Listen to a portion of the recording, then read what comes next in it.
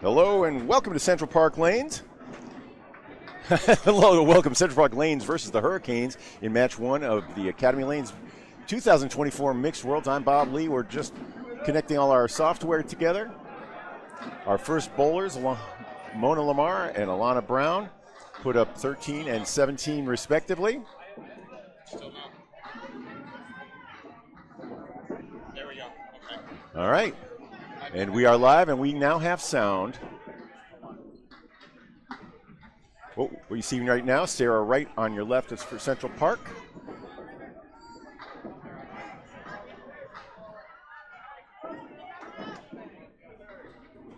Misses there on the single pin.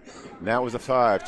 Tough start for the 1-7-10 Hurricanes. They're now currently in 24th place, 6 and 28. Central Park, though, cannot take any mercy.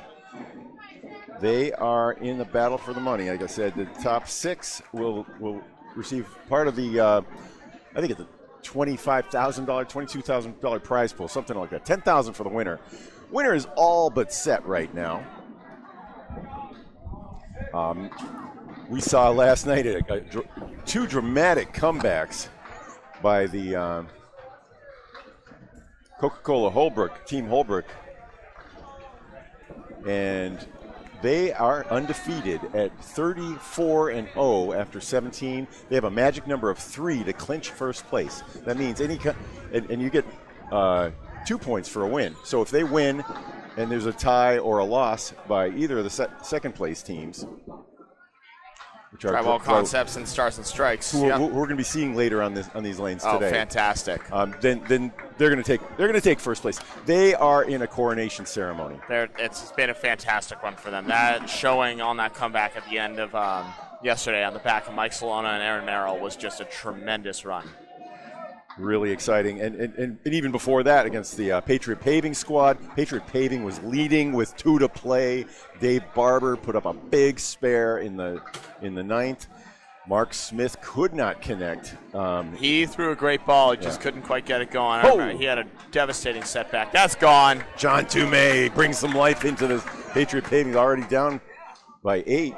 But that is going to erase the lead if he fills this with anything. Corrado Pani up to bat for Central Park Lanes. Good to see him. One of the great, most accurate bowlers. A winner of a recent tournament that hasn't been aired yet. So I don't know. I shouldn't talk about it. Yeah, he's got a very small backswing, pretty understated delivery, but really puts it where he wants. Yeah, he and Joe Smith are showing how it's done at the top level. In the Friday Pro League, without throwing a ball even in the mid-30s. They're in the low 30s. Yep. Corrado, I've clocked at 31 max. Yeah, I can put up big numbers in a hurry. See if Dumais can capitalize. Looks like a good hit. Dumais is a 40-mile-an-hour pitcher. I went around with the speed gun yesterday and timed as many people. Thank you, by the way. You, Jimmy Nestor, Bobby Whitcomb did it with a guest appearance. Yeah, how about that for a treat? Rick Santucci, and obviously Drew Steele. Drew Steele will not be with us today. That was 7 in the fill for Dumais. That's correct. Pradapani can't connect on his spare leave. But call triangle spare leaves. I haven't seen a lot of them go recently. All right. That's good 10. 10 good, versus 8. Central Park Lanes still hunting for their first mark, but up next we have Chris Jones followed by Justin Waters. These are 2 guys that can deliver. These are the cleanup hitters. Al, 1-7-10 in Maine. All these bowlers, I believe, are out of 1-7-10 or thereabouts in the neighboring facilities. Yeah, I don't know many of them, which is usually pretty indicative. They're either out of Maine or Canada, and the 1-7-10 is the dead giveaway. Well, Justin, this is your first Mixed Worlds. They're mainstays here. They just have a team chemistry that's great. Good spare. Al Nelson runs it down. Take a lot of pride in it, but they aren't going to be in the they knew they weren't going to be in the running. No, not the most high-wired caliber team, but they have a good time. They can put up some big numbers. Oh, wow, Chris Jones, beautiful 10. Chris Jones, really slightly unorthodox delivery. He gets all the way underneath his body with the ball and just brings that in from a almost to left to right, just in the way that he releases it. If you watch. We got a reset issue on 15. Yeah, Chris Jones doesn't want to make the split for his first ball. He'd rather have a head pin to shoot at. Yeah, unless you're in the last box and you need 8 to win, that'd be a bad choice. Absolutely. I wouldn't be legal either. No, not quite. It'd be fun to shoot at, though. All right, Al Nelson, number 40. They have numbers. Like we got to ask him. I did not ask what the numbers signify. It might be the years they were born. Feeling a spare. That's a tough 3, Phil. I don't think he's that old. I don't he's think not looking so Phil either. Clough. No, 84 would be pretty impressive, and also, yeah, if I looked like that at 84, people would think I'm immortal. Probably like any old softball team, you pick your number. That's probably. I don't think John Dumais older than me either. No, I don't think so. It's 66. All right, both bowlers open in the second. Chris Jones, one of the 2 great Chris's out of the Union Street, now Webster Hingham. Timber Lanes, Hingham franchise down there. Yep. Yeah, he started on the Friday Pro League for Hingham this year. Had his average up in the mid-teens most of the year. I think it dropped down to 14. He had a pretty good standout performance, especially at the beginning of the year. He had some big strings underneath him. Helped carry that Hingham team to a second-place finish in the playoffs. All right, so the lead has been erased and reversed. Let's get the color coding right on that. No marks on the board as the anchor bowlers, Aaron Basford and Justin Waters. Okay. Format for the mixed worlds, 1 string only, but they're 5 bowlers. So it's like it's a 5-string match between, like an ACST match, but with 5 different bowlers bowling. Yep. Bowling 1 string. The only thing that matters is pinfall at the end, though. That's right. They're going 2 at a time, not 5 at a time, as you probably noticed by now. Yeah. Waters just off the head pin. He's been shooting upwards of 70, 75 to 80% lately on his ACST matches where we track the head pins. That's an outrageous number. He had something, 22 in a row or some. It was like 23, 23 I think, in a I row. wanna say. Yeah. You were on that stream? I believe so. Wow, Justin Waters blows up the Caleri. Wow. Those back pins just melted for him as he delivers a great ball. Justin Waters doing great things. Aaron Basford, tough 7, still looking for that head pin. Justin Waters, happy he found it. The man is locked in. CPL, I know they had a tough first day. I think they went 1-6. They stormed back. They had a very good day yesterday. So they find themselves at 10-7. Yeah. So they only lost one game yesterday. That's what they were saying. They were like, we were 9-1 yesterday. That's what the ones first they said when I was setting up here. It's an incredible day. Good on us watching, starting things off. That's why. That'll help right there. Justin Waters is just shattering 9-drop. We should never take that for granted. He is a force. He and Josh Daly, they're both in conversation for the best bowler in the world right now. Yeah. 1A and 1B is what I've heard them called by some of their fans. And that's gone.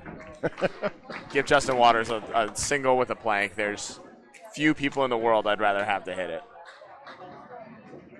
29 and a ball, Justin Waters finding it early. Aaron Basford plucks 1 for a 9.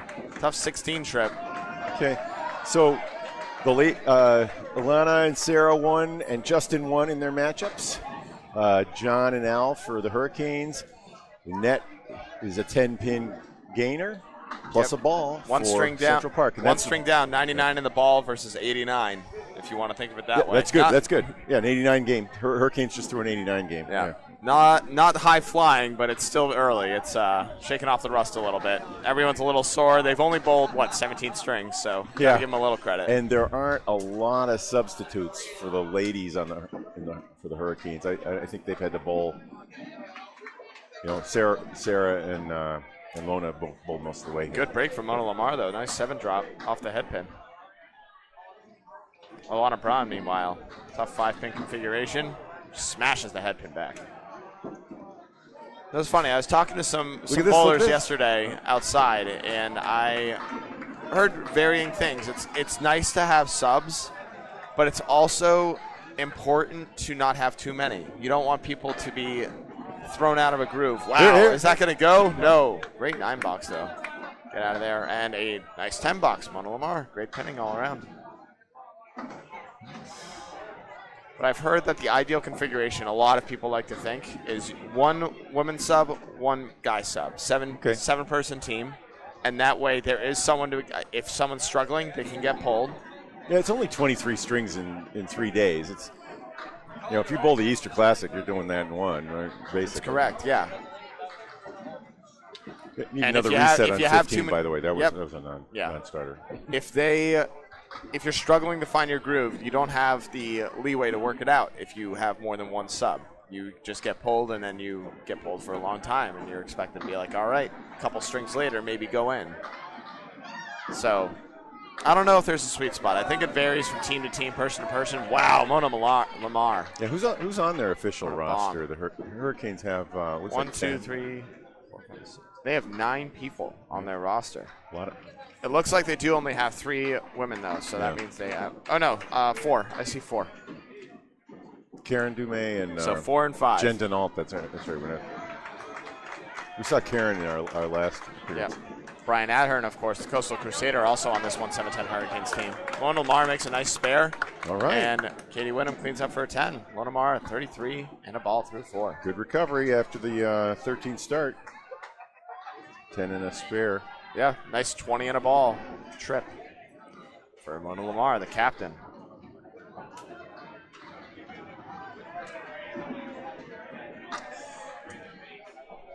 Sarah Wright and Katie Whittam up to bat.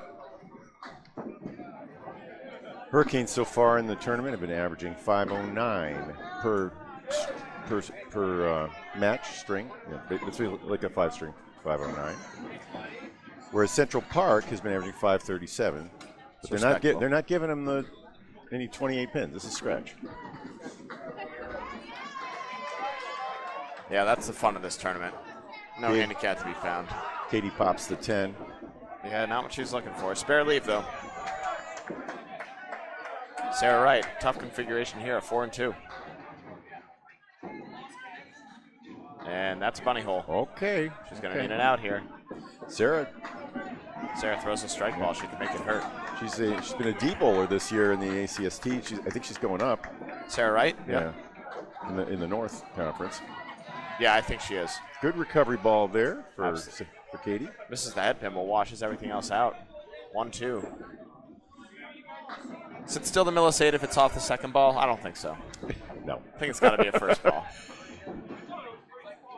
Sarah Wright.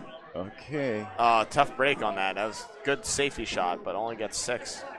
And that's a gainer. Katie Wyndham, after a 13 start, picks up quick 4 pins right there.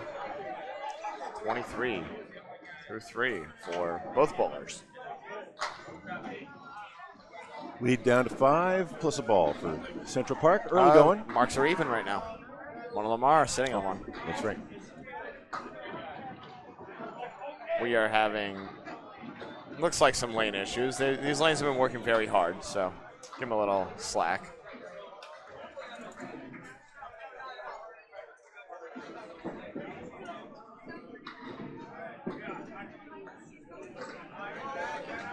Take a look at the CPL roster, see who they have not starting for them, but who might be going later. Head pin. 7 drop. Tough 5-7-10 for Katie. That's rough. I'm gonna zone in on the pin cam right after Sarah throws her ball. Yeah, let's take a look at this. There's a lot of wood on the deck. I might do some crazy things. Okay, Sarah picks out 2 of the 4. All right. Where are you going? Camera in red. I think that you got. Oh, I was going to say the left side. I would have agreed the left side. See if I can make all that wood dance. But hey, getting the 5-10 out of that, no small feat. Central Park Lanes also has Carla and Blanca Catrana on their team. And Stephen Body is their 1 male sub. Wow, great 10. Yeah. Sarah Wright. And Katie Wyndham answers. Blood drawn, 4 pins picked up for Katie Whittam as she draws even with Sarah Wright, box to box. All right, and just no blood on that exchange, so it's still 5, and each team with a hit for Central Park. Each team with a more classic team format, girls then guys. We've seen variants all over the place. Sometimes some teams want to have a guy lead off. Yeah, sometimes one of their stronger guys too, and I've seen. jumping out. I know Josh Rio. He was struggling a little bit towards the beginning. They decided to throw him at leadoff, and he went absolutely crazy for him for the rest of the day. All right, Corrado misses left, and John DeMay hammers the pocket. Baby split. Yeah, what is middle baby split. You don't see this one often. That's right. That's the it's a 2-9. Yeah, it's a lot of wood there. Let's go back and forth, back and forth. Wow, doesn't do it. He hits everything but the back pin. He gave it a ride. That's a good ball. All right, this is Corrado's third ball. Yeah, Corrado needs an out here. Oh, how about a hole? Tough $7 for Corrado. Not what he's looking for. And John DeMay making him pay with a 10. Up 10 in his match. We call it head-to-head matchup, but at the end of the day, the score at the bottom is all they care about. You know, I'd like to see it. Top as far as you can see it. There is a league format where you get a point for each head-to-head match in addition to the team scores, and the team scores are weighted, but it keeps everybody in the game, and it makes more strategic. It's of interest, you know. Yeah, that'd be interesting. I think in mixed worlds, this format's pretty solid. Wow, Corrado blows up the check mark. Say, don't sub me out. Says, let's go. I think it's his team. I think it's his choice, right? Yeah. Oh, wow. John DeMay had a tough configuration with a lot of wood. He hit it perfectly, and once again gets robbed on that last pin.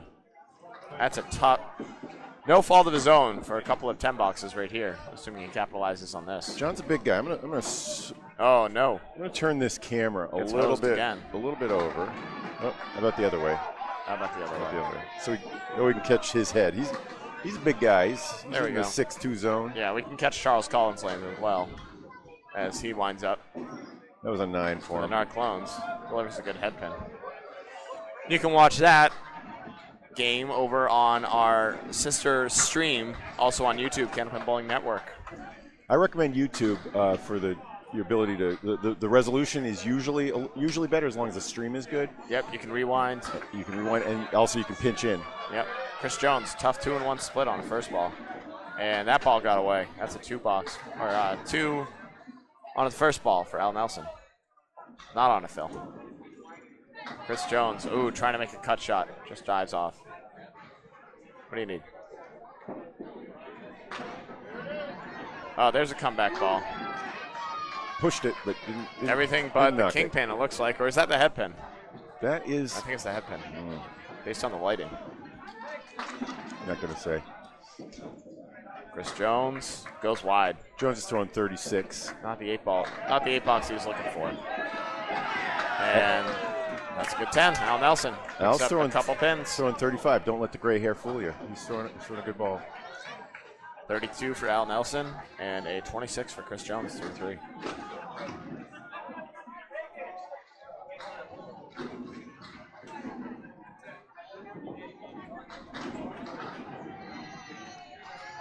Chris Jones, another head pin, another tough leave. Is this triangle +1 or the diamond? That's a diamond. That's a diamond. Yeah. Brutal. Head pin has not been his friend all the time. It's okay. And the horseman. I was going to say up. that could fall. Is that going to be a strike? Almost. I've almost gotten shy of it. You know, my perceptions of what's going to knock down a pin. It's hard here. Pins are sharp. Yeah, they flat bottoms, square flat bottoms. They won't come down with a pretty hard hit sometimes. Chris Jones takes the heart out of the diamond. And that's a spare. Yeah. Al Nelson. This started after a really slow start. Yeah. Chris Jones, tough trip. Only gets 15 pins with a 7 box. 7 and 8. No luck on the head pin. Chris Jones, 2 spares in a row.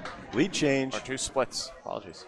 2-pin lead now for the Hurricanes. Yeah, Justin can give it right back, though, with a spare here. Yeah, 2 marks on the board for each. The anchor has been the difference maker for Central Park so far. Central Park currently in 10th place, looking to make up some ground. Let's see if Justin's throwing his usual. 40 or 39. Let's see. Sure looks like it. Strike, Justin Waters. Strike on spare. 3 in a row. A mere 38 miles an hour on that Justin Waters pitch. starting in style. Absolutely annihilates the pocket. Ooh, that's a tough ball from Aaron Basford. Not on a mark, though, so he gets another shot to make a spare. If he makes it, no harm done. Cluster of 7, looks like. Every once in a while, you Throw hear that strike ball. If you hang around bowling alleys enough when the greats are sitting there, you'll hear this conversation where we'll hear a few superstars like Justin. And I'm not saying Justin said this, but talking about, I had a good game. It's like, hey, how was the rest? And they kind of talk this way, and it's like, well, they struggled. Yeah. But 26 with a 10 for Aaron Basford. Good job cleaning up, but looming strike for Justin Waters. Brings the lead back to CPL. Right now he doesn't seem to need the support, but the Hurricanes had a lead a minute ago. Justin Waters is a man on a mission. How about that? Another head pin. Another nice head pin. Tough split this time. Some interesting wood. No, it's all going to wash out as Basford doesn't get much luck either. CPL house leave. Justin Waters on the strike, looking to cut the 2 into the 4, into the 6. I think he's looking for a pin here with the strike, though. Oh man, he almost threw the ball over somehow. Yeah. Well, you hit it hard, and then if you hit it on the right side, it's good. Great 9. I don't know if he's that precise. I don't know. That would be insane. Yeah. But I wouldn't put it past him. Wow, Aaron Basford, unorthodox spare. Gets it the fun way. Justin Waters, 58 through 3. That's astounding. Ho-hum 68 through 4 as he pins out. Let's check our official scores. It's 205, 188. Yep. That matches the official tallies. So CPL just went 106 and a ball for that string. And Hurricanes they went about 100. Looks like 100. Oh, even. yeah, but they have three hanging. So 3 marks on the board. Give them 18 for that. Yep. That's one of them right there. Oh. Mona Lamar gets absolutely no love on the head pin. That's a gross leave. Chops out 4. Oof. This is the 3, 4, or the 4, 5, 6, 7, 9, 10. There is a piece of wood. She plays it very well and is going to take 4 more. Alana Brown, also no love. Had a tough configuration, takes 2 out of it. That was the setback plus the 7. And great 10. All right. Mona Lamar making 10 out of that is challenging. Alana Brown looking to answer. Back in the days when I bowled only in Norwood, I thought 10 was a great score. Some 10s are better than others. Let's see. When he started hanging around with, or following around more than hanging around, following around these pros, I was like, oh, they're actually disappointed with 10. Well, there are some 10s you make that you say, that's a good 10. That's really solid. There are some 10s you make where you say, I missed 2 balls really badly and I had a nice out ball. That's terrible. Mona Lamar back in the pocket. Alana Brown answering. 3-pinner for Mona and a CPL house lead for Alana Brown. I don't mind. The CPL team should I be well don't mind acquainted these, with but let's see the pin cam here, the red cam. Mona Lamar's anywhere on that top pin. Okay. Oh, no. That was not what she was aiming for. I don't think she was playing the wood. Nope. Alana And Brown this needs one. to make this catch everything. How about everything but the 9 or 8? Who had that one? That's wild. Thought for sure it was going to drive back. Just spun. Anthony Karen hanging out. Ooh. How we doing, bud? Let's get him on a little later. Yep. A 9 and a 10 for Mona Lamar and Alana Brown. Alana gains another pin.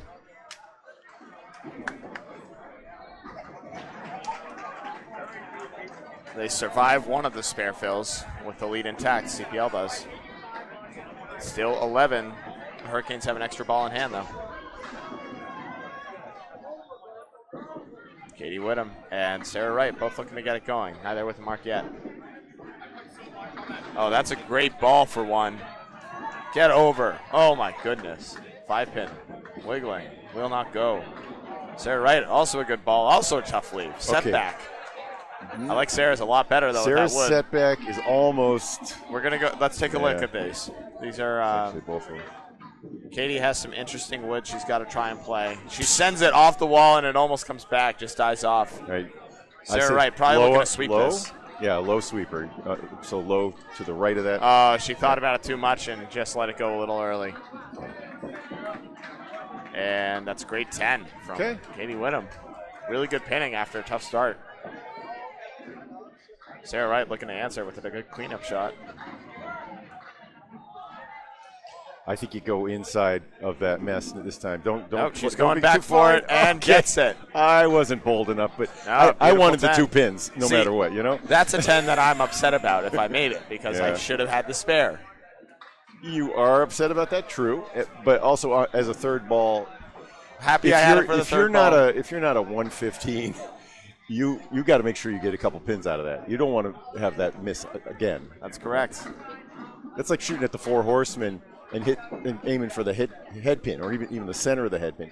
On your last ball, go inside. If you're a 90 average, 100 average person, you should make sure you don't end up with a 6. Yeah, I like to. The one that I will equate for that is the half Worcester that we have right here. Okay, almost a half. Katie Whittam made a great bid on it. If I throw the half Worcester and I go through the hole, my next ball, I'm aiming for either the 2 or the 3 pin, more or less, whichever one's up. The pin side. You're on pin side. I'm on the pin side. If I hit the head pin, great. If I don't, I still get a couple more pins than going in the hole again. Yeah.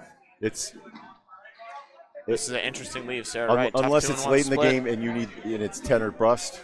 That's correct. Yeah. That's a fringe circumstance, though.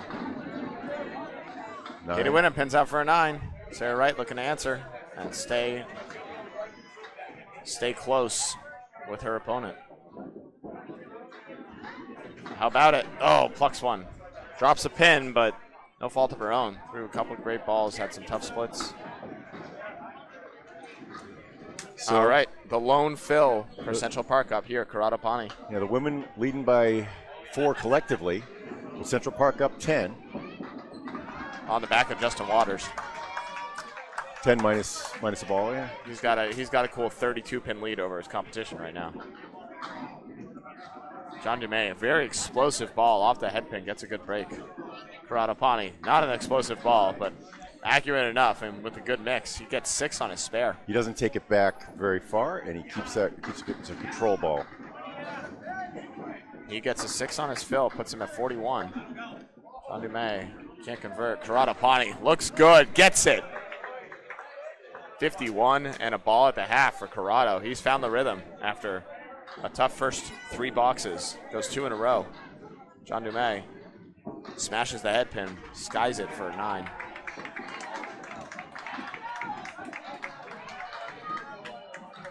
All right, Central Park.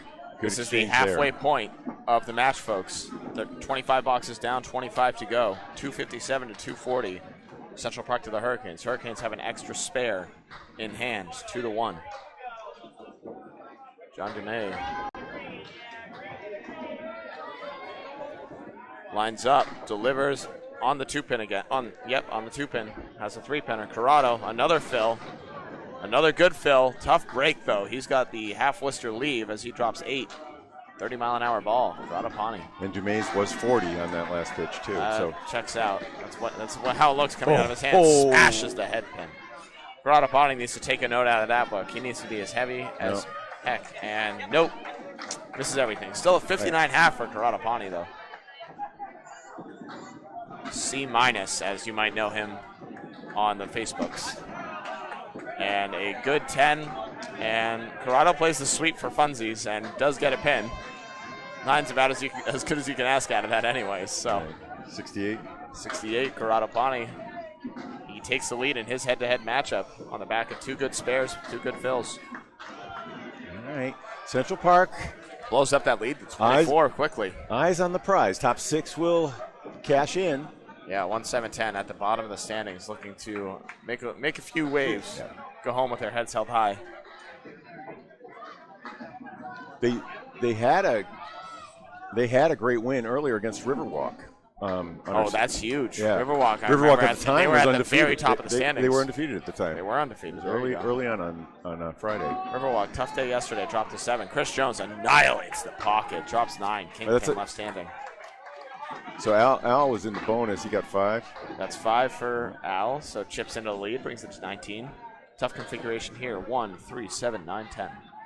There's wood to cover the 7. And, Ooh. well, he didn't hit it. Even tougher out ball right here. 1-7-9-10. Chris Jones, bang! First mark of the day, Chris Jones, 43 and a ball at the half. Dan Esdale also joining the Central Park Lanes team. I forgot to mention earlier. So it's just, Dan Esdale and Stephen Body, the 2 men not bowling in this match.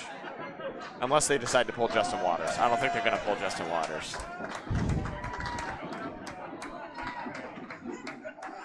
Yeah, so we mentioned it's raining today. There are 175 people or so here. That's just bowlers. A lot of supporters as well. 30 or 40 of them are in and out every couple of us bums on the sticks. 30 minutes or 40 minutes. And yeah, Chris Jones back on the pocket, drops 9 on the fill. Wow. Found the rhythm. This is a tough one here, though. Let's take a look at these in the pin cam. Al Nelson has a really tough lead here. He's going to need to make a pretty shot going outside on this 2-pinner. Okay, let's see. It's the 6, 7, 8, 9. Chris Jones with just the 6 with some really rough wood. I think he's got to be high on it. I don't think the 7 goes over there. Al Nelson trying to sweep. If you hit that sweeper, I don't see how the 7 goes. I don't see how it goes either. Maybe the ball comes off the wall, but Chris Jones goes high perfectly. Corner caps it and drives it. Thank you, pin cam. That's an outstanding really shot from Chris Jones. Great read on it. And a tough 7 for Al Nelson. Gets no luck. Chris Jones finds the rhythm in a big way. Big 29 in the ball trip. And the lead has grown. CPL putting the herd on. 34. Jim Nestor enters the building. We'll have him on later to call some matches.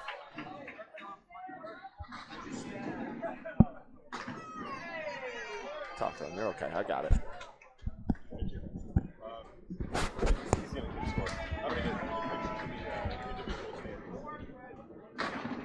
Jim Nestor hopping on the call right here. Aaron Basford drops 7 on the spare, 43 through 4. And Justin Waters continues his torrential run on the head pin, drops 8. I see what you did there with the Waters and the torrential. That was nice. That was pretty good, right? Hey. Jimmy Nestor enters the building. How we doing, Jimmy? I'm okay, I think. You think, maybe? Unknown? TBD? Give it a minute. There you go. You Yeah. know. How about this? I'll run the scoreboard, let you get kind of settled over here. That's how I did it, too, as well. Okay. All right. Justin Waters cleans up for a spare. 78 in a ball. Justin Waters. Double Dutch. Justin Waters has been really pretty good, huh? He's all right. I don't know. Solid. Is that a good word to use? Consistent. It's got the aqua on the back. Yeah, there it is. Waters, Aqua. See what he did there? Tell you. Every day. Having some fun. Every day we're ramping it up. He's a very serious man when he's up on the lanes, but he's a bit of a jokester off of him. So. Yes. You can get him in a mood. Agreed. I will say. You can get him in a mood. Well, is he in a mood right now? It looks like he's going right along right now. He is right? laser focused right now. 78 and a hit through 5? Yeah, Aaron Basford answers with a big strike, though. That'll help. Justin Waters. Definitely looking to answer. Hey, look, another pocket. Hey, look, another drop. Is it going to be a strike? No. Somehow, some way, that pin stays up. 87. 87 at the halfway. No, that's huge. That pin came way out as Justin, all of that velocity transferred into crazy pin movement. He's making a comment about something. Uh-oh. 1-7-10 Hurricanes. We have almost have their averages. 98 from Mona Lamar, 97 Katie Whittam. Aaron Basford a 102, John Dumais a 107. And Al Nelson carrying a 104. All right. Central Park Lanes on the other hand. Wow, Justin Waters, another spare. 5 out of 6 marks with a 10 box as well. 97 plus for 6. That's disgusting. Perfect game intact, Justin Waters through 6 as well. And a nice delivery of the dead wood back. Excellent form and focus on that. 126 average thus far for Justin Waters. Wow. Pretty good. Alana Brown carrying a 105. Karada Pani looks like a 107. And Chris Jones 108. So Decent pinning all around by the team. Sadly, Sarah Wright is not on the first roster, so we don't have her average on hand. But so after 6 completed boxes, Central Park with a 37 pin commanding lead and an extra mark in hand. Mona Lamar really doing great work up there. Alana Brown with a tough split. Gets it. What a nice shot. What a Wow. That was exceptional. That really was. Ooh, just a little outside. Just wide, yeah. Mona Lamar's been having a decent game thus far, but I screwed that up. That is Alana over here with that, and you're perfect now, though. 57, 65 through 7. That is confirmed. Nope, 64. I have it all screwed up. 64 for Mona, 65 for Alana. Perfect. We're back. We're here. Scores are confirmed. It's not about the mistake, it's how you react to it. That's correct. Duncan. We got there before the next ball. Wow, Alana Brown strike on spare. How about that to energize the team? Yeah. That'll wake them up if they need it to be She sees woken. Justin Waters doing this, be like, hey, this game is easy. Just hit the head pin. If he could do it, I can do this. I mean, look at him. Yeah. Lamar looking for a big comeback ball. Oh, just takes the head pin, comes off the wall, takes a couple more. Little light, but good mix on it. Not quite the spare she was looking for, though. well, she looks pretty confident, like she's going to reel in this 10, too. Ooh, the unorthodox way. The way it went down. That's the right. important thing. I don't think she was worried about how. She was just worried about how many. 51 and 2 extra spares for Central Park Lanes. They are running away with it early. They are rolling. I say early. There's only 18 boxes left. But True. True. there is time for the Hurricanes, but it's running out. I think they've worked through the honeymoon moment here on Sunday morning. So yeah, shook off the rust, and now they're starting to fire on all cylinders. Let's see if Sarah Wright can get it going. Sarah Wright and Katie Wyndham still working for their first marks. Sarah Wright been bowling a lot and improving a lot lately. Absolutely. Bob was just saying ACSTD bowler. We believe she's moving on up in the world as well. There you go. There's a pocket Balls like hit. that shows the improvement right there. That's a beautiful hit. That's the ball we're looking for. Yeah, Katie Wyndham, not the ball we're looking for. No, that one got away.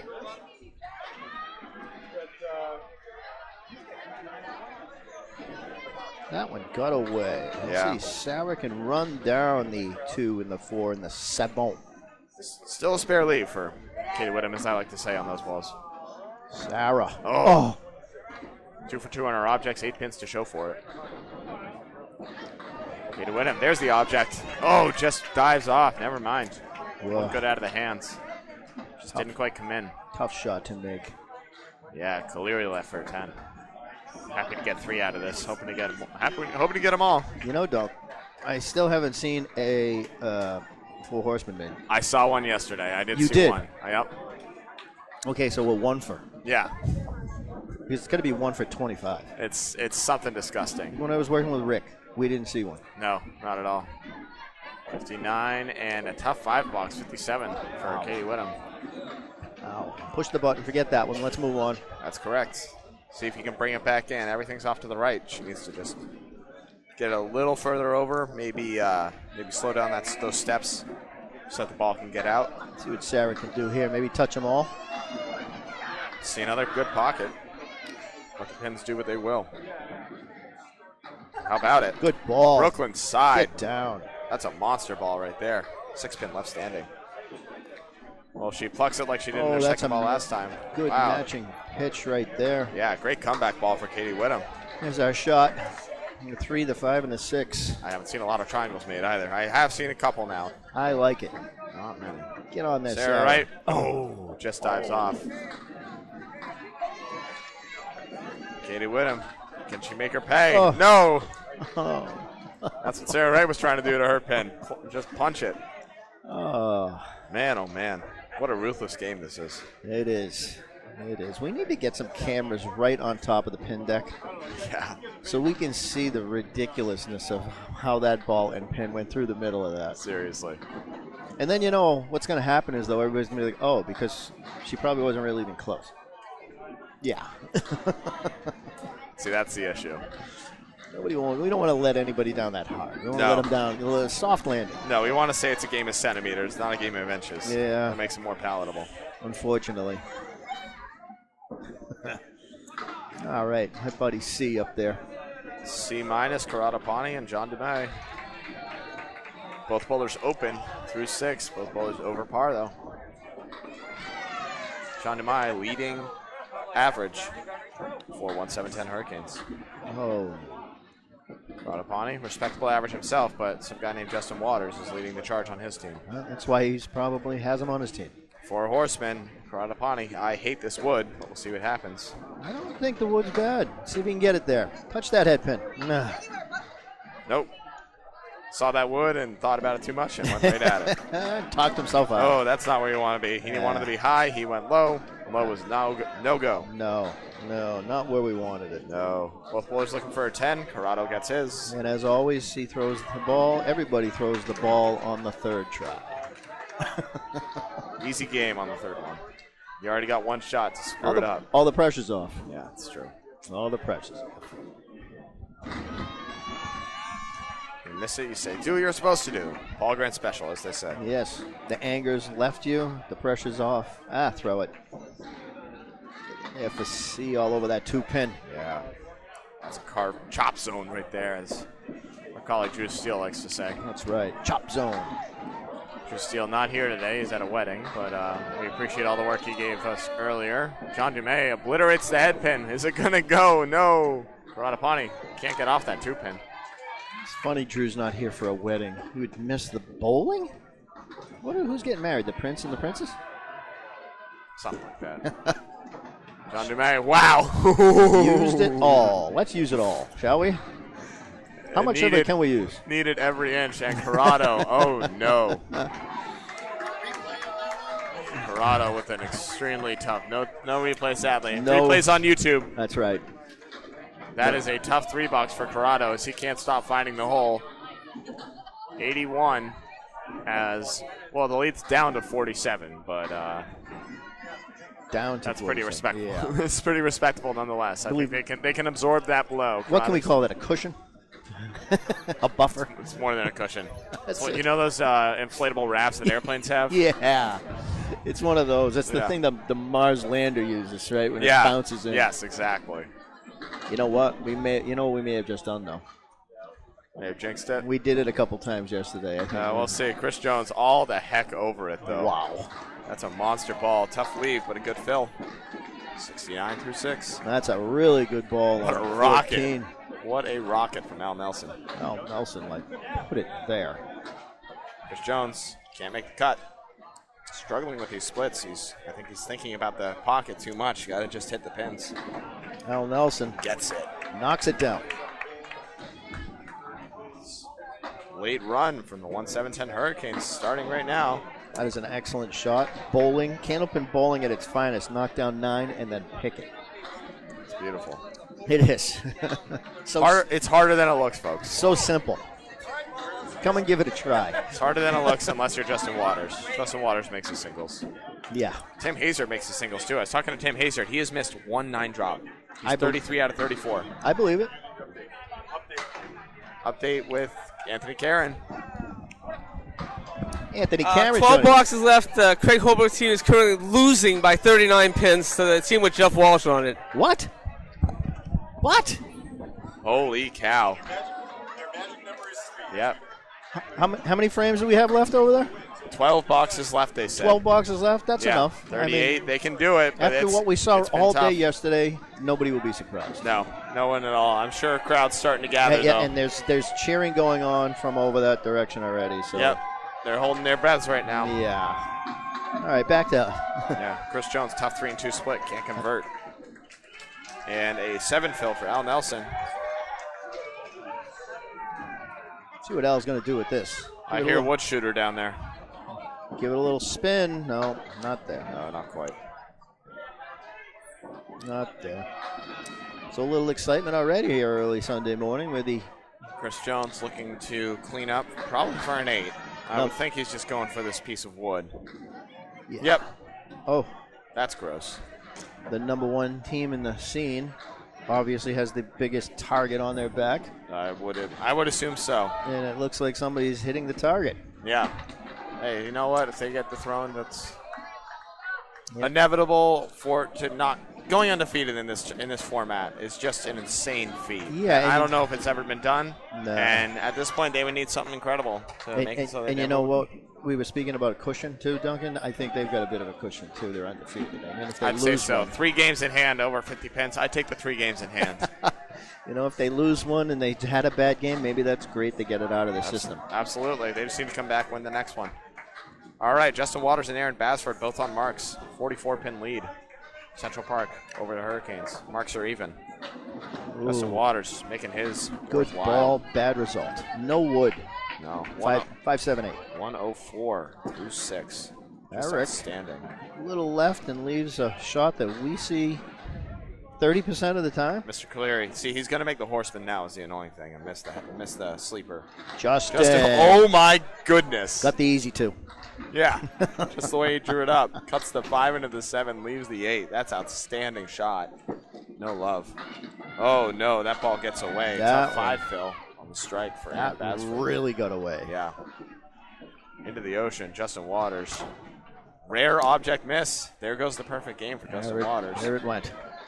All because of an 8-pin. Yep.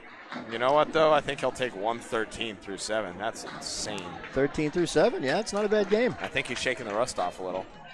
The rust came in the first ball. He left the Caleri, and then his second ball he made it, and then reeled off, and just spare after spare after strike. Wow. Wow. Perfect game's hard to come by. A lot of them so far in mixed worlds. 14, I think Paul Grant said. But think about how many strings have been thrown by the highest caliber bowler. And Justin Waters follows it up with a 9 drop. Splash, too. So 2 pieces of wood in front of this, both in a decent spot. Aaron Basford not finding the target right there.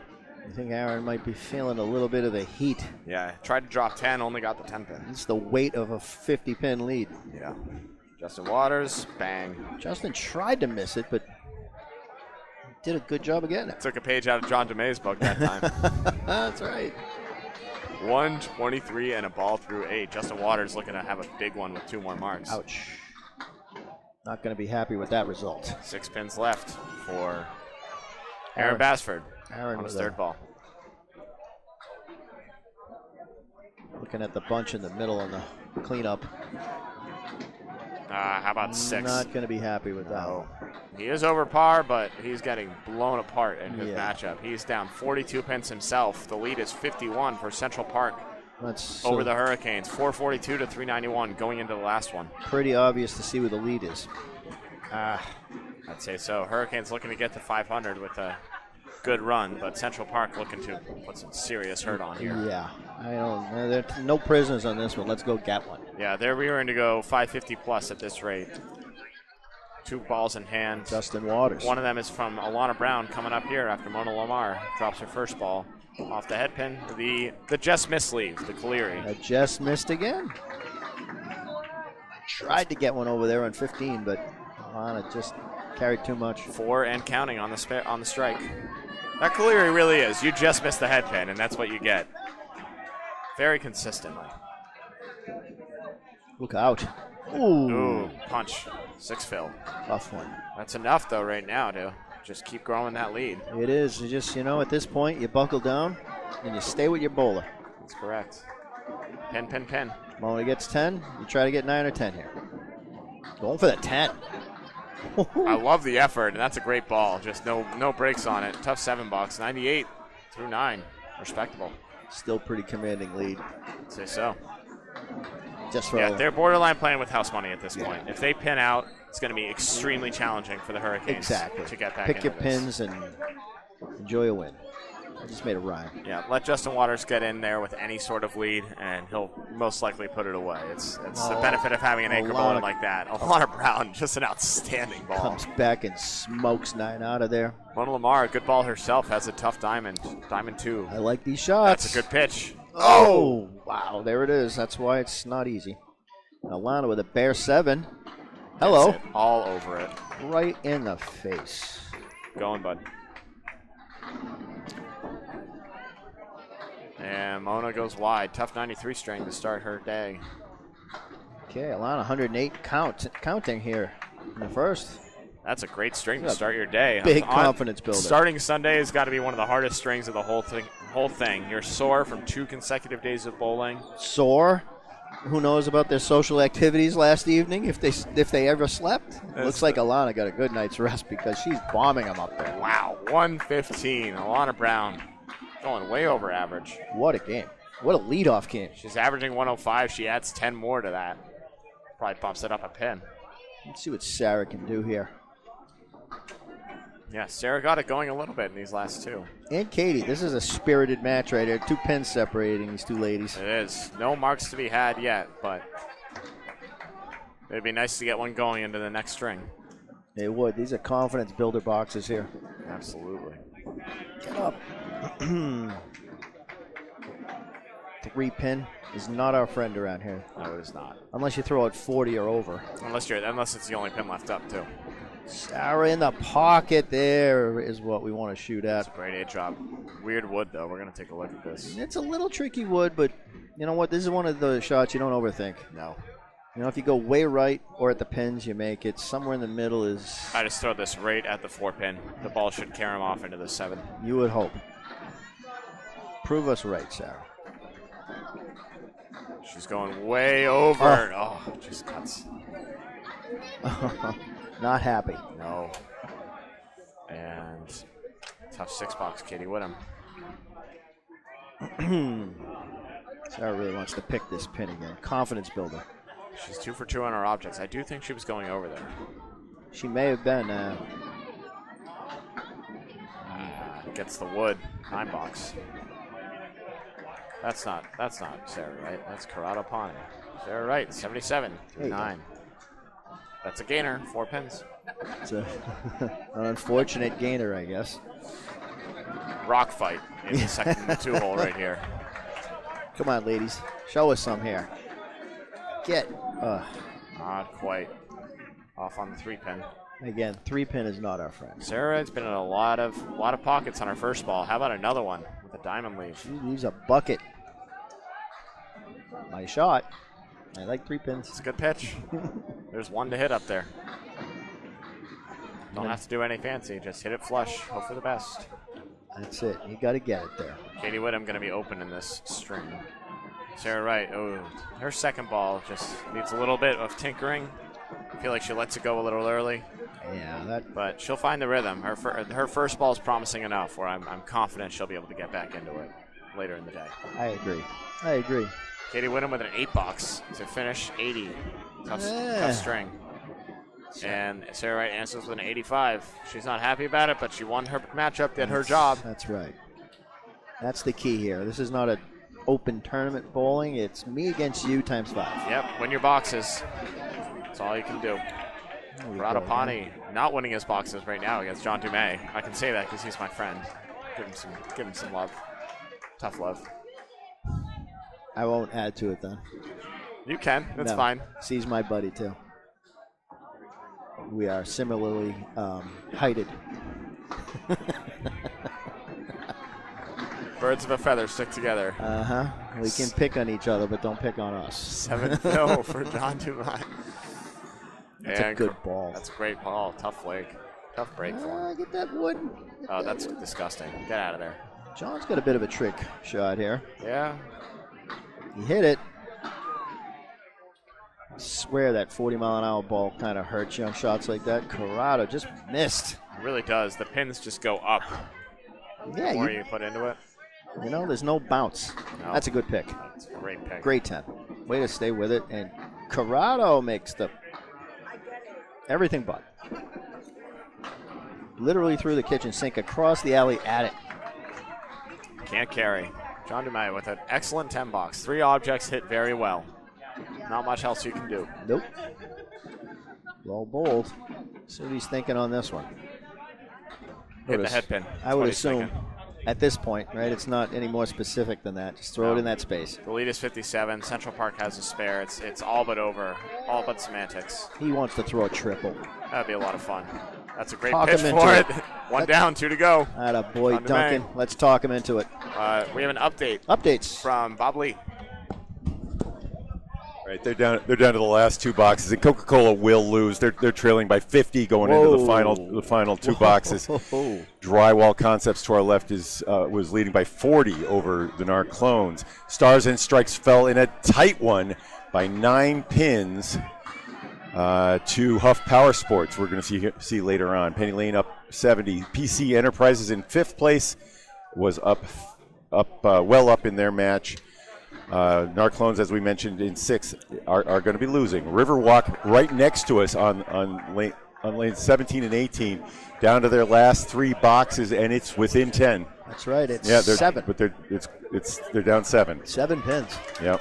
And somebody just made a nice shot over there. Mark Ricci himself did.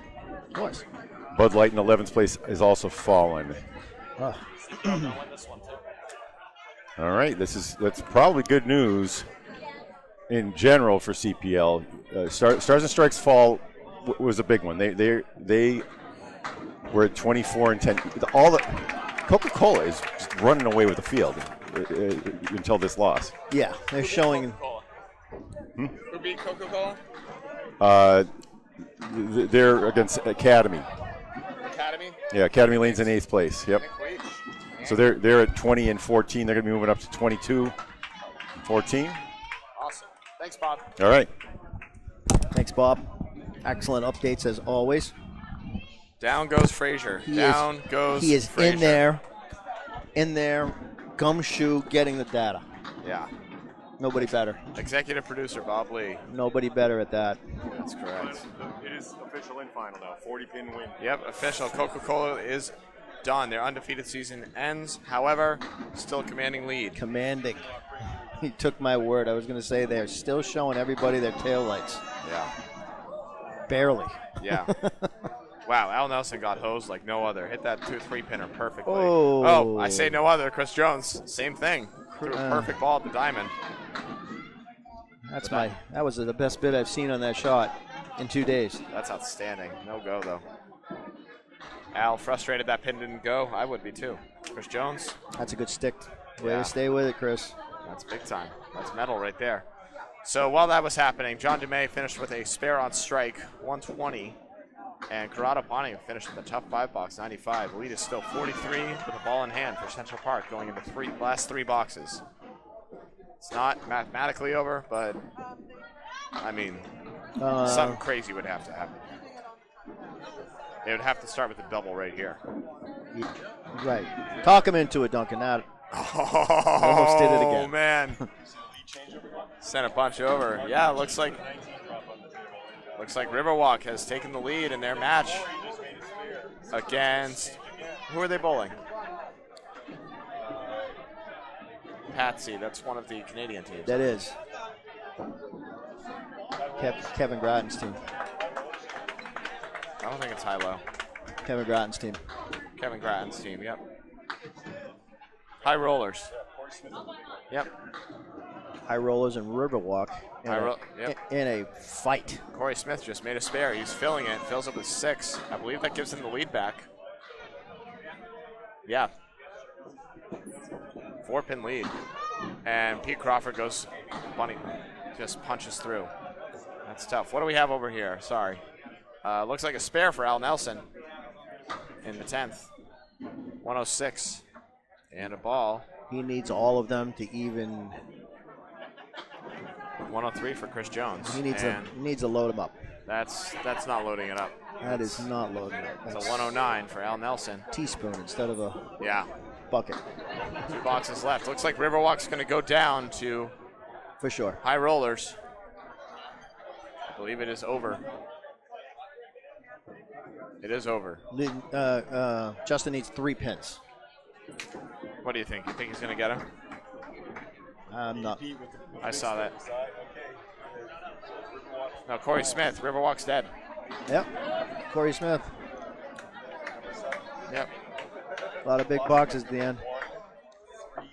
6 and 7.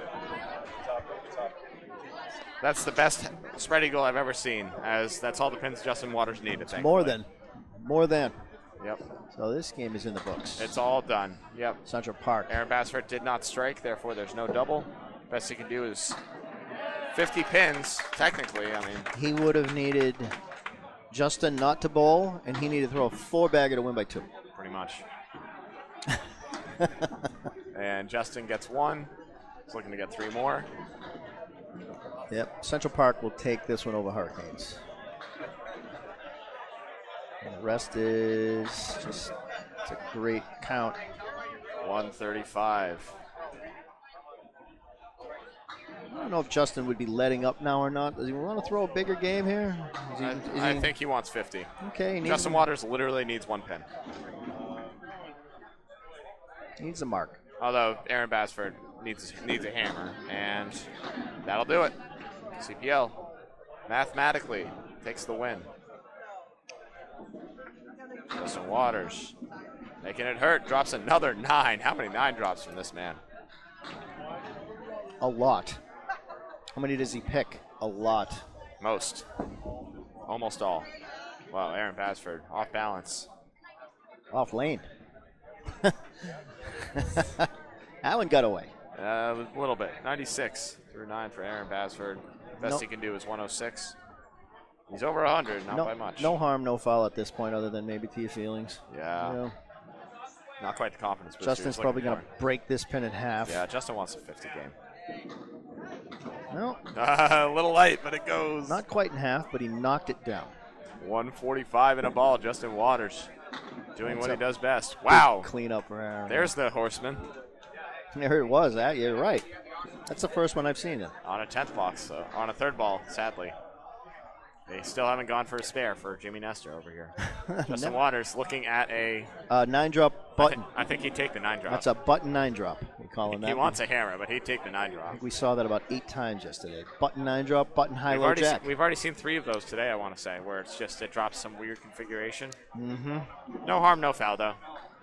What do you think? Full rack right here, 8 drop. 8? I think 8. Oh, off the head pin. Never mind. Oh, no, Justin Waters does not get his 50 game. Takes out 3. All of that work for 48. Oh, man, that stinks. That's All right, it's final. 38-pin win What a for letdown. Central Park. 546 to 508 on the back of Justin Waters. Big game. 148. What a letdown there at the end. Jeez. Seriously. Had a Huh? great shot at 50. Couldn't bring it home. But What a great game. it'll add to his average. That's not quite leading the pack, but it's in the upper echelon. This has been the first match of Sunday at Mixed Worlds, Academy Lanes, Haverhill MA. Duncan MacDougall, Jimmy Nestor, Bob Lee on the call. Some configuration of the 3 of us will be joining for the next call. Yeah. What do we got coming up next? Do we know? I don't actually. Let me see if I can pull that together. I have the schedules. Trying to do it by out of context. Oh, I do have the schedule right here. Give me 1 second. I can pull it up. 24 versus 22. That is going to be. Let's get this onto the screen. That's the drywall concepts and high rollers. We want the new version, if anything, I would think. Yeah, Narclones versus High Rollers. That's going to be a fun matchup. High Rollers just took down Riverwalk in a big game, and I believe the Narclones put away their match as well. I don't know who they were against, but it was on the other stream on Candlepin Bowling Network. That's right. On YouTube and Facebook. Excellent. Narclones and high rollers. Yeah, hopefully I'm calling this one. I love these guys, the Narclones. Although I've called the past couple matches I've called for Charlie have not gone his way, so I know the he was Narclones. giving me some grief. How do I know the Narclones? Some bum named Mike Nardoni, I think. Oh, that's Mike Nardoni. Yeah. You know, and that's I think his team won the inaugural season of the Once a Month League in Millis. They ran away with it too. You were on that team, weren't you? This guy right I here. knew that Narclones, that logo he's got. By 13 and 14, don't forget the bowling ball raffles. Thank you very much. Thank you, Paul. All right, Bob's going to see if he can get the standings up for you. You can say who lost. 1, 3, So it looks like 6, and 7 all lost. oh, Narclones did lose. Okay, so Coca-Cola went down. Right, they were playing drywall concepts. Stars and Strikes also dropped. Drywall Concepts staying afloat. They are now what would that be? 13 and 5, but they're up against chasing first place at 17 and 1. Pretty outstanding. Stars and Strikes lost. Penny Lanes won. PC Enterprises looks like KO'd. PC Enterprises lost. Yep. Narclones also lost to Drywall. Oh, okay. PC Enterprises won. Narclones lost. Riverwalk lost. Academy won. That is the top of the standings right there. I believe everyone else is eliminated mathematically from getting into the number 1 spot. Top 6 cash, if I'm not mistaken. So Narclones most likely still hanging on to the 6th seed. I think it's going to be pinfall determined.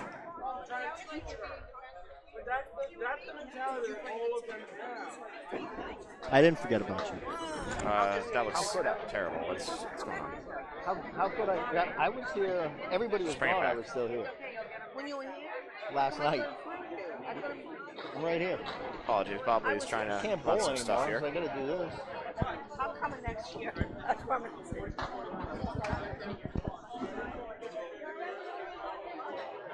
We are live on the fly here. Bear with us.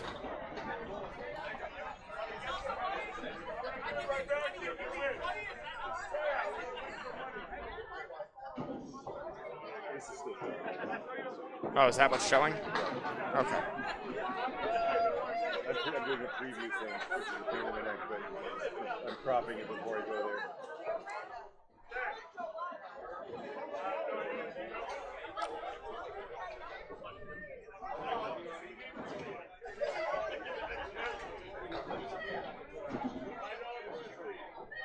We have the prize money all set up here. Looks like first place is coming home with $11,000. 11K. Second place, $5,500. Third place, $3,000. Fourth place, $2,000. Fifth place, $1,500. Sixth place, $1,000. Big drop off between first and second. Sizable between second and third, and then it kind of evens out a little. But $11K on the line. Coca-Cola's to lose right now. I'm all for that kind of pay structure where if you win, you win. Yeah, I think that's important. Is that up right now? Yeah, that is up now. All right, we have the standings live for you folks right here. This is before the match. They're now printing those out, but this is Yeah, so this is before the one that just happened. So Coca-Cola at 34 and 1. I'm sure their average is going to drop. Still a stunning 596. That's ridiculous. DC Enterprises in second in average 582. However, they have lost one more game than second and third, and fourth looks like there's a tie. They lost. Yep. Riverwalk lost. Riverwalk lost. Yeah. And that's all that really matters Yeah. as far as the money goes so far. That was all one. Yep, we'll get an updated standing shouted out for you. In the meantime, we're going to see if we can get you lineups for this next match. Narclones versus High Rollers. Coming up. Okay. Yeah, we'll get them on the fly. We're getting the lineups here for Narclones and their opponent. Narclones will be on the left.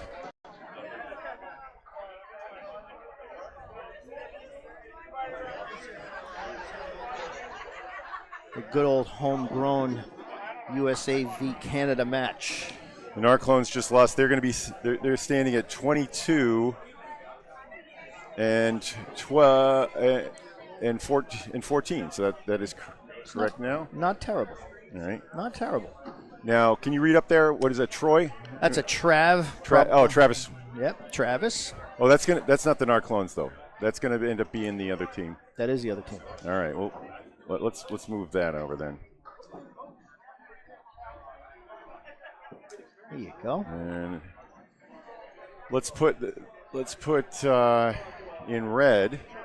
I like it in red. What are they? Team 24? Is that what we said? Yeah. Are they the Hurricanes? No. I think they are. Okay. No, that was what we just saw a second ago, wasn't it? I don't know. I don't think I have the up. Right? No, that's not the high roll. Yeah, it is. It's high rollers. There's your. Is it? Yep. And they just won, so they're 20 and 16. 20 and 16. Okay. And we're going to, the high rollers are going to start with, is that It's a Travis. Travis Wallace? Yep. Then Stephanie Miller. So let me know I'm watching. I know when you're ready. You don't need to tell me. I'm looking. Stephanie Miller.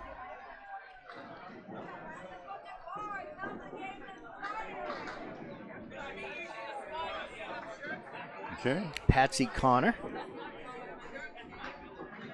That's Patsy Connell. Yeah, that was a misprint in the program.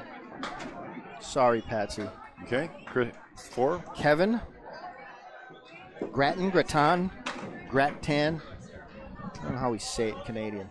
We're getting the lineups going right now, but the action has already started. Charles Collins and Corey Travis Smith. Wallace up to bat. Charlie Collins for the Narclones, Travis Wallace for the High Rollers. And Charlie struggling to find the head pin to start. He's going to have 4 pins to shoot at for a 10 box. Travis Wallace just misses everything but it. Charlie. Would you like me to? Okay.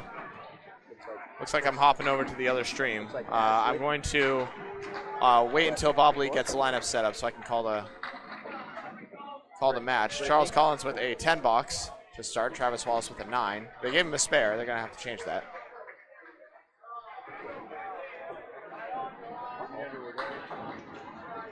Brittany Underwood, that's correct. And Chris McDonough and Mr. Danny Harris to finish off.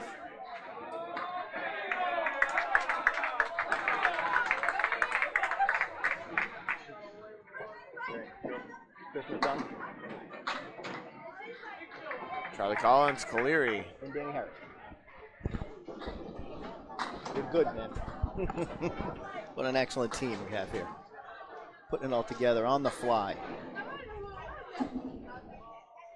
Complete scoreboard change within 3 pitches of a bowling ball. It's impressive. Oh, Charlie Collins with a huge spare. Makes the Caleri. Travis Wallace can't answer. All right, I'm hopping over to the other stream on Candlepin Bowling Network. This is going to be Bob Lee and Jamie Nestor on the call here. Thank you, Duncan. Back together again. Charlie's at 20 in a ball through 2. He is. Travis at looks like- 17. Yeah. We'll get Stephanie Miller and Ashley Breton coming up. Ashley out of our home, my former home. Sorry. You are. Millis, Ryan's Family Amusements in Millis. You've become a bit of a nomad. Yeah, haven't you? I'm a canal bowler now as of a few weeks ago. Did everybody hear that clearly? Bob admitted he bowls on the west coast of Candlepin Bowl, all the way out west. All right. Ashley crosses over. Ashley was on our dominant summer championship team in Wednesday night league of the summer of 2023. No kidding. With Mike Capone and myself. Mike Capone. Yeah. Shout out. That was Stephanie Miller. Nice delivery there. Oh, what a great bid. Get the high rollers. Let's change their font. They deserve to be. They deserve some fanciness. Bigger and fancier. Ashley with a tough 8. Put the ball there and did not carry. She gave it the face too. Give it a little bit of the old gas face. What color is Ashley's hair today? is it blue or is it what? She's been red. I think she's au natural with some highlights on the tips. She's had some of the coolest hair. I think hair in general is cool because mine's like my bowling game. It's fading. She's on the dance team at Framingham State, and she gets her footwork from there. Although the goofy foot thing, I don't know about. She slides on her right foot, but she has tremendous poise and foot control. She does. You know what? She bowls under control. Yeah. Unlike the most of us, where we're completely out of control. Yeah. She's got a favorable spare leave she shooting, and she got it. Good southpaw. Oh, brilliant shot, Ashley Breton. Take note. She had a really nicely placed piece of wood there and took full advantage, which is what this is all about. Pretty good bid by Steph. Okay. Our directional. Stephanie. Uh-oh. Cleans it up for the 10. Well done. Jimmy Nestor, Bob Lee. Ashley with 18 and a hit after 2 there. Stephanie with a perfect game going, a literal perfect game, 10. All right. Yeah. This is match number 19 of 23 from Academy Lane's Mixed Worlds. We'll be closing things out today. Oh, Brittany. Now, Brittany's footwork is more exciting. I like that. She likes to slide. She does. She's got a lot of her game goes up and down accordingly. If the slide is working and her rhythm is right. And she doesn't waste any time up there either. Yeah. It's all business. I got the ball, get out of the way. Oh, that was a great. Brittany and Ashley made a sterling appearance on the Ripping the Rack podcast, talking about how the game is catching on among 20-somethings. How come they didn't ask me? I don't know. Oh. Are we 50-somethings? Is that one? I don't 50-somethings, it's caught on already and then come and gone. I can't count that high. I don't know what you're talking about. That was a 7 for Brittany. Yeah, tough 7, tough 8. Tough 8, tough start. This is where you find your confidence right here, the first 3-4 frames. Get some balls on that head pin. Not that one. That is $1. Yep. Let's make sure she pays up. Actually, I'll pay her. I'll pay it. I'll pay it. Yeah. Well, we should just get a jug up here and people put money in it. No, it's over there. But I mean, we'll take from that and then pay. Yeah. And whatever's left over, you and I can go buy a pair of bowling shoes or something. I don't know. No. No. Yeah. Gas. That's dark. That's dark. Gas to get all the way up to the west coast of bowling.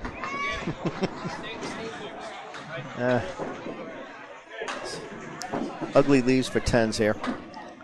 Ugly.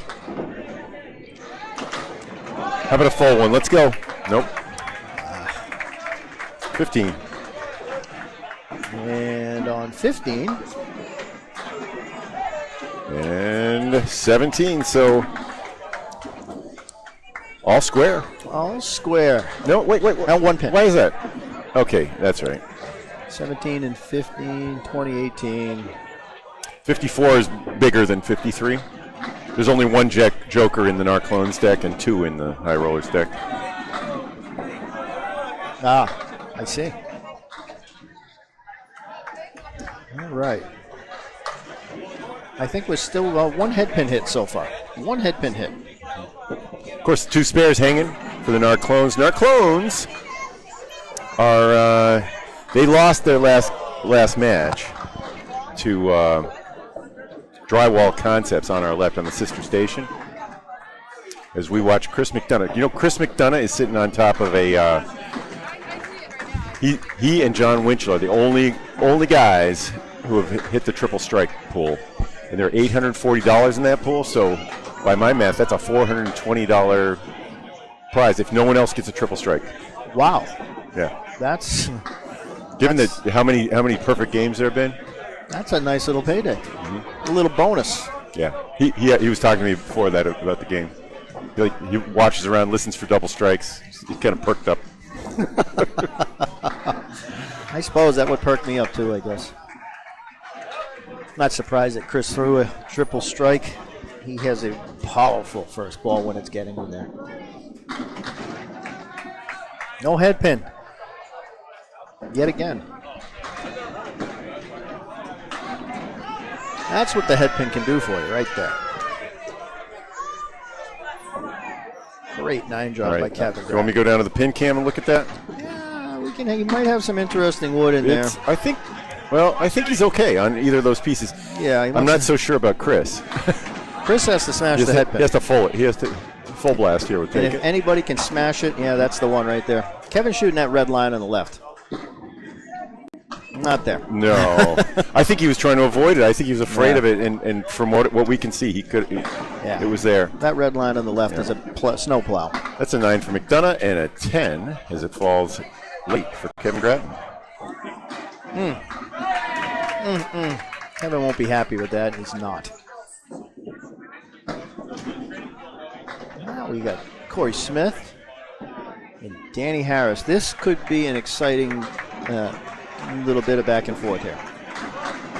Okay, Danny off on the 2-4 pocket. Off the headpin again. Corey Smith all over the headpin. And a 4-7-10 he leaves. Danny shooting a full horseman and again, I have not seen the full horseman made for a spare. Not in front of me. Wow. That's yesterday and today. Have not seen it yet. I've seen it, but I've seen it left about 40 times. I have not seen it made for the spare. Okay.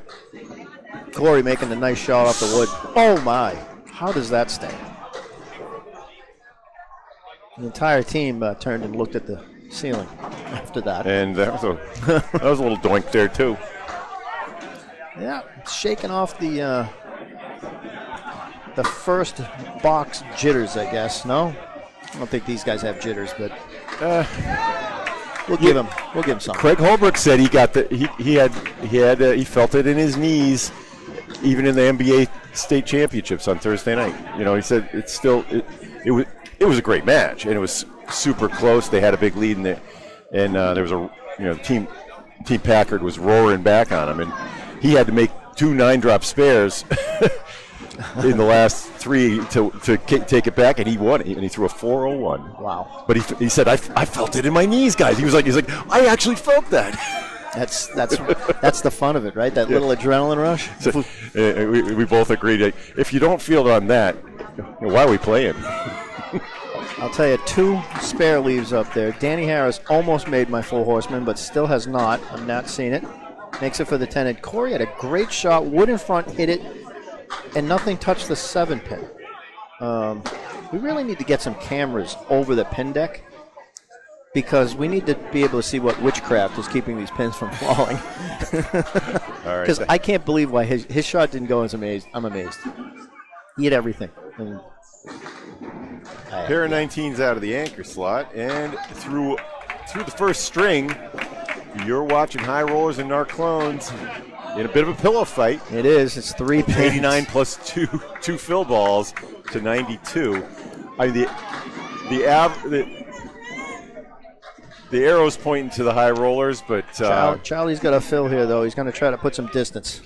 Let's make that red over there, and it'll be cool. That's a good ball, Charlie.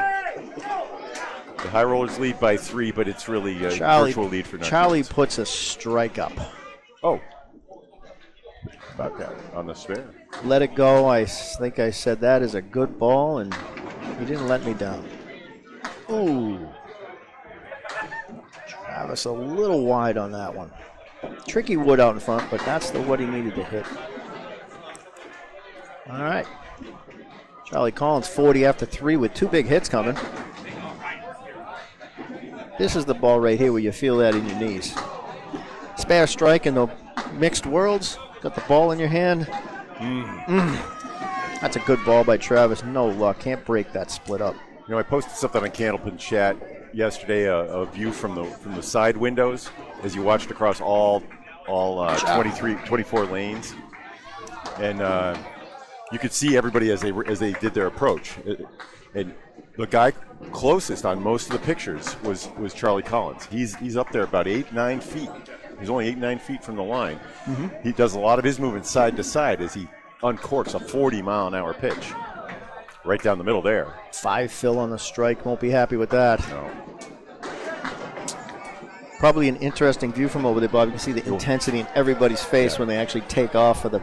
It's so cool. I put 5 minutes of it up. I don't know if anyone's watched it. It was poetry to me. Charlie going to have a disappointing 8 there. It's not a bad frame, but he's not happy with it. But that does put some space between the Narclones and the High Rollers right there. 12 pins. Yeah, the 10 fill. I mean, as disappointing as the 5 fill was on the strike, the 10 fill on the spare makes up for it. Agreed.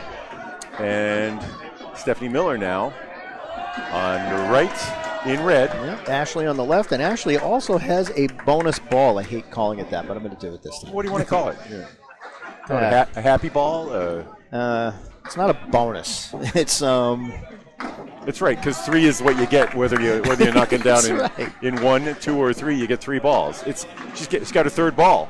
Ashley, it's a 4 ball. Because it's a 1 plus a 3. Right? It's not. It's you get 3 balls per box. It's a double ball. It's like a bonus. It's not. Let's call it a bonus. No, I'm not buying that. Oh, the 4 horsemen, not again. That was what, 5 on the bonus? 5 on the no. 5 on the fill. Okay. Didn't leave herself anything nice either. It was makeable, but and Stephanie had the 4 horsemen, and yet again. Nice 10 for Stephanie. Ashley disappointed. She missed that. She turned around. She gave us the face. Yeah. No more bonus ball talk. We'll leave that alone. That's for Channel 5 in the 80s. Right. All right, Stephanie back up. Stephanie and Ashley both at 30 through 3. Trending toward 100. Oh, disappointing for Stephanie. A little less so for Ashley. Ashley again, though, off the head pin. Got some favorable wood in that bunch of pins.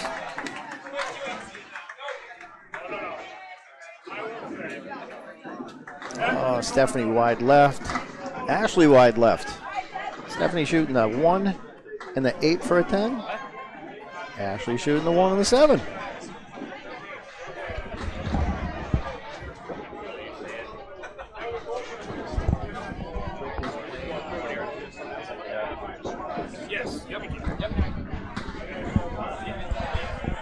Hey, anybody want to leave it in a comment if we're coming through raspy or clear? That would be great. I'm hearing a little rasp on my headset. I think you sound great, Bob. Raspy or not. That's good. Stephanie finishes at 40 through 4. Ashley at 38. Ashley at 38. Yeah. Game is 12 pins right now in completed boxes. Good ball by Brittany. Good ball. I like Patsy's ball, but I don't love this cocked hat leave. Yeah. It's like the 1-7-10, but with the 3 pin. It's the mini split. She's got the 3 and the 10 to shoot at, and a piece of wood that might help as a guide, but you got to hit it first. Just missed. Ashley, pardon me, Brittany, sorry, going for the spare. They tried to cut the 6 pin all the way across and just missed it. What's she thinking here, Bud? Think she's going for 2 or make the whole? No, she's going for the 2. She answered my question. Wasn't there though. I'd try to shoot the 10 there. What the heck? No risk, no reward. Couple of disappointing snowmen 8 boxes. Here we go. Back on the middle now here. Patsy hanging on to a 2-pin lead in the pairing. 12-pin lead for the Narclones. Left again. Brittany finds it. Puts a nice ball in there. Everything but the 7-pin. She's got a nice piece of wood covering it. If Stephanie can make a shot. Patsy, pardon me. Oh, back door. Nope. Short pin. Short pin leaves the head pin up for the 10. Brittany waiting on bowling balls. Here comes a new one. See if she can reel this one in. No time wasted. Gotcha. Nice shot. Excellent spare pickup by Brittany Underwood. Patsy cleans it up for the 10. Well done. That's a high fives. And here comes the meat of the order. Kevin Grattan and Chris McDonough.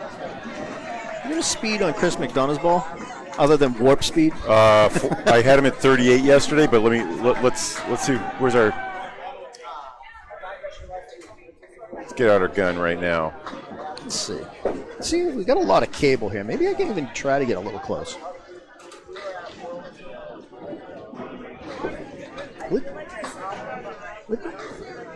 Yeah.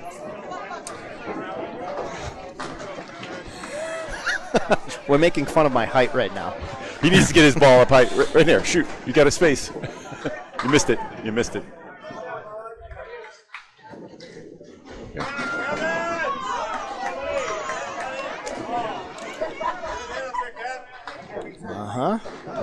got to know all the tricks. All right. Third ball's coming up here. Kevin Gratton takes 9.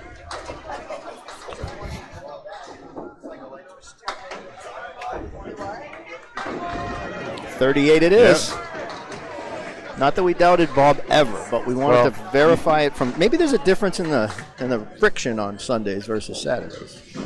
There is a lot of moisture in the air. It's inevitable. It certainly is. Ted DeBurrow was telling me you cannot keep the moisture out. You got the air conditioner on. It pulls some of it up, but with 170 bowlers tracking in drizzle steps. Drizzle steps. Including those who take their lung snacks outside between strings. Lung snacks. Yes. Drizzle steps and lung snacks. You just coined 2 phrases. Well, I was having a team meeting, and I said, you can't just say the same thing over and over again. You have to use a different way. If you want to talk about a smoke break, you got to talk about it. Don't just keep calling it a smoke break. The second time it's a lung snack. Third time, That would take some creativity, Bob, and you're playing with sticks. you may overestimate me for sure.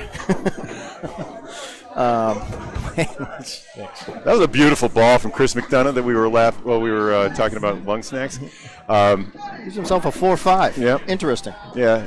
I'm gonna zone in on it because there's 2 pins back there and something could go. His 38-mile-an-hour ball. Too late. Nope. Yeah, I thought that might flip, but With that speed on his ball, one end to the other, he's got a real shot. Not in the middle, which is where he was. That was more the 3-0 pitch. Got to get a strike. He's entering the Weymouth Hall of Fame this year. He is. He is the all-time record holder for strikeouts in Weymouth, and he has another number of records, including the most losses of a pitcher, because he threw so many games that their team lost 1-0 and 2-1. So he just has all the records. He has a lot of them. One of them just got broken this year. I don't remember the name of the guy who beat him, but he is a stud. Okay. Remember the class of 2003, as I recall. Chad Reed's going in for Travis Wallace. Thank you. Chad Reed will be going in for Travis Wallace. We got the word. Thank you. Update City. Again, the anchor bowlers here kind of letting me down. Not a lot of head pin stuff going on. Danny get a little break there, missed the head pinning. Leaves himself the triangle on the left that corner and makes it. Like when people make triangles and 2-pinners like that, it's encouraging. Corey Smith, an incredible 9-box. Mixed World Professional Bowling here. Incredible 9-box from Corey Smith there. That was a mess. Somehow he cleaned it up. Yesterday I declared I'm joining the Corey Smith fan club. I didn't know there was one. I'm making it. I'll be the chairman if there has to be one. He is out of Canada, and I see me a lot of Justin Waters, a lot of Josh Daly, Tim Jalbert, Jim Boyat. I see the guys, the Danny Harris. I don't get to see enough Corey Well, Smith. it's because he lives in a different time zone. Maritime? Literally. Danny drops 8 on the fill. Drops 8. Leaves himself a 7-9 with some wood, and he's thinking about it. See where he goes with this. I really don't know where he's going to play it. I would have thought so. Yep. Missed. He wanted it. He wasn't playing conservative. Corey Smith with a tough wood. Tough 9 there. Threw it kind of where he wanted. 37 through 4. Danny takes 9. He's at 46. And the lead is 20. Narclones, they took a tough loss to Drywall Concepts earlier. They did. We don't have the updated standings, but that was the standings going into this. I think I really should blow that up. I'll zoom in a little bit. Nah, that's a mess. I got a teleprompter here, but you don't want to see it. Yeah, you don't want to see it. We'll spare you. Our voices are probably bad enough. You definitely don't want to see that. All right, Charlie Collins goes off George's bank. Way outside. Big ball from not Travis. This is Chad Reed. Chad Reed. And I'm going to highlight that in yellow that there's been a substitution for the viewers at home following our new convention. Charlie almost made that. Chad almost made that. Great bid. Great bid. Somehow we left the 7 standing. Charlie got a roadblock. Oh, that's a foul. See the light? Clip your toenails, Charlie. I think he was disagreeing with the call, but That's what we do. okay. Why didn't that pin fall? So Why did that light go on? Anyway, that was a 62 for Charlie, and Chad ended up popping 10, right? Yeah. 45. What do you mean that wasn't a strike, Bob? How? How is that possible? Yes. In the words of immortal words, yes. in the words of my friend Steve, Mr. Bronchuk. How is that possible? How did that happen? All right. Charlie again. See if we can find the middle this time, huh? Come on, guys. Do it. Oh, he did it. It got a foul ball, and he disagrees, but if the light is if he has to challenge it, we have to have the captain's involvement if he's going to challenge it. He hit reset. He's accepting the foul. Yeah, you know how you turn the light on? Yeah. Sometimes a feather or a piece of dust bunny can cause You that. should get that before you bowl them. I hate to sound like a tough guy. Look at whether there's stuff in front of there. You're on the lane. You're responsible up there. Fair point. You call the housekeeping, I guess, before you bowl. I don't know. A few minutes ago, I was saying that Charlie starts closer. He does. With his approach. His approach is only 8 feet, but he gets all the way up to the line. I appreciate that because I do the same thing. When I let the ball go, I want to be out on the lane as far as I can. Right. Here's a 4 horseman for. Okay, this might have had a negative effect on our Narclone team. Yeah, that's needs a to, lemon drop. And another 4 horseman fails to fall. Again, that's a lemon drop on the second ball. He really got to kind of work on his emotions in check right now. Yeah, you got to take care of famine out front. And oh no, he did it again. Wait, that's going to be a 9. That's going to be a 1. He disagrees. His captain, he has to talk to someone, doesn't he? You got more experience in this than I do, Jimmy. But so it's the saying, it's the bowler's call, right? But it's hard to argue with the light coming out. This is why we put the lights in, to take your opinion away from you, basically. Right. And the official score has not gone.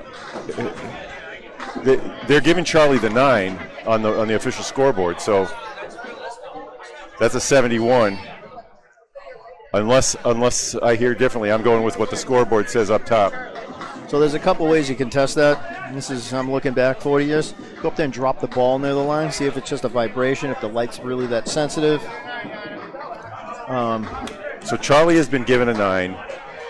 Travis's score has not been registered, though, officially, oddly, maybe by the official scorer. So they gave him the 9, interestingly enough, but the light was okay. on. Well, what about Travis? Did Travis have a?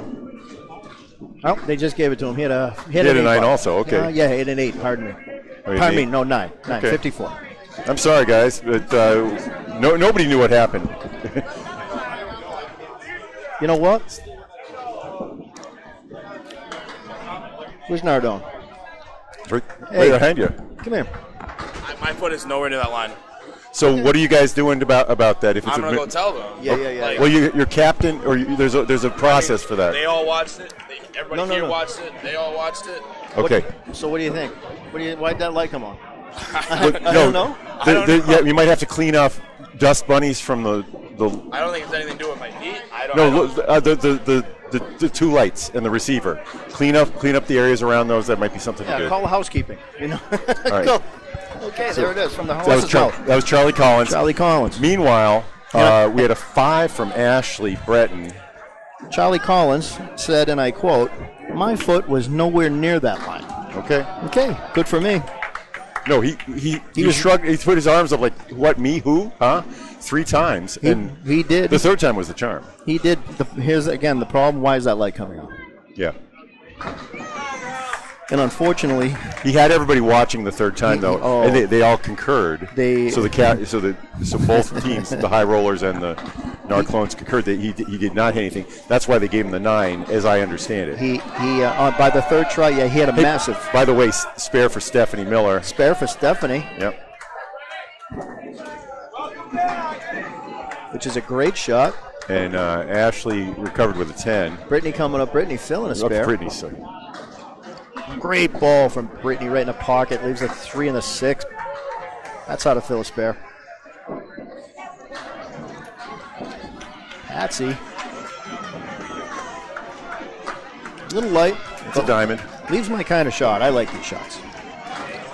All right, Brittany throws a hammer ball, but the head pin was gone. And unfortunately. Yep, let's see what Patsy can do here. Again, my kind of shots. 3 in a bunch, 4 in a bunch. Nah, hung it out there.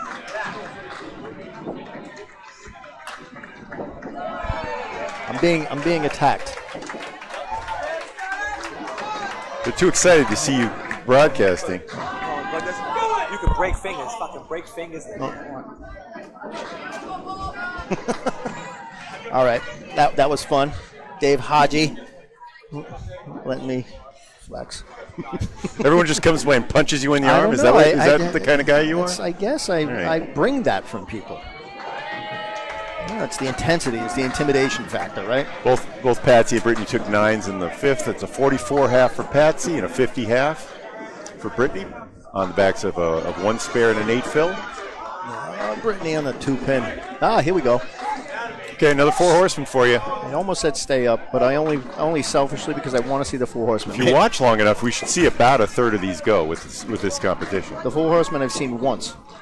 Well, I'm manifesting missing half the time when they hit the head pin, it should go. That's my claim.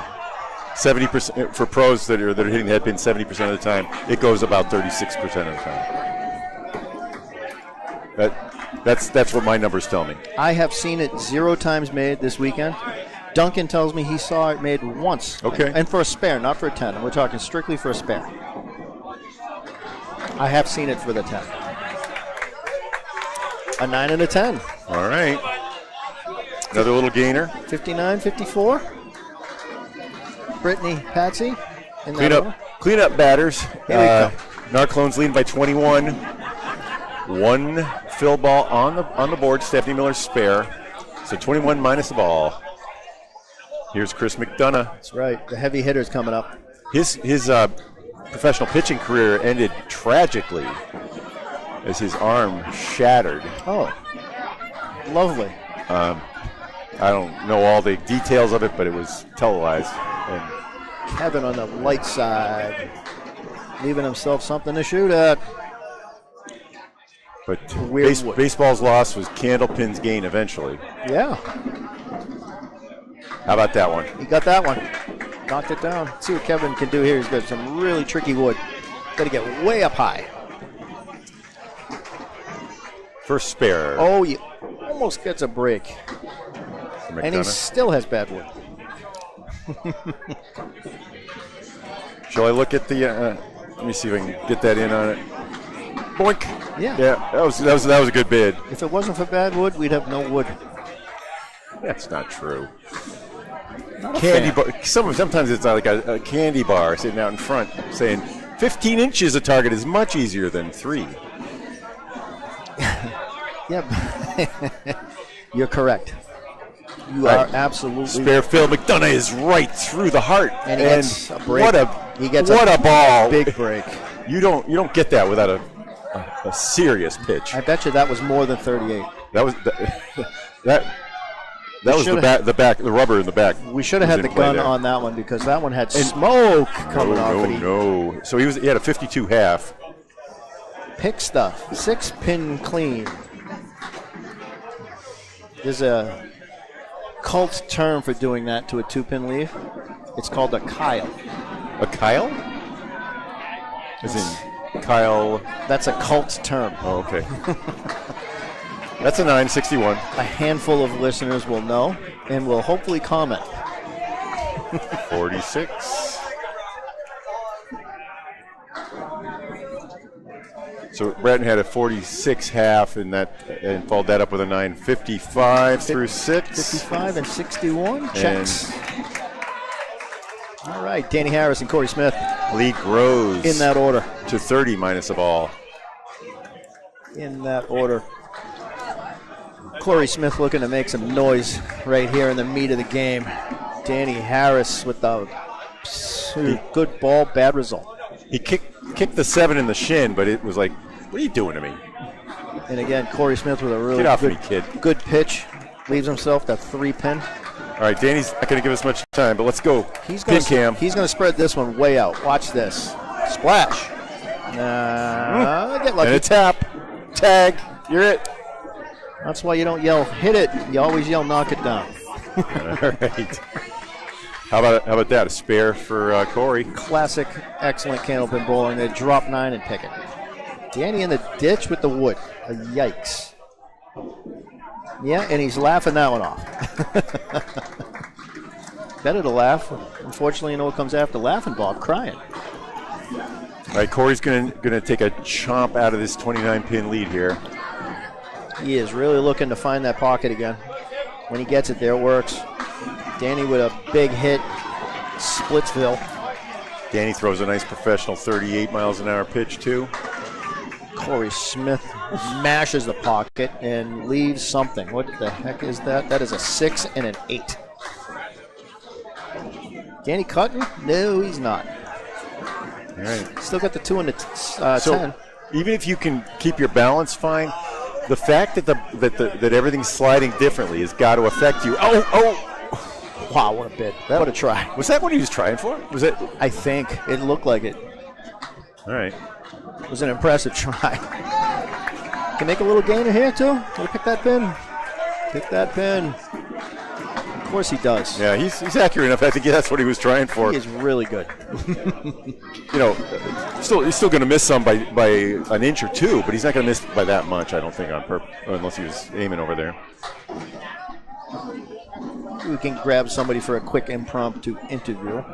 If I can trip him when he comes by me. Oh. No, we'll bring him to us. That's it. Until we have the technology, Bob, we'll trip people in. We will Shanghai them and bring them to us. Get them to hold the wrist, and you talk to them. I'm going to get the pillowcase, and we're going to put it right over their head and bring them to us. There are only 140 great pros in the building. That's all right. One at a time, man. One at a time. All right, bundle of 5. This is Chad Reed, the sub for the High Rollers. High Rollers, 20 and 16. The Narclones, 22 and 14. Battling to stay in the money race. It's an excellent match with close competitive teams. And great bowlers in the leadoff spot, too. I mean, this is... Narclones. Oh, my God. What a try. Charlie Collins, who had multiple foul lights. Bigfoot. Blazing on lane 16. Haven't seen any foul lights this time on 15. So that's again, quote. Okay. That's a 10. Okay, we got Chris here with us. Chris. Yeah. How hard did you throw that ball when you ripped the middle out on that last? When I what? On that last frame, you just ball when you ripped the middle out. How hard did you throw that ball? Probably up around 40. Yeah. It looked like you put everything into that one, huh? I kind of let that one loose a little. Got a nice break though. Thanks, Chris. Why you throw it on? Chris McDonough, one of the stars here, holding the triple strike pool. Half of the triple strike pool right now, along with John Winchell. $840 there this week. Danny Harris with us. Danny, question. What were you thinking when you missed that wood in the 10-pin and threw it in the ditch? Oh, my God. That's twice today I did that. We saw you when you turned around, you laughed like you slapping that one. You know what? Sometimes you just throw bad balls, and even though it's that easy, it's not that easy sometimes. And you just got to laugh it off and come back and do it all over again, and that's it. It's never easy, brother, never but you easy. make it looking. Yeah, thank you. I appreciate it. Thanks, Danny. All right, nice job. We didn't even have to put him into half Worcester. half Nelson, I mean. No, we could do that if we had to. Candlepin is the half Nelson, half Worcester. Wow, I get it confused. It's the Vulcan, on the neck, and you disable them. It's that. Steve Kelly does that one. Danny Harris and Chris McDonough stopping by. Comment on their successes and their failures all at the same time. Collins missed on the naked 5-pin. The naked 5-pin. Chad takes a 9, 73. Love it. And that's a 10, 91 for Collins. Another game for the Narclones. Mike Nardone. Nardoni. Mike is the captain. He's not bowling in this matchup. He is the official chief cook, bottle washer, and scorer. And he is really good at scoring. Corey? All right, who we got up there? We got Ashley. Corey Hogan. And Stephanie. Oh, Stephanie on that 3-pin. All right, now Ashley on that 3-pin. She kind of gave it the stance, too, after she let that one go. All right, Stephanie on the fill, though. That's a big fill. Oh, wait a minute. We got another guest in the house. Best bowler in the house, Corey Packard. Yeah, he is a 130 average. Don't tell anybody. How'd you do last game? Everybody knows. I'm sitting. My back is hurt. Oh, no, really? Like November, yeah. Oh, no. I tweaked it. I tweaked it in November, but when I bowl a lot, it's... Spare for Miller, by the way. Spare for Miller. Oh, Ashley just missed in the ditch. So until they need me, I'm gonna sit. So. Well, they need you. I need you. Bob needs you. We all need you. And you're standing. As long as you're, yeah. Love you, man. Good luck. And yeah, Thursday's pressure. Beautiful balls there. Tough first string there, though. But you finished well. Yeah. So that kind of piles onto this weekend. That piles onto the weekend's events, I'm sure. Yeah. Well, hopefully I can get well and get back to it. All right, Corey, that's enough. Thanks. Nice talk. Love you, babe. That's Corey Packard. His team, Team Packard, lost in the NBA State Finals against Team Holbrook on Thursday night. A 5-string match. What a battle it was. Some good shots going on, I think, up there. Yeah, we were fooling around, and Stephanie dropped 9 and made another spare. 86 through 7 complete. 96 through 8 with a hit. She's got 3 in a row. 96 in a ball. She's got 3 in a row cooking up. Oh there, yeah, Bob. she gets someday when we're fully, when we have another 10,000 subscribers, we're going to start paying out for that. I promise we will if we really start. 71 for Ash. Thumbs up, likes, subscribe, please. That's 71 for Ashley. Gotcha. You got it. All right, we had some nice little guests there in this little match here, huh? I'm telling you, there's 150 of them in this building. They're varying qualities. What a ball up there for Patsy. Look at that. All right, let's zone in on that one, Jimmy. That is 9 in wood and a good wood. No, it looks tricky. It's not. It's not? No. Okay. Don't play outright? Do not you don't even play straight? Yeah, we don't want to overthink this one. You want to shoot at the pin or to the right. To the left, even off the cap, you get boom. All connected. And look at this, almost the follow. Circle back quick. Corey Packard and I have known each other since 1975. Wow. And that's when we started bowling in a league together. We were 5 and 6 years old. Nice. Corey, my guy. All right. So Patsy loading up a spare here. Yep. She's 64 through 7. Really like to 7, 8, 9, 10 on this one. This is a big rally for the This is a big rally. high rollers. The number is dwindling. Let's see where she puts this one. Brittany ended up taking 9 there. Brittany looking for a bounce back box here too. She really wants to find that pocket. Get a favorable spare leave strike.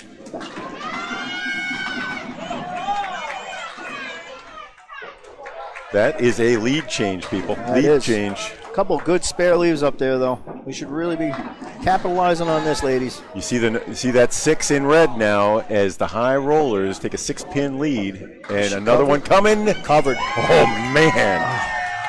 Patsy Connell and Stephanie Miller coming up big for the high rollers.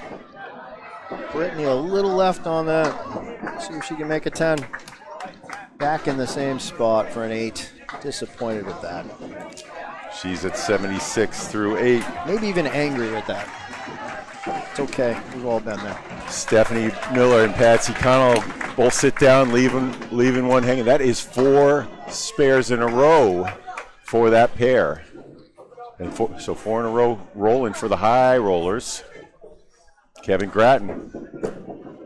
He's looking for his first mark. Finds the head pin, breaks it up. Nice leave, too. Uh-oh. 247 with a wood covering, wrapping and back. That was a wild pitch. This is one you can almost miss. Hit that 4-pin in the face and you make it. Don't want to do that, though. No, you'd rather do it than that, though. That was a hammer ball. Crisp pitch out, almost makes a spare. A good comeback ball.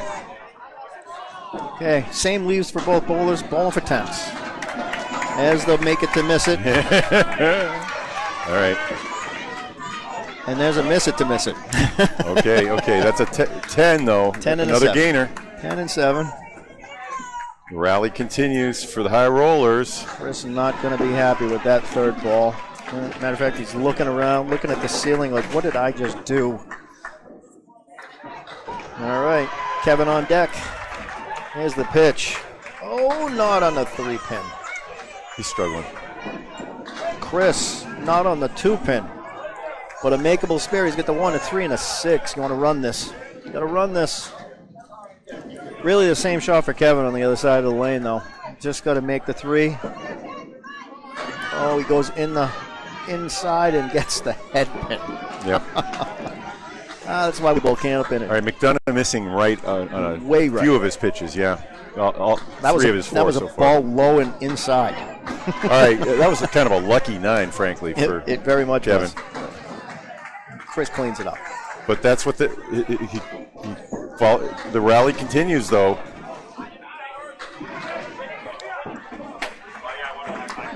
All right. Chris McDonough, good job getting the 10, but 10-pin lead for the high rollers, who've been trailing most of this game by up to 20 pins. Now we've got the anchors up there. You get Corey Smith.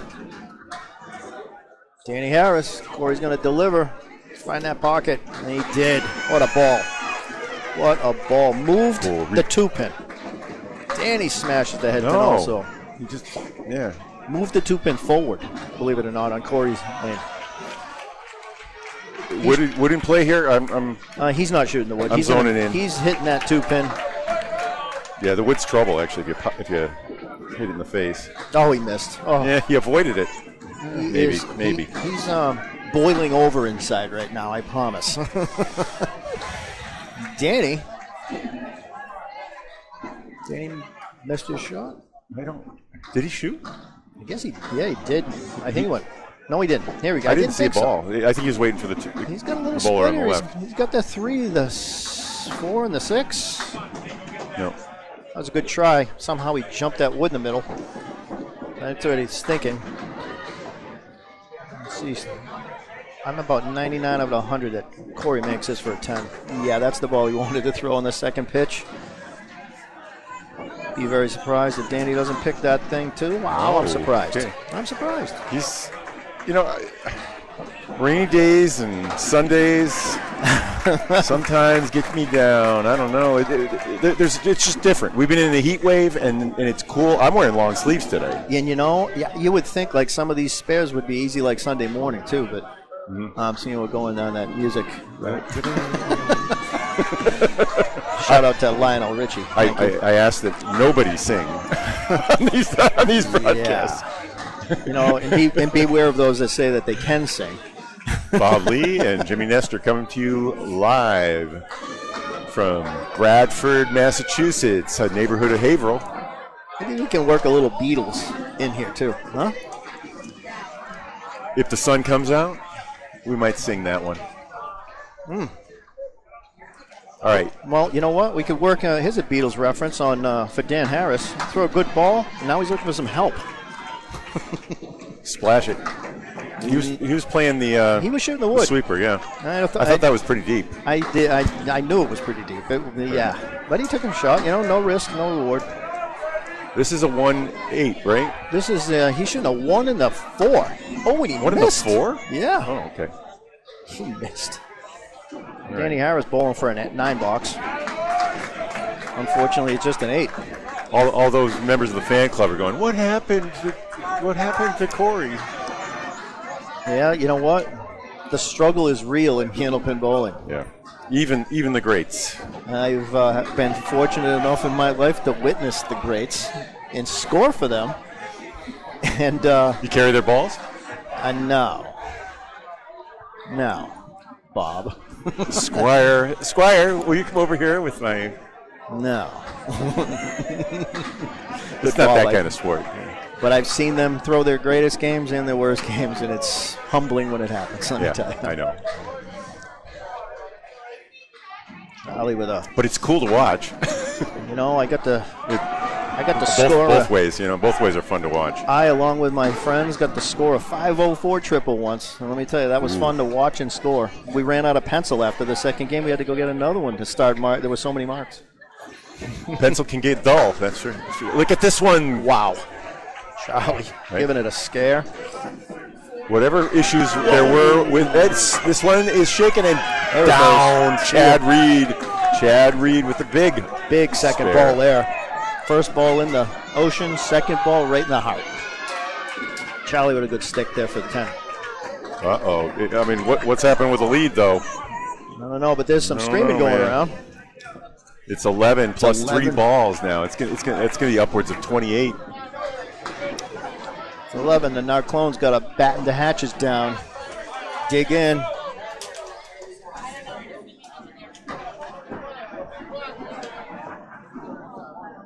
Big ball by Charlie. Yeah, he's going to kick him out. Still breaking. Okay. Yep, one to hit. Right on the 4-pin. Chad left with a big break.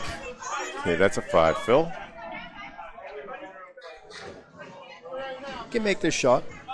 Charlie definitely. Charlie's going to be mad if he doesn't. He's going to be mad. He's going to be mad.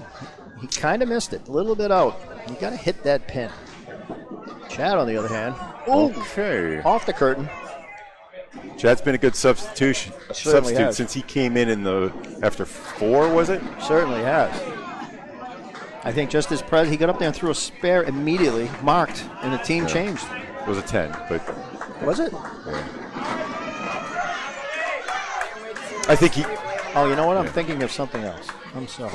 Actually, nobody on the high rollers had a mark in the first 4 streams. It was, I think when he came in, Corey made a mark. That's what happened. That's what it was. Anyway. It was something like that, yes. Travis finishes with a 98. And a 111 for Charlie as they both clobber all the pins with 3 balls. Start calling Charlie Bigfoot or Toenail. Well, there's an infrared spectrum. There's also an infrafoot. The foot that you can't see, the one that extends out from your toes. Yeah. Let me add that to the list of. Yeah. That's a good one. Hey, that one's still. Hey, nice break there for Ashley. She got the Millis 8. The Millis 8. But Stephanie doesn't need the Millis 8 to make that spare. That's 4 in a row for Stephanie, by the way, Bob. 4 in a row. Yeah, with a 9 fill in the 8th too. This is getting. I think Stephanie was the one that changed the complexion Yeah. of the high rollers and said, "Get on my back, boys and girls. We're going." And she is taken over. Ashley just finishes with the Millis 8. That's just an 8, 79. Just for reference, Stephanie without her fill is. She's 65 in a ball for her last 4. And she's adding to that right now. She's at 115 through 9, right? Yeah. And Ashley, spread eagle. Another 7 for Stephanie. 122. So Stephanie is 72 for her last 4 frames. Wow. Stephanie makes this. She's got a shot for a 90-second half. No magic for Ashley. She's not gonna. Haven't seen a spread eagle made today or this weekend. I mean, still. All right. I've seen a couple close bids, though, but no 4 horsemen. Stephanie pulled that one a little bit to the left. Bowling for the 10 here. Ashley takes 8. Bowling for the 10. See what she can do. It's a 9. All right, 131. What a tremendous game from Stephanie Miller. After starting with 50, she ends up with 81 in the next 5 frames. She gained 44 pins in the mat in the pairing, and 35 is the lead for the high rollers. That's the difference. Yep. Stephanie Miller. Betsy Connell looking to follow in her footsteps, has her matchup a lead of 8 plus ball. Corey, Hey, can you have Stephanie come over for a minute?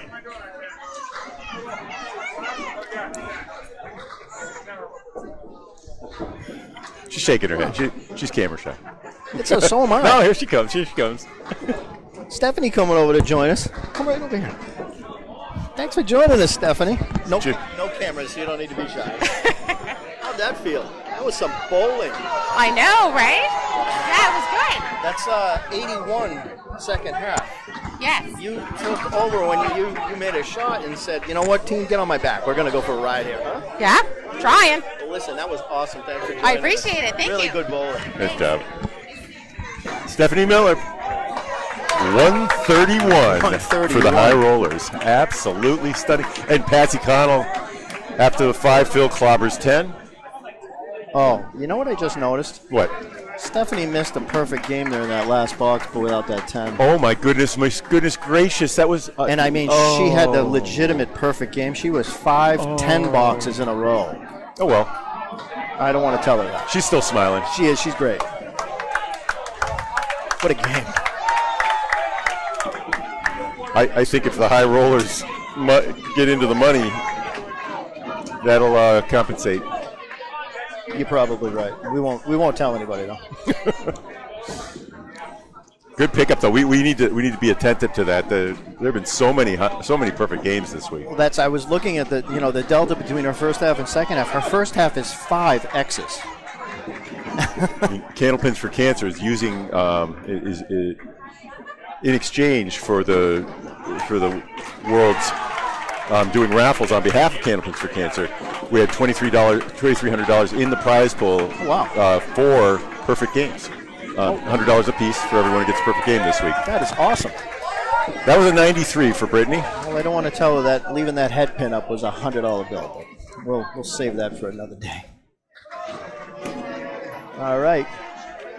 Chris McDonough. A 105 for Patsy Connell. Chris McDonough absolutely vaporizes the 10 pins on 16.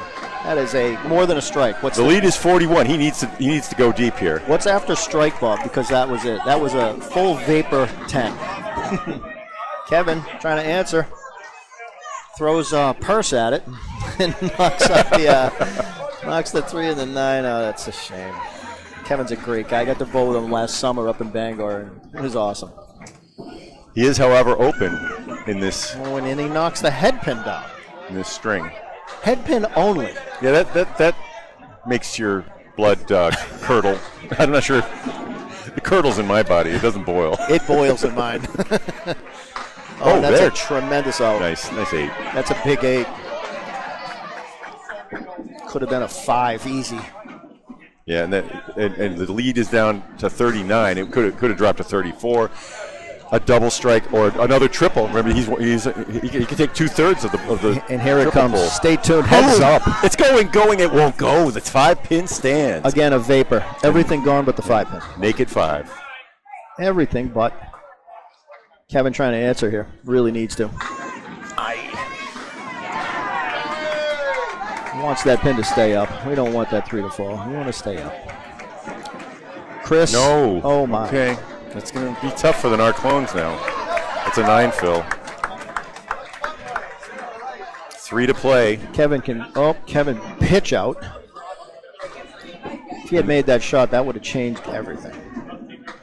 Chris with the comeback, easy Paul Grant special. Miss it, make it. Steve Kelly calls it the PGS. PGS it is for now. Okay. Adding that to the list. 90 for Grattan. Just left 10 pins standing. Didn't have a mark. 10 pin standing is pretty good. I mean, 8 is the pro average. Well, someday I'll be a pro and average 8. Maybe. Pro average is also 4 marks though. 3.1 spares, which I don't know how you get the 0.1, and 9/10 of a strike. Danny Harris with a 1-2 pocket hit. Gives himself the 5 and the 9. And a pro should make that spare. I think that it's getting really questionable for the Narclones now. Not quite official. Danny missed, and now it's not questionable. It's answered. Is it? Pretty much. That's the pretty much thing. Yeah. Corey Smith, bowling against Corey Smith, and Corey's not gonna throw a 2. He's surprised he just got that 1 pin out of there like that. Oh, it's an 8. So it's 89 for Danny. And a 9. Matched. That means it's 29. So if Corey throws 3 gutter balls and Danny throws 3 strikes, the Narclones will take it. Or 3 fouls? The foul lights are on? No. Congratulations to the High Rollers. They're going to move to 22 and 16. Still in the hunt.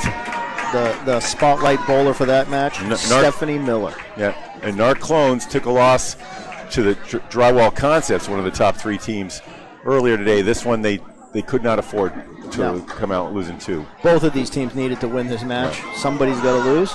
Right, both bowlers open in the last. Yeah. And Danny's going to have a 98. And I'll tell you, 2 less than. They gave him 100. They gave him 100 officially. Did they give Danny 100? They give Danny 100 and Corey a 102. And let this be one of the few times. All right, I lost track of the score then in the 9th. I guess he was up to 90 in the 9th. And that ends up being a 10. Okay. Let this be one of the few times that Bob Lee and Jim Nestor say Danny Harris loses to Corey Smith 102 to 100. That's the final. Spotlight. 526 to 498. 498 is that's like going out and throwing a 498 in league. I'm sorry, that's not what you're looking for. No, we're not looking for that. The averages this week have been closer to 535, 540 for these teams. Mm-hmm. Narclones know it. We don't have to emphasize it too much. The High Rollers did really well, and Stephanie Miller was brilliant. Spotlight Stephanie Miller to keep it positive. She bowled like everybody else wished they did. She was like didn't want to talk, but what a hero! What a hero! It's quite easy to see the score delta and the score delta with her in her match. She's great. What a time to show up! All right, we're gonna. I don't shut the audio down, but just watch what you say, Jim. I do shut the audio down, so I'm going to go. Put your headset down, please. I'm going to go swear like a sailor. Okay. Thank you. Thank you. We'll see you in a minute. We're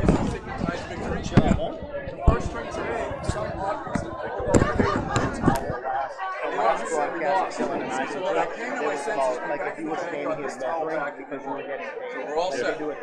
At studio. We had 3 seconds. It rolled.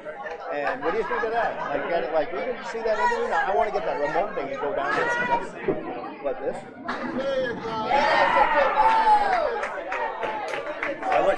The ear set is really important. Otherwise, we'd be yelling to hear each other, and then we end up yelling into the same. Like yesterday, Rick reaches over here and he turned one up. I thought I was watching the Who in 1985. It was so loud.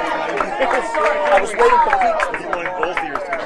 I keep turning on one of them, only one ear comes in because I have 2 inputs. Right. Got it. Which I can set. I can put a double receiver. He kept saying, why is it so quiet? Why is it so... Then he stops like this, and I was like, like I was literally standing in front of Jimi Hendrix. No, that was good. I wrote down the names of the teams that were playing. And it dawned on me. I'm like, I want to interview this person right now. Let's have him come over and say something. They're right in front of the men's room. So I got them. They're coming out of the men's room. We're like, hey. So what do we got next? Maybe we should get ahead of this. Next should be JD Seamless and Huff Powersports. Are you sure? I'm not sure. That should have been New England flooring. That was they're over here. But then that was. You know what? We can get it on the fly. We did a pretty good job of it yesterday. I think it's JD Seamless and Huff.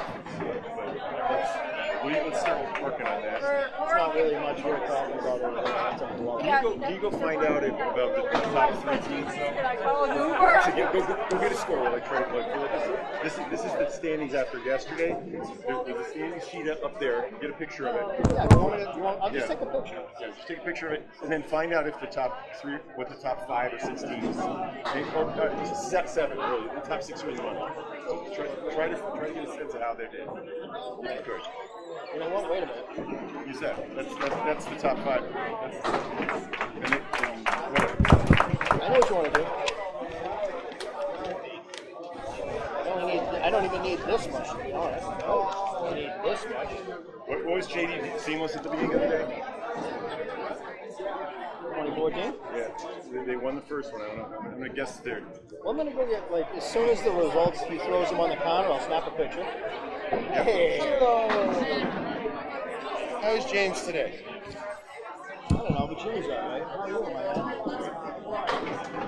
I'm good. I just made 100 milligrams of gummies, immediately threw a fucking blaster, hammer, and spare at Mark Smith, and ended up with 94. How far away are you from here? It's a 10-hour drive. Fucking hell. 1.5 hour flight. I gotta get my pilot's license. Look, Air Canada goes there every day. Hey, we're making that trip in November, baby.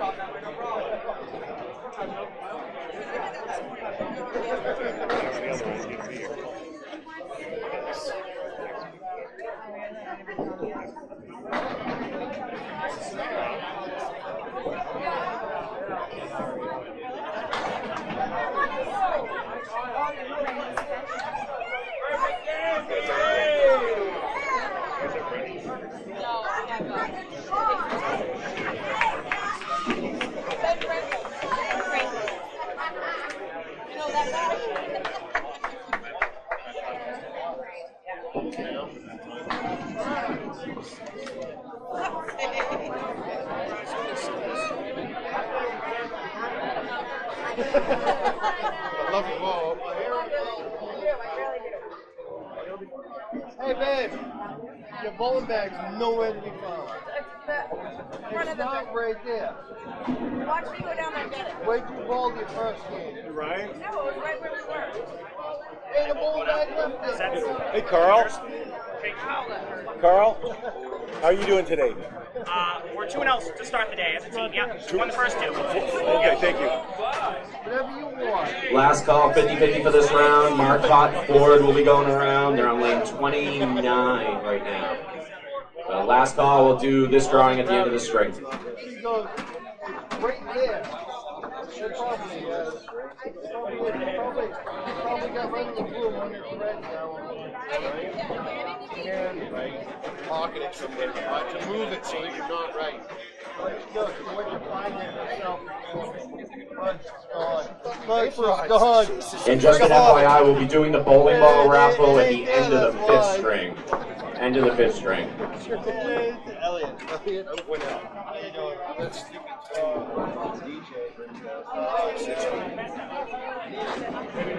my buddy. DJ's my buddy. Well, I know he's. Poor you. No?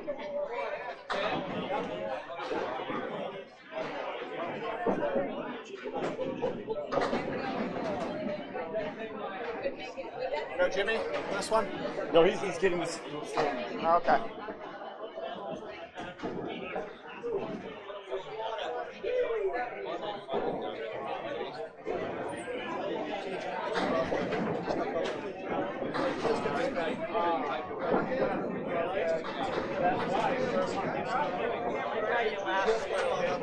I did. I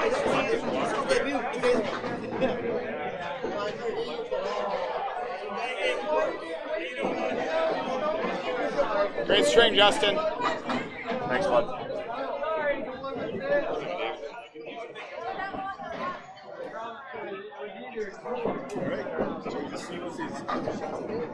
I'm sticking to my guns. It was not there. Come with me. Come right now. Come with me. It was Andrea put her bag in front of it. No, it wasn't. I don't have What were they before? That's why I wanted to switch over there. I told DJ when I was not So this is before today, right? Yeah. JD's are 24-14. So switch back. That's showing. Yeah, hold on. Where's the baby? Because Huff Sports is correct. Yeah, 14. We'll take her. You want to go up there and Check one. Make it somebody to clear that screen on 14. If they can clear the screen on 14, please.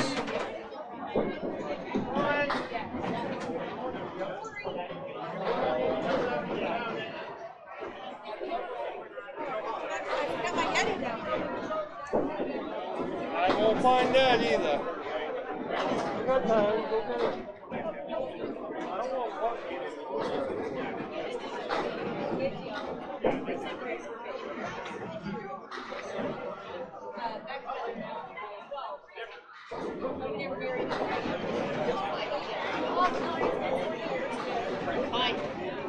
Alright, let's see if we can get it through this. We can. Give me JD first. It's Justin Jones. Justin Jones. Spoils. I got it. So let's I don't know what this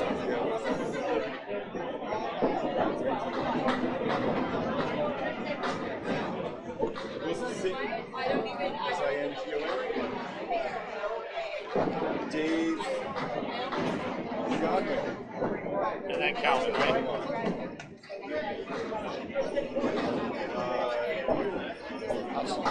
Give me Huff. It's 11.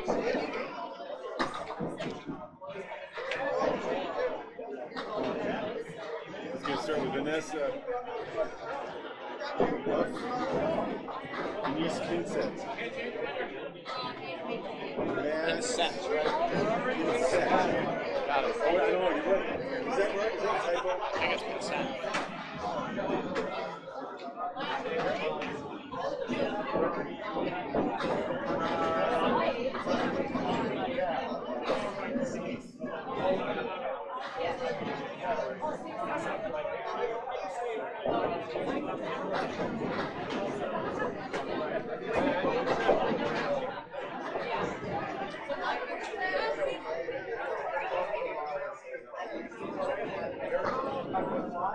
Bob.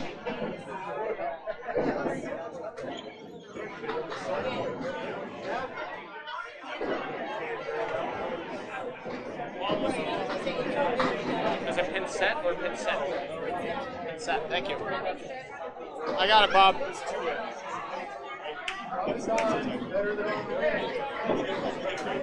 two ends. And you got it? Consent? Yep, consent. And then we got Matt Huff, Rich, Richard Beveridge.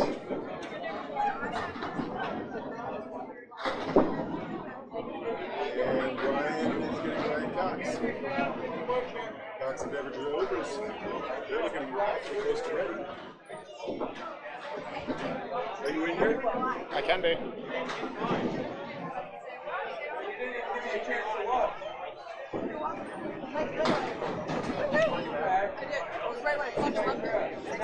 You're still practicing. Yep. No, it's pretty good. We want to change. No, that's fucking wrong. And the color's good? Yeah, Jimmy's not here. Justin Jones could be white? Yeah, he probably should be. Hello, sir. Boogie.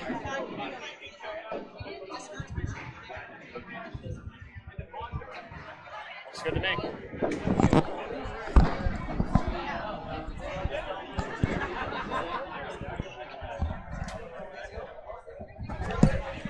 If Jimmy comes in, I might have him take over. Okay. Because I'm going to be on Greg's rig for next one. Okay. Keep. Bowlers still practicing here. We're getting ready for match number 20. JD Seamless Gutters. Both teams, as we understand it, Huff Powersports and JD Seamless 2-0 today. JD Seamless right in the money among the top. Coming into today, they were in 10th or 9th or 10th place, but Same guy? Oh. Thank you. updated standings are arriving. JD's has moved all the way up to 5th place. Perfect. Thank you, man. Is it? Do you have those standings for us on the Facebook Messenger? You can put that there. We can put it up on the screen. Good idea.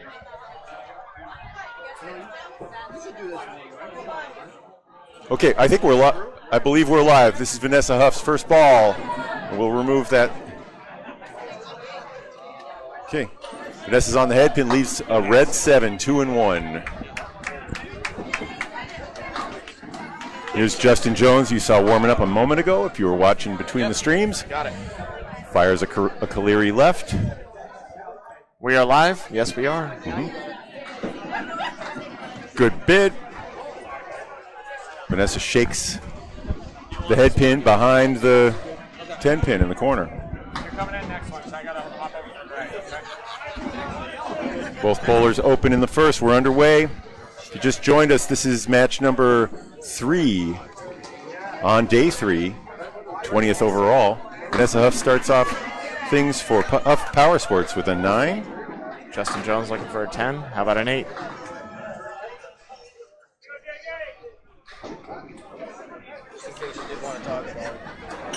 Thank you very much, Jim Nestor, providing these standings. What a guy, what a guy. So Coca-Cola Holbrook running away with it. Penny Lanes, 27-11. They have a tie and are still in second place. PC Enterprises on the other stream right now, 26-12, tied with Drywall Concepts.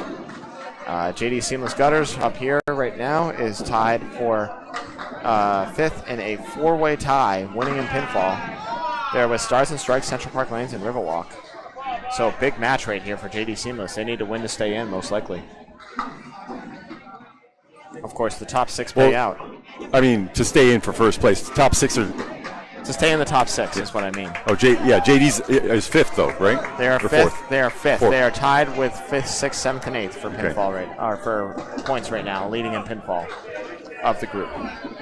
Vanessa Huff makes a really beautiful spare, and JJ cannot confirm. Justin Jones, no go. A couple of 8 boxes. Tough start for Justin Jones. 19 in a ball for Vanessa Huff.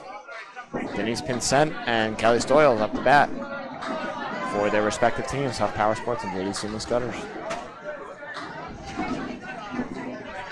There's another group behind the 24 and 12 teams, 4 teams tied at 22 and 16. Those are Academy Lanes, High Rollers, Window Source, and Narclones. From there, it drops off a little bit. I don't know if these guys are mathematically eliminated yet. There are 4 matches left, 8 points to be had. Well, you said Huff was down around, what are they? You have their... Huff Powersports is sitting at... Hold on. I need to find them. There they are, 18th right now. Tied with Harry's All-Stars in points, losing, and pinfall.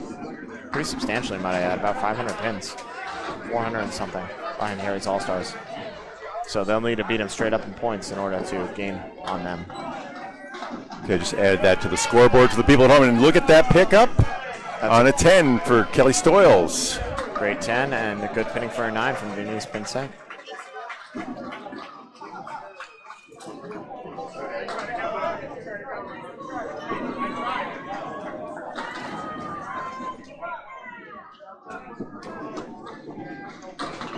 Oh, okay. Getting you the updated 2-pin advantage. As Vanessa Huff has a setback, Kelly Stoyles drops 9. Spare bids? Is that a spare bid on the setback? I don't know about that. Yeah, they're following it about. I don't have official numbers on the setback, and shame on me for not doing that. Yeah. But I estimate it's at around 5%. Keep an eye on Coca-Cola, too. I think they clinched. They win. Ended up being a 10 for Denise. Now, there are 8 points left. So, oh no, they win. Yeah, I think it's over. I think Coca-Cola clinched. Coca-Cola just won and one of the second place teams lost? It's over. The magic number had been 3. It's over. Okay. There's 8 points left, right? Yep. And with these updated standings? They're up 9. Okay, Coca-Cola, who I presume won in the last match. They did, yep. They beat Turkey Hunters. They finally lost one. Yeah, but then they proceed to win the whole thing. I believe it is mathematically impossible for anyone to catch look at that. this. Wow, what a 9 drop. Yeah. It was. Your pin cam could use a little adjustment. I don't know if we need to do that manually, or if you can. Let me see about that on the crop. No, that's off the All right. I'll see if I can adjust that for us. No, it's right quick. here. It's right here. Oh, you have the pin cam. Okay. No, it's just. What's that one? I thought, right. Yeah, that's what I thought. Let me do it, Bob. Let me do it. Okay. No. All right, you're already up there. There we go. That'll do it. All right, thanks, Bob Lee. Thoughts been professional. We have a couple of $10 and a spare for Matt Huff and Melissa Sinton, respectively, to start off.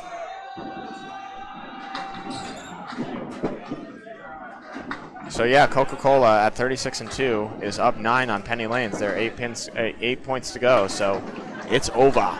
Okay, Melissa Sinton, the fill ball. There's a lot of money up to for second through 6. We kind of knew it was a cakewalk today for Coca-Cola Holbrook. Yeah, something outstanding would have had to happen for them to lose it, but they had been undefeated.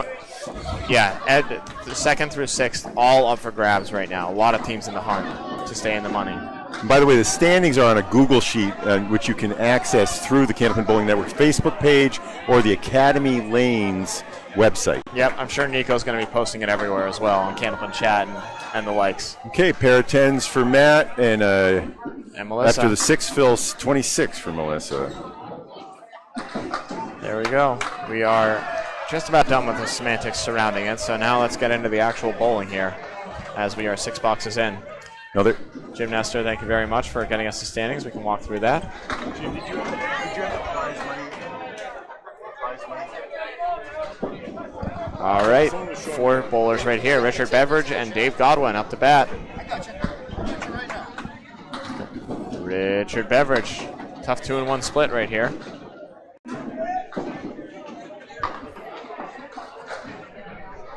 I don't see it. All right, yeah. So $1,000 in for 6th place, $1,500 for 2nd, $2,000 for 4th, $3,000 for 3rd, and $5,500 for 2nd. Coca-Cola Holbrook has already taken the $11,000 first place prize. And Dave Godwin makes a good bid after a tough first ball. Richard Beveridge tried to make the cut, could not. 1 pin left standing for both bowlers in their 3rd ball.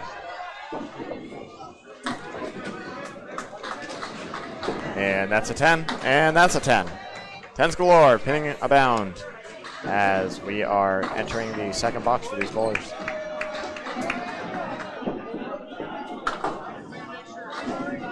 We are not in the 11th string ball. There we go. You never said that. Oh, I know. It's giving you grief. It's fun. Richard Beveridge just misses, and that's the just miss leave right here. Caleri did cut out the 10 as well.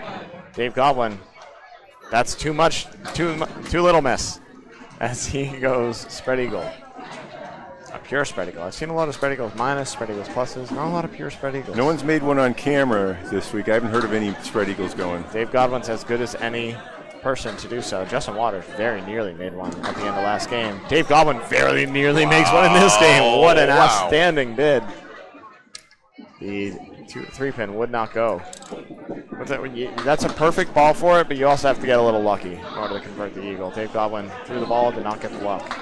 It helps when you're not bowling against really stable pins, too. That's correct. Yeah, that may have fallen in Millis. Wouldn't fall here. 9 boxes abound for Richard Beveridge and Dave Godwin.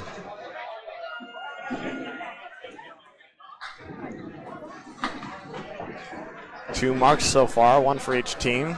Vanessa Huff and Melissa Sinton, apologies. As Calvin Locke and Ryan Cox come up. Ryan Cox, outstanding strike ball. That was a monster. The last pin to fall was all of them. And Calvin tries to answer. He can. He has a lot of wood on the deck, though, on this 2-1 split.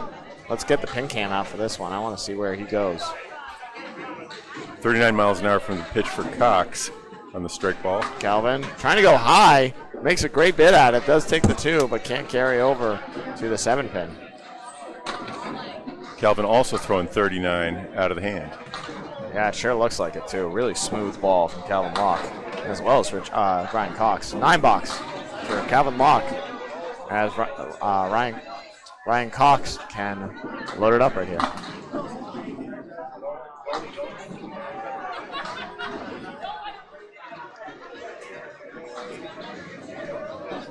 Ryan Cox looking for 2. How about it? That's a good hit. He's going to drop 7. That one's called the cocked hat. Tough split right here. It's like a 1-7-10 with off to the side on the 3 pin. 3-7-10. Calvin Locke, Caleri. Looks like a gentleman's hat turned to the side. That's why it's called the cocked hat. At least in the 19th century it was. And Cox, heck of a bid. Can't convert. 9 fill on the spare, though. On the strike. Apologies. Calvin Locke, pow, right in the kisser. Duncan MacDougall, Bob Lee with the call here, match number 20. Candlepin Bowling Network live on YouTube. Calvin shakes the back, scratches it. No dice. Just between the shoulder blades, but that's a 9. Calvin Locke pumps his fist, says, yeah. And he'll set it 18 through 2. Ryan Cox, on the other hand, 29. He had 9 on the fill, obviously, and a 10 there. 29 through 2, 18 for Calvin Locke. After 1 completed string across 5 bowlers, it is 106-98. Vanessa Huff has a ball in hand to add to that lead. Wow, that is a thunderous ball from Justin Jones. Drops 9. Just 1 mark out of Melissa Sinton for JD Seamless. They'd love to get started a little better. And that's going to be a 4 fill for Vanessa Huff. Somewhat disappointing, but let's see if she can come back here. Justin Jones, bang! Spare, Justin Jones. 26 and a ball. That's good way to come back after a couple of 8 boxes. Okay, Vanessa's going to fight for an 8. He's going to have to work hard Side for saddle it. triangle on the right.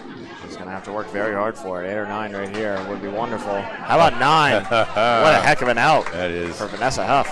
Those little victories can lift your spirits when you're struggling. Absolutely. Just throw a decent ball. You throw a perfect Not one. that she was struggling. She had a mark already, but the 4 fill, that makes up for it.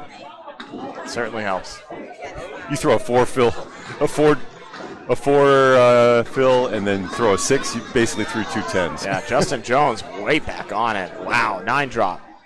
9 on the fill. Vanessa Huff trying to answer. That's a great hit right there. 8 drop for herself.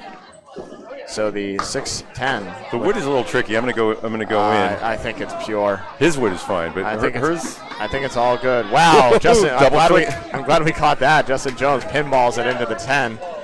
Gets 2 in a row.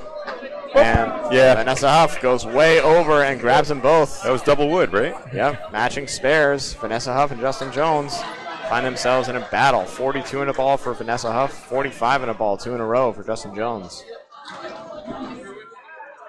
Denise Pinsent and Kelly Stoyles looking for their first mark. Good pinning abound, though, as they both have only left 1 on the deck.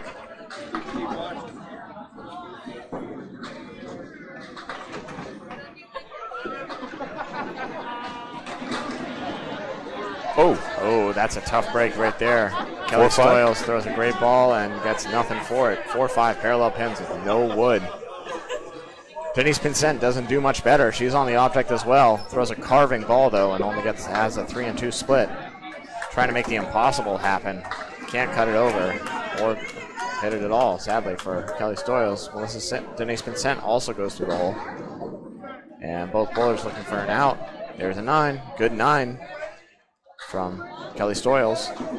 Denise Pinsent with a serviceable 7. Not quite what she was looking for, but could have been a lot worse.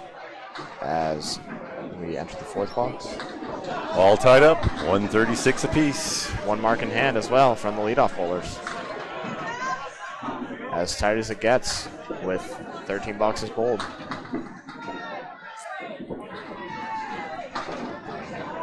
How about a tough 4-2, and Denise doesn't do much better. She's on the object very well and has a setback leave. The shot that never goes, as I like to call it. I say never, it does go. It's just exceedingly challenging, and you have to get lucky. I'm estimating 5%. That's not based on. I would say it's data collection. I'd say it's probably closer to 2. No, I don't know. I've hit it way more than twice as often as the spread eagle. With wood? Yeah, I've hit about 6 or 7 spread eagles, and I've hit 20 or more of those. How about wood, though? How about with no wood? Without wood, a couple. Yeah. But I don't. It doesn't come up with wood without wood. That shot generally does leave a lot of wood. What happens is the check mark leave, and then the top pin also topples over. Great 10 out of that for Denise Vincent. Tough 8 for Kelly Stoyles. As they are locked up even at 36 through 4.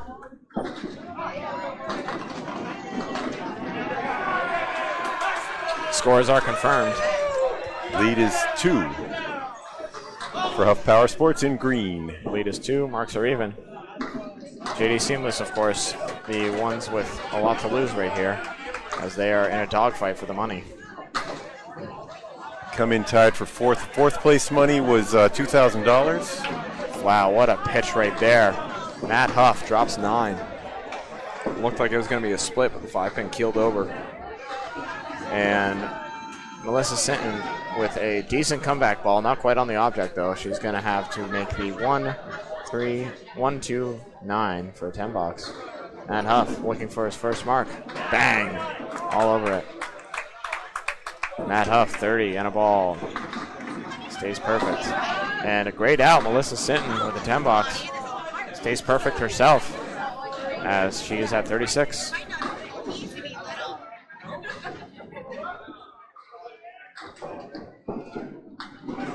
Matt Huff on a mark. Let's see how he fills it. Melissa Sinton, of course, first to deliver.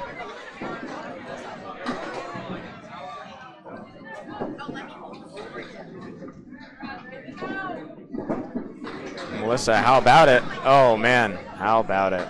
Tough 3. She takes out the 1, 5, 9. Takes the hard out of it. Matt Huff, that's not the spare leave or spare ball he was looking for. 33 with a 3 fill. After 3, 3's abound. Melissa Sinton is going to need to make a nice out. She's got 5 pins on the deck. I don't know how she's going to make the 3 pin. Oh, spare. There's the ball right there. Throw that one first. Good spare, though, for Matt Huff. 43 and a ball in the 4th. And Melissa is looking for a good out. Oh, how about a hole? That's a tough 5 box for Melissa Sinton. 39.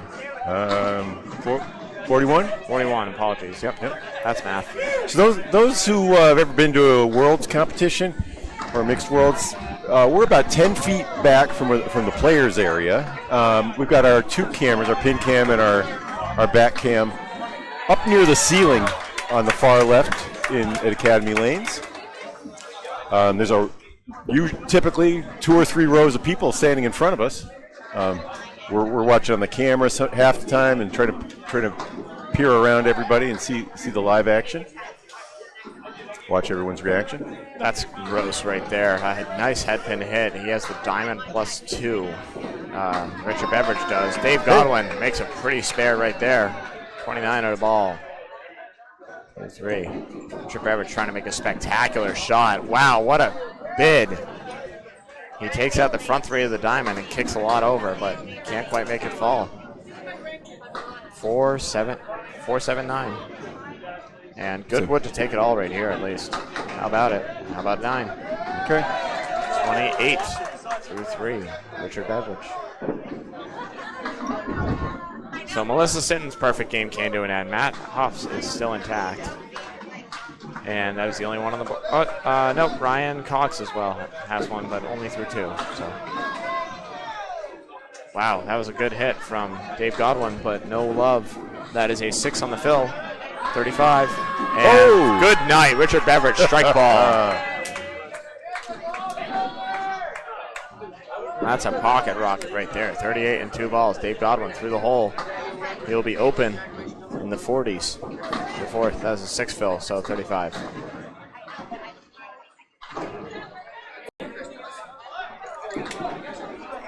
And how about 8? A 43 through 4 for Dave Godwin. Respectable, but he's looking for more as Richard Beveridge can fill that strike up and make it hurt. All right, the yellow marks on your screen tell you who has spares hanging. Also, the checks do. You know, I'm not using the reduced scoreboard that we sometimes use for Friday Night Pro League. You see 2 slash marks for the spares and a square for the strike on your right, and 1 slash mark for a spare for JD. So the lead is 5 plus 2 marks. 3 balls, yep. Devastating headpin hit for Calvin Locke. He's got the beautiful, Goodbye. Yeah, that Good was a answer. half Worcester leave with perfect wood, and he just threw it back. Kingswood bowler showing why he's a great pinner. And what the heck? Ryan Cox threw a perfect ball at the spread eagle and somehow only takes out the pocket. That's messed up, man. And he's going to go wide on that 2-pinner for an 8-box. Calvin Locke looking to make up some ground. 37 through 3 for Ryan Cox. Calvin Locke down 9 early in his head-to-head, but can make it all up in 1 ball right here. Yeah, it's not going to be decided after this game or by this game, but everything helps. Thousands of dollars on the line for JD's seamless gutters, and for Huff, a lot of pride. Absolutely, pride is a big factor right here. As how about this? Calvin Locke fills his with 6, puts him at 34, and Ryan Cox, devastating headpin hit, drops 9, 2 pin left standing. Calvin Locke for the spare, gets it. Excellent shot, Calvin Locke. I love that shot. I know I shouldn't. It means I missed the headpin. It's a fun one to make, though. He had a spring in his step afterwards, too. I sure hope so. That was a great pitch. 2 in a row for Calvin Locke.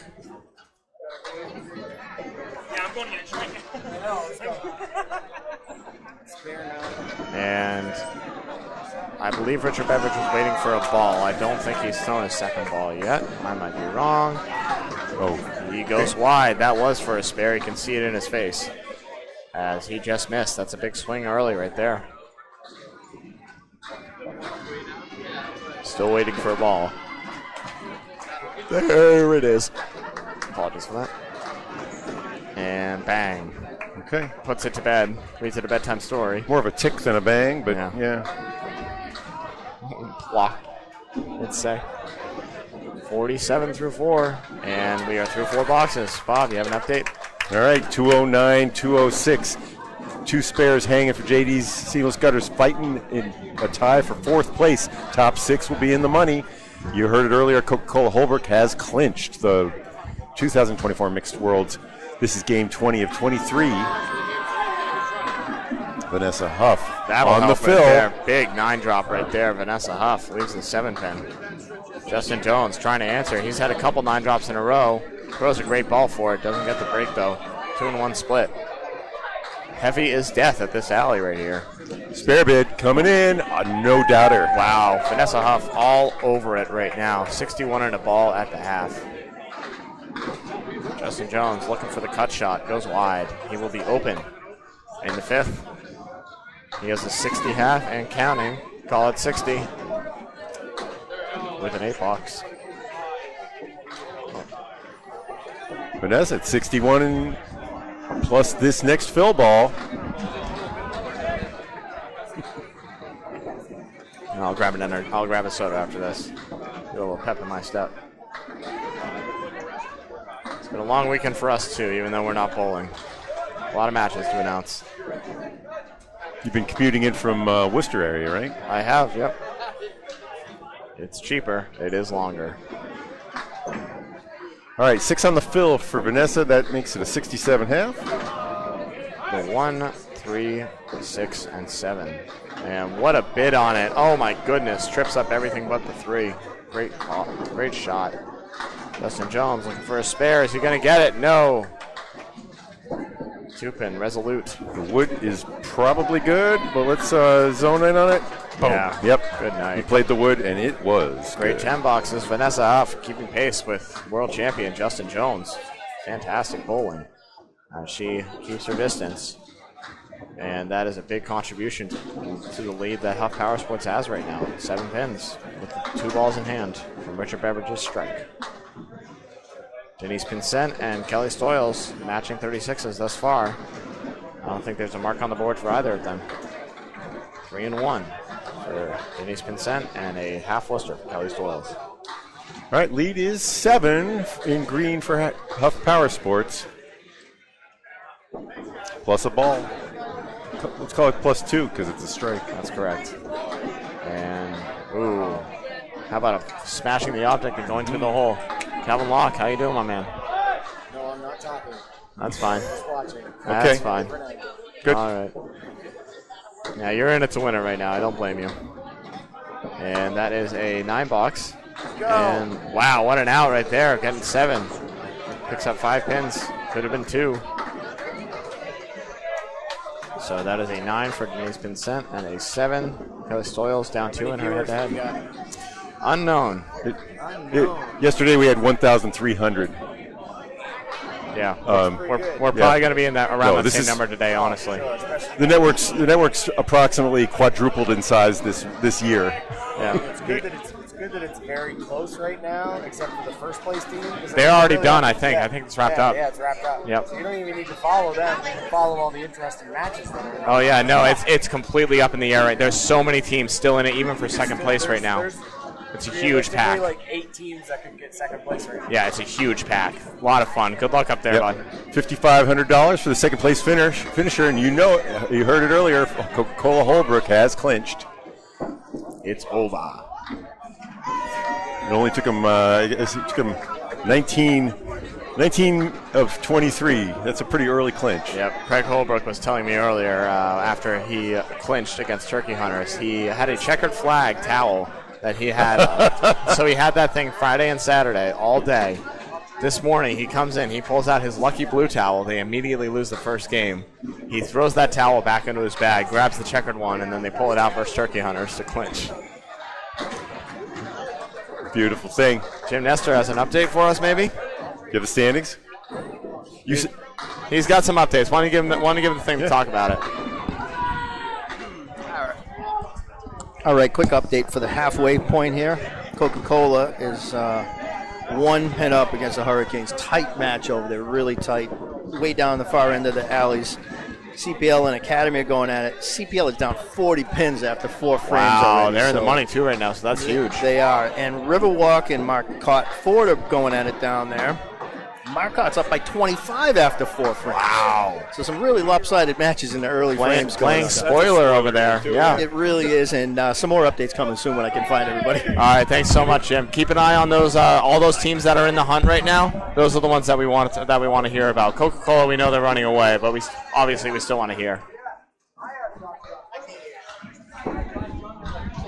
Keep an eye on all the teams that are like in the hunt right now. Yeah. Cool. Yeah, appreciate it, bud. They're over here. Yeah, we'll be able to keep track. What is drywall concept? That I don't know. So with the 8 fill and the 10, Matt Huff is up to 61 at the half. Thank you very much, Bob. Appreciate the update from Jim Nestor as we're trying to follow along all the teams in the pack. About 8 of them right now have a chance at second place with 4 games to go. We'll still keep you informed on Coca-Cola, see if they can have a 1-loss Mixed Worlds run. Not quite as good as an undefeated, but pretty spectacular in its own right. That shot should have gone for Melissa Sutton. She made a great ball. Third ball for Huff. I'd take the guide. He does. He does too. He says, I want a clean plate. Gets a sticker for that at some restaurants. JD Seamless Gutters, we have them right here. So, yep. Oh, Stars and Strikes is right here? It's right there. Oh, they're on the lane next to us, lane 17? Or 18? Is it Cole Fry's team? Yes. Oh, okay, so they're over Yep, Stars and Strikes, right to our right. Stars and Strikes looks like they're down 11 early. They do have mark on the board. Opposite marks right now, so it's a true 7-pin lead. We have them. We have PC Enterprises on the other side of us, so we'll follow along with that one as well as we're going. Godwin in a strike. His first ball takes 4. Not quite what he, Richard Beveridge is on the strike. Oh, well, then cross that out. Yeah, so he dropped 7 on his. He is a really tough split, though. I believe this is a 7-8-10. There is a piece of wood. It's not easy. This would be a pretty spectacular shot. How about it? Oh, good sweep to get 9. So that's a 9, yeah. Pretty. That's a Those great. are more big pins, 47. It's a really great 9, honestly. 28-pin lead now, but Godwin. Great spare, Dave Godwin. Not to be counted out. Never count out Dave Godwin. What's his high single again? It's like 215 or something like that? Something crazy. I think he's no, I'm not going to get it right. I don't want to say it. Yeah. It's way up there. It's way up past the teens, I think. Yeah. And wow, what a ball from Richard Beveridge right there. Drops 8. Dave Godwin on the fill. How about it? Big ball right there. 8 fill. That'll go a long way to cutting into this lead. 61. And the lead is now 20. And Calvin Locke has a ball in hand to cut into it. Carl Witham from the Huff bench is looking left, looking right, and he's jogging his way down. Look both ways. See him on the pin cam. Look both ways before you cross the street. Yep. See his booty. Yeah, we're not going to zoom in on that for you, sadly. We're that'd be a little much. Sometimes you see a plumber's crack if you're a big fan of those. All right. Only when Nick Cephalato's going down.Ese are spare bids right here for. Nice. Yep, get it. Richard Beveridge. All over it. Dave Godwin, can he answer? No. It's going to go wide.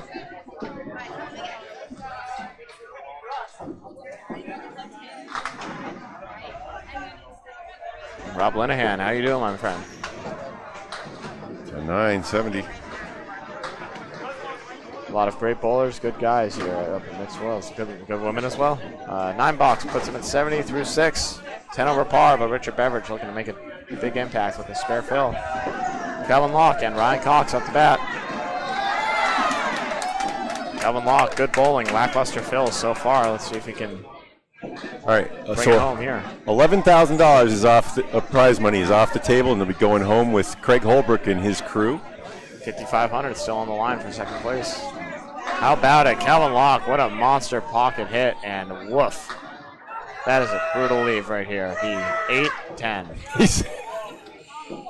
He went down, touched the floor, and said something. I don't blame him. That's a vicious leave off a really, really good headpin hit. And he's talking to his teammates about sweeping this one. I'm gonna zoom in on that. I almost hit the cap on this one. That's a chaos ball is what I would say. So on your left, that's Calvin up top now. You see his pin cam down on the left.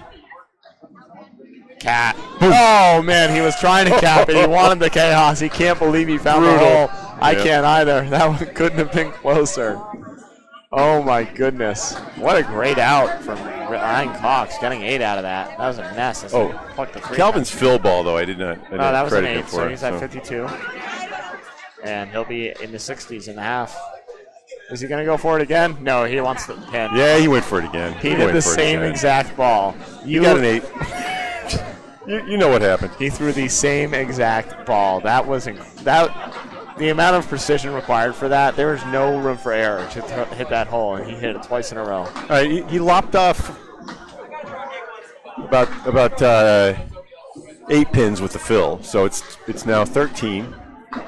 Yep. No, that's a big gainer right there. It's 13 plus a ball, though, with that Beverages spare. Yep.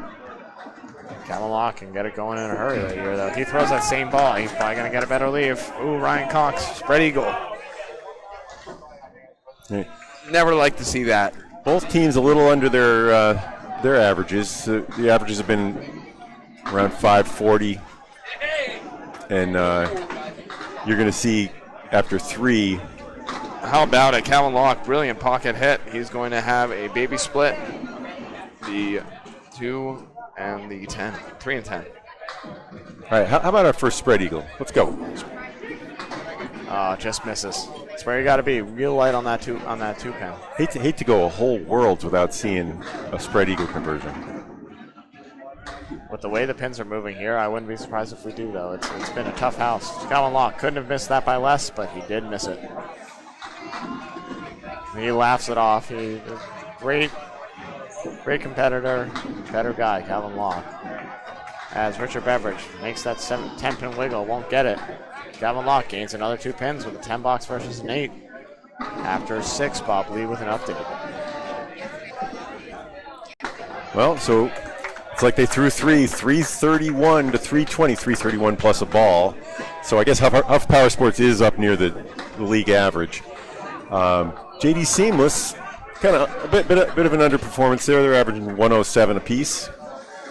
How about this? Think about it that way. All 3 of the guys for JD Seamless are at 70 through 6.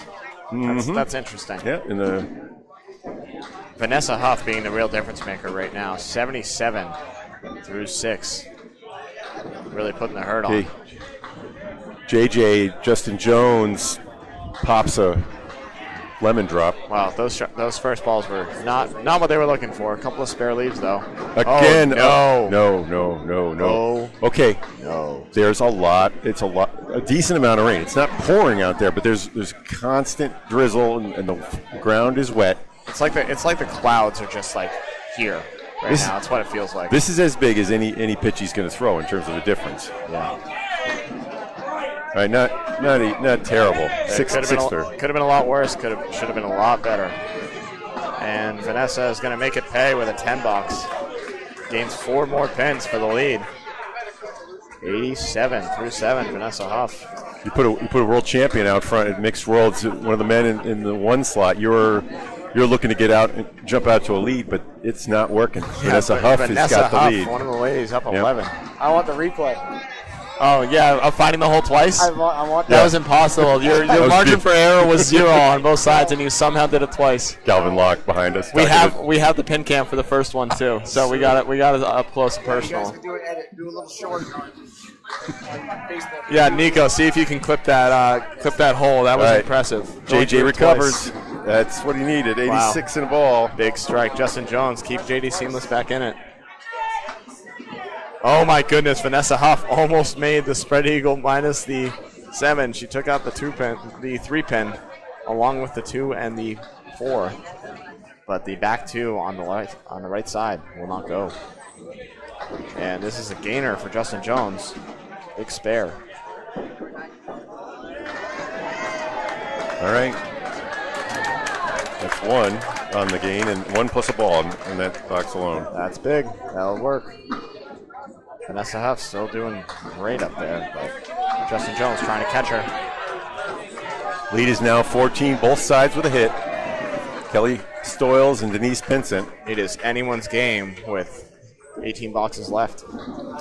The Huff Powersports team is a combo of Canadian and Maine bowlers.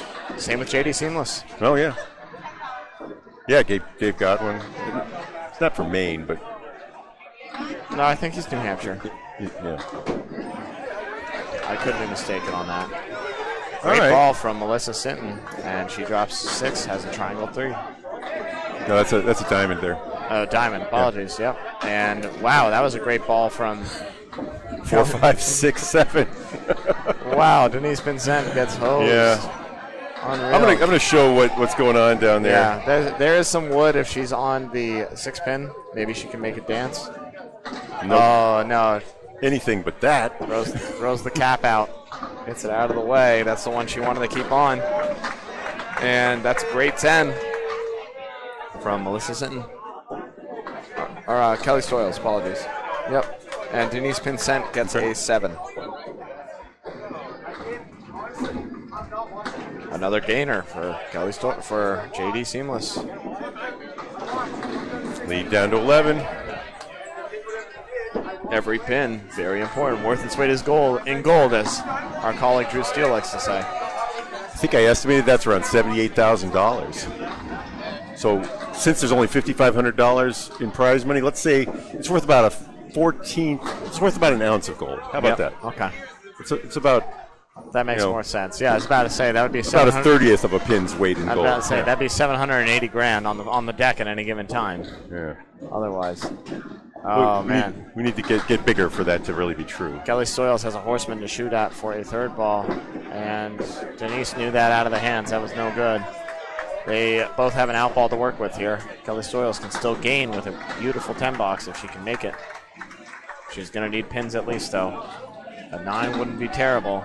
Yep. And a 9 is what it is. Okay. 71 for Kelly Stoyles through 8, and she gains an extra pin. Denise been sent with an 8, 68 through 8.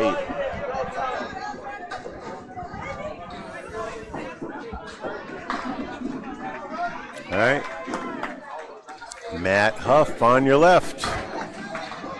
In reality, on your right on the scoreboard, stands at 71 through 6, 11 over his box. Quick update for you. Stars and Strikes still down in a tight match. I believe it's 8 pins. It might be 12. I'm having trouble reading it. But it's a close match right now. Marks are even. It's 12. All right. PC Enterprises, meanwhile, looks like they are also down in their match. They are down 31, it appears. They have a couple of marks in hand, though. Yeah, looks like 2 spares to none. Oh, what a bid from Melissa Sinton to see if she can carry it. 7 pin left standing. Matt Huff looking for a pretty shot on the 1-7-8-10. That's wired, or not quite wired. It's It was wired. He just needed to hit the head pin. He did not. I mean, wired is when they're all connected to each other, when they're all touching. Yeah. But when he had to jump a few. He had to jump a few, but it was all there. The pinball effect was in play, as you saw when he took out the entire back row. But that pin, that tricky head pin, was the last one to fall in that box. Pair of 10s out of the 3 slot there. If Melissa Sinton can keep pace with Matt Huff in this 3 box, she's done her job for her team. I will say that. Matt Huff, a really excellent bowler. Melissa Sinton, great in her own right, but Matt Huff's a cut above. Oh, that'll help a lot right there. That's a huge 8 drop, but a really tough leave. Look at this wood fly away. It hit it pretty hard. That's up there in the more houses than not. That one falls. Not just Ryan's. Yeah. Now I think here, let's see the pin cam. I want to see the pin cam on this one. I think she needs to be high on this. See if she can send that back piece of wood over. That's where she's going, and oh my goodness! It swung behind. It couldn't have been closer. She so close to catching it, but a great bid on it. Couldn't convert. She's going to have to pin out, and she might be able to gain a few. Matt Huff goes through the hole. Okay. I said keep pace. If she has an opportunity, bang! Big 10 box. Melissa Sinton. 3 good balls right there. Put them right where she wanted. Matt Huff's going to need to make a heck of a shot to keep even in this box. And nope, it's going to be a 9. Good in its own right, but not enough to keep pace. And trims the lead further. It's a single-digit lead now. 9 pins, 1 hit apiece. That hit will be coming up next for Richard Beveridge for Huff Powersports. It's a big ball. It's not the biggest ball of the match yet. I think that's to come, but this is an important one right here. If he can drop 9 and bring that lead back up, go a long way. Huff coming in tied for 18th place would need a mathematical impossibility. Getting the top six, but Dave Godwin, how about it? Oh, setback off a really good headpin hit. Their role as spoilers here. Crosses over on the headpin and 8 in the fill. That's a good fill. Tough break here for the spare, but a 75 through 6 brings the lead back up to 17 all of a sudden. And Dave Godwin doesn't have a much better lead himself. This is a setback. There is wood. This is a hard one. And he's going to try and play the one and see if he can pivot the ball off of it. Yeah. He went a little high, though. That was a tough one all around. I don't know if that's the way to play it. No, but I don't mind bashing the thing into the wall, but unless the wood's pointed the right way for the sweep. It had somewhat of an angle. I don't know if it was enough, but Dave Goblin read it. It did not go. He will get absolutely. Maybe he might have seen that in the other pin. That's nonsense. That's a 7. That's a nonsense 7 for Dave Goblin. I think he put 3 good balls on it right there, and got nothing. He's only going to lose 2 pins though in the box, but the 8 fill making a big difference right here, as it's up to 19 for Huff Powersports. Why am I showing 18? 18's correct. Oh, 84. They have Richard at 84. No, it's 382 to 400. Yeah, then something else is wrong. No, you have it right. 96, 67, 90, 84. You have it right. 84 and 63. Okay. It's 19. No, it's not. All right, that's the other side then. 67 for Denise Pinsent. There you go. Okay, that's what it was. Yep. Dave Goblin can't convert his spare. 6-pin left standing. 2-1 again for Richard Beveridge. Same pitch. And oof. Our score is officially confirmed now. That's correct. 382 to 400. 18. And 10 boxes bound if Richard Beveridge can make his. And he will not. 9 box. Dave Goblin picks up a pin in that box, and it is a 17-pin lead going into the Anchor Bowlers' 7th and 8th boxes. As Matt Huff's Big Phil making a difference here. One mark on the board right now. Justin Jones with a spare to Phil. That's right. No marks for Huff in the 7th or 8th yet, and just 1 for JJ. One Justin so far. Jones. Calvin Locke. Horseman leave. Ryan Cox. Check mark. Check mark's a lot easier than the horseman. I like to think. You know, Jimmy Dester says he hasn't seen a 4 horseman made yet today. In his that continues.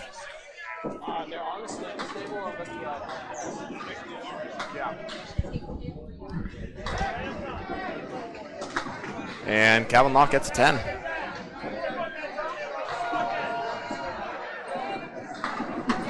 Ryan Cox looking to answer. 80 through 7. Ryan Cox does so. Great 10 boxes abound.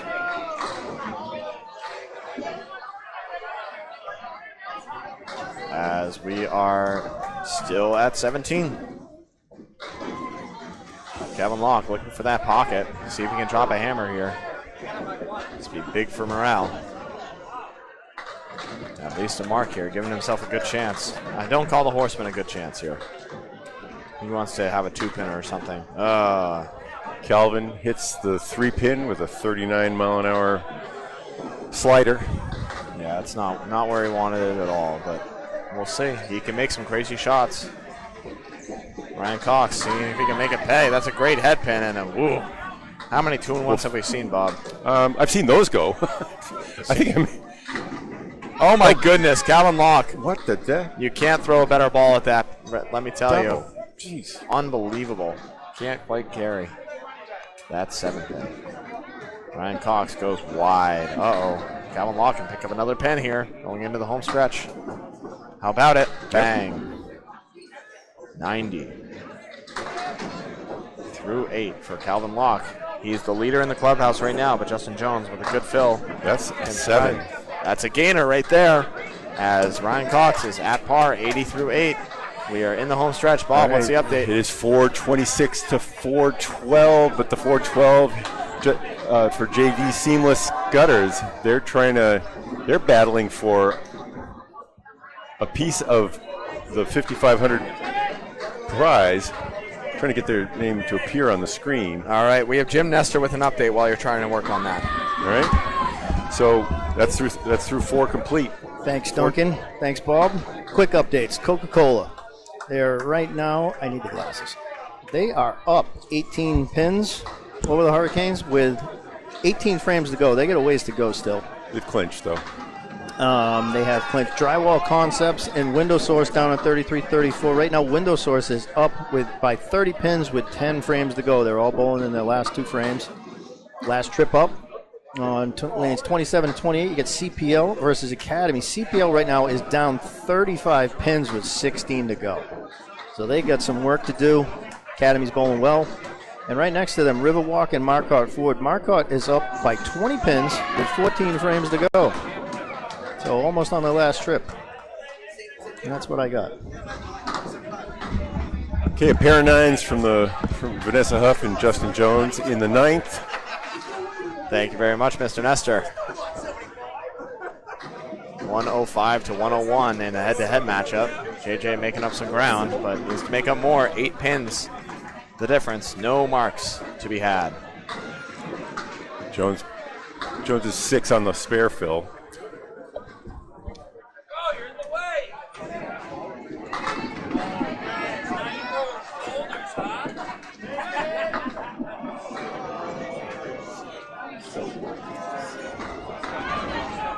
And decent bid, head pin left standing though.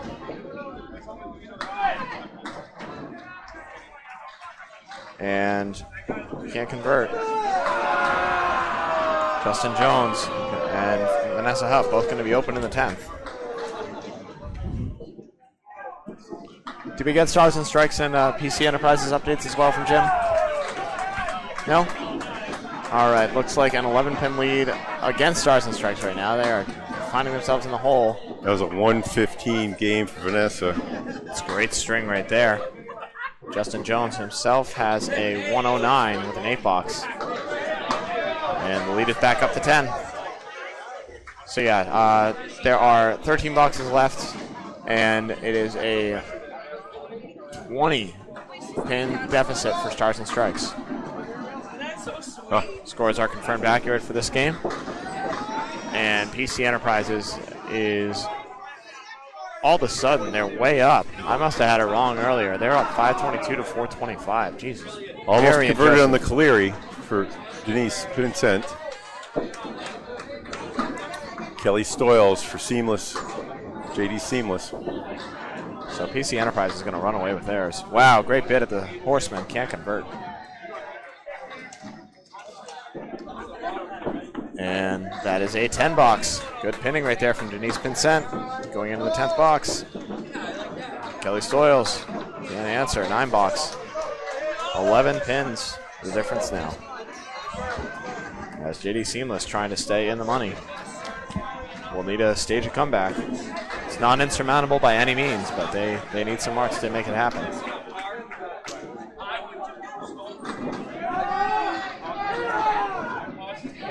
That looks better. Thanks, Paul. Yeah. Thanks, Bob. Appreciate it. Big 9 drop for Denise Pinsent.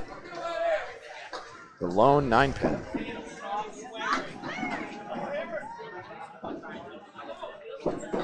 This will be a big answer here from Melissa Sinton. The ball looks good. Yes, it's going to be a 9 drop as well. Wow. Wow. All right. It's the same ball required to take both. It's the 3 and the 9. Try to cut this lead in half, I would say. She can make it, but just get double the lead. Almost, add 50% to the lead. These are critical balls right here for these two teams. And that's going to go wide. Denise Pinsent opens the door for Melissa Stoyles. Can she capitalize?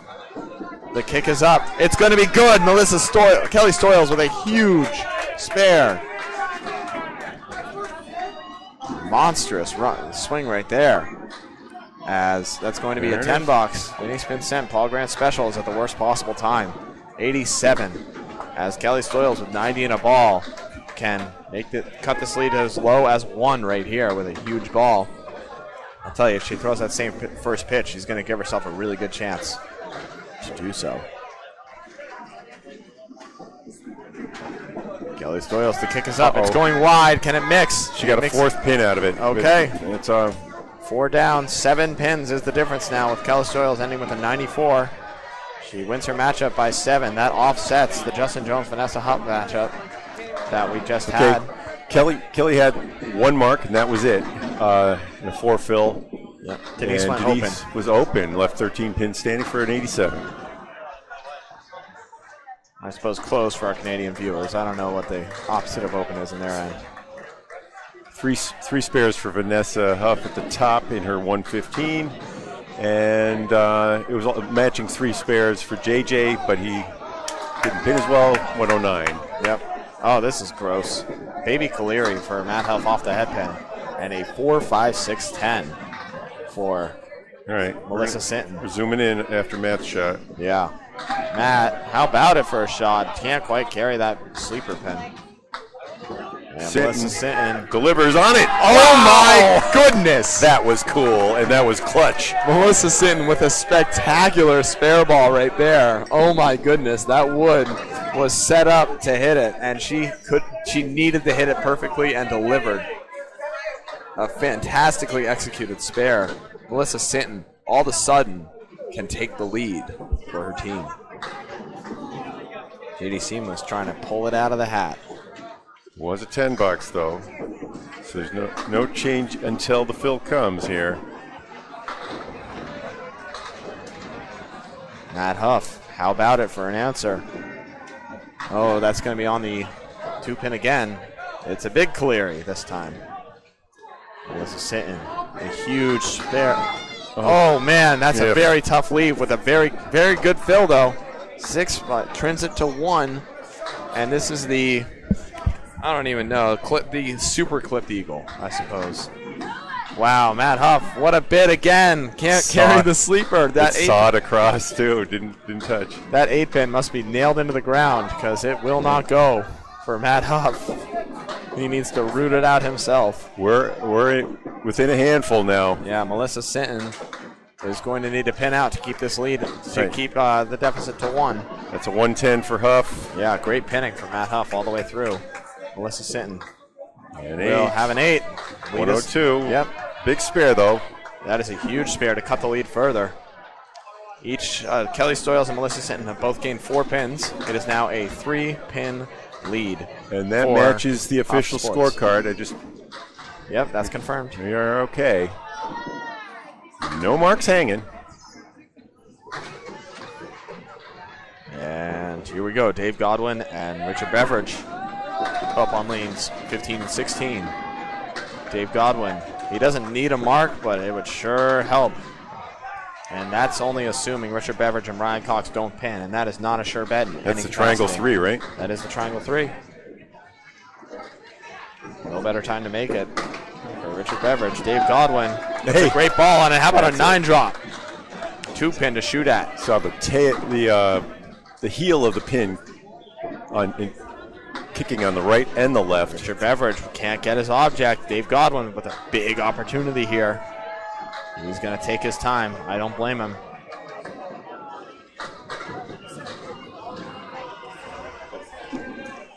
I think he's waiting for a certain ball. No, just trying to find that cadence. Thousands of dollars on the line.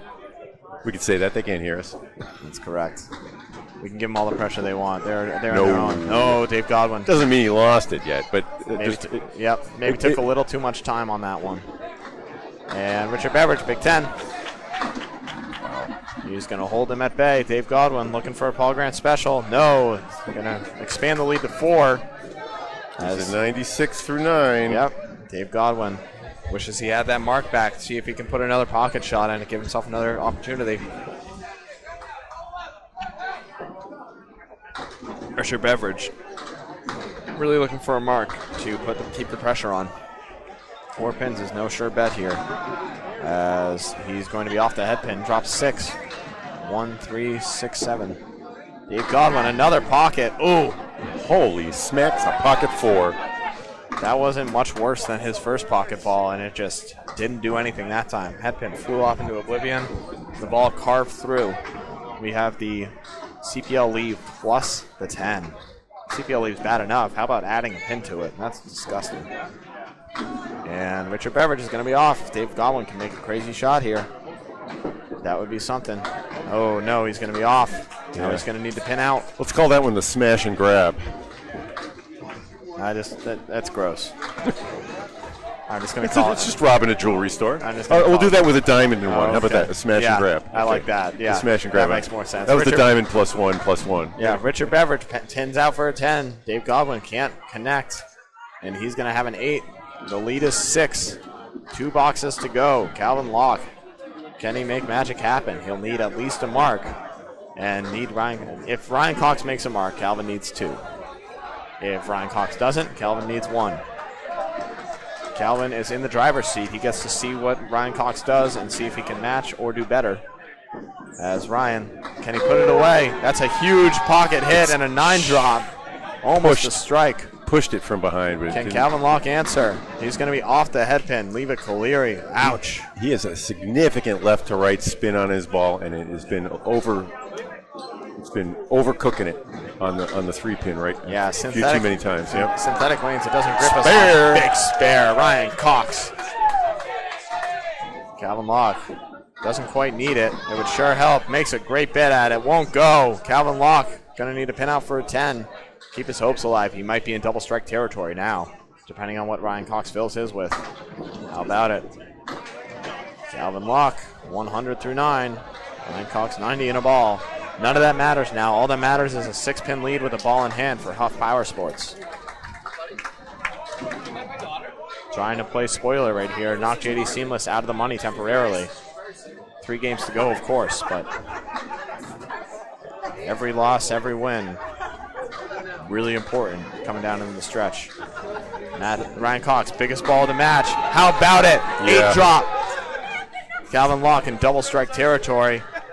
Really good shot of the spare for Ryan Cox. He does have parallel pins, but he's got wired wood. He's got to make up 14 pins somehow. Yeah.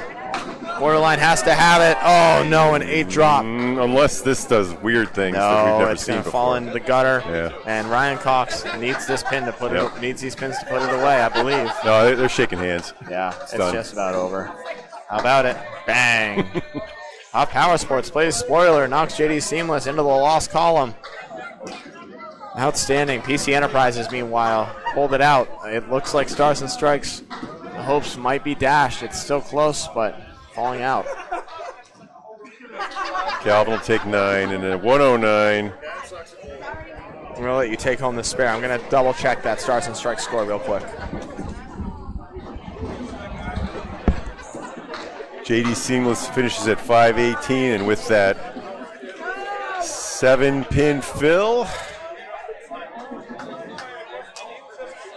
that'll be a 540 to 518 finish. What do you see? Duncan, you're back quick. We want to switch the camera over? If we can, that would be awesome, because this is a really close one. Stars and Strikes in the money right now. I believe in second place, if anything. No. Over this way. There we go. All right, let's get rid of the pin cam here. That's not helping. No. So we have right now, Stars and Strikes is down 7. They have a ball in hand with 3 boxes to go. Corey Cooper and Mike Jacques up to bat right now. Jake. Yeah. Mike Jake. Apologies. Right, so. And it looks like there's going to be no spare for Mike Jake. So let's see if we can get them on the full view there. And we can zoom a little if that helps. Yeah, why don't you bring it? Why don't you center it and zoom? You see there in blue, the bowler there. Yeah. Oh, good spare opportunity. Gets it. Big spare. Corey Cooper. Makes it a little backward. There you go. That's good. And Corey Cooper, opportunity to add to the lead right here. 8 box for Mike Jake. Puts him at 96. Corey Cooper trying to expand that lead right here. Make it hard for anchor bowler Cole Fry against Mark Hollywood Smith. And how about it? 5 fill. Not what he was looking for, but that'll help. Team Hollywood. Patriot Paving, yeah. They got a late sponsor. I'm calling them Team Hollywood right now. But, yep, you're right. Stars and Strikes, meanwhile. Cole Fry on a mark. Needs to fill it well. So what's the exact score? 523 to 509. And that's Team Hollywood leading? Yes. Cole Fry. Pocket hit. And that's a tough 2-1 split. He's got the... I don't think the head pin's up. Believe that's the 3, 6, 7. Hollywood Smith drops 7. So a 7 fill puts him at 516. Cole Fry can't convert. Mark can basically put it away with a spare. Got it. Detonates on the triangle. 102 in a ball. And Cole Fry with a 9. I think it's just about over, folks. 5:33 and a ball up against 525. It's only an 8-pin lead. It's 8-pin, ball in hand, though. 8. The pen? Take it.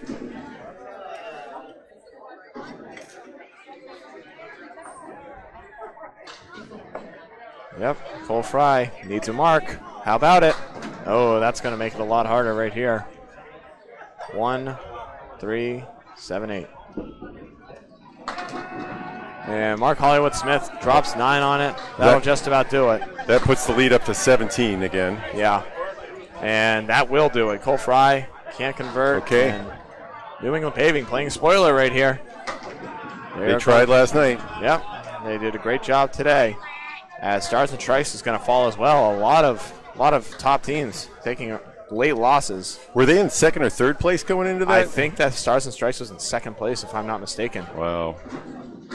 So, well, you know, you never know. The differences aren't that big. The difference in records is bigger than the difference in the teams. That's correct. And it's not shocking to see what we just saw. Number 18, Huff Powersports knocking off JD Seamless. No. Excellent bowlers can go off at any time. Those are kind of the rules. All right, I got to hop over and fill in for Greg Gouillard on the other stream. I think Jim Nestor will come back and help can you on find this Jimmy one. for me? Yeah, I'll take a look for him, all right? He gets excited. There are a lot of great bowlers here. And I don't blame him. There are a lot of great bowlers here. All right. Yeah, you get the stream set up again. And Match 21 is coming up next, right, Duncan? Soon. Yes, sir. 21 of 23. 3 left.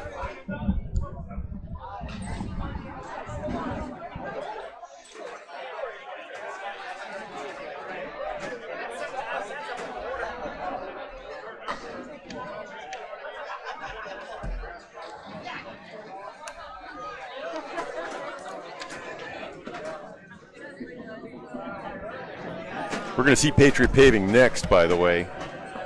They'll be coming up against Bud Light on our lanes 15 and 16.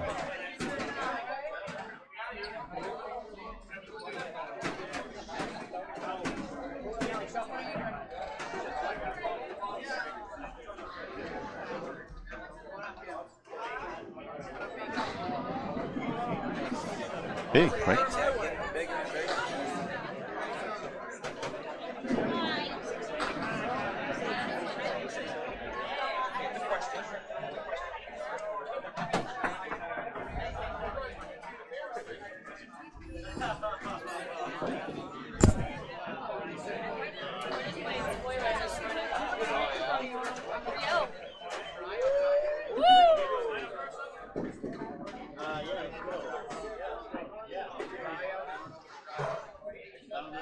Hey, you have Coming in. Hey, Jimmy. Coming in hot. Patriot Paving versus Bud Light 3.0 coming up here next. Some quick recaps from down yonder. Yeah, why don't you give us that first? And Sure. Why are you doing that? We can fill some time here. Drywall and window source. Kind of came down to the last couple of frames. It was close, and then... And drywall's in the top 3 or 4, right? They are, I think. I don't have the standings right in front of me, but yeah.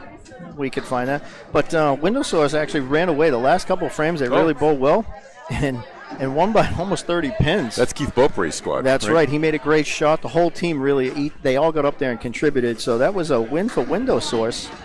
Right next to them on 29 and 30 was Riverwalk and Marcotte. Marcotte, I think, is done now. Yeah. They were up by 30. They're the Western Mass team. That is the Western Mass team. Tim Soucy anchoring. Yep. Right next to them was CPL Academy. So Riverwalk lost to Marcotte. And they're in the hunt. You know, there's $5,500 for second place coming up. These teams were all in the hunt. We just saw Patriot. We just saw JD Seamless, who was tied for fourth place, drop to Huff Powersports, who came in 18th. That is correct. So and Patriot Paving to our right knocked down Stars and Strikes. That's correct, Bob. Let's rewind. We'll go back to Drywall and Window Source. Window Source beat Drywall. Drywall was in fourth. They're in that tie. Okay, tied for fourth, right? And Window Source was in 11th. So a bit of an upset there. So fourth place used to be tied 24 and 14, right? All those teams. Drywall Concepts was actually 26 and 12.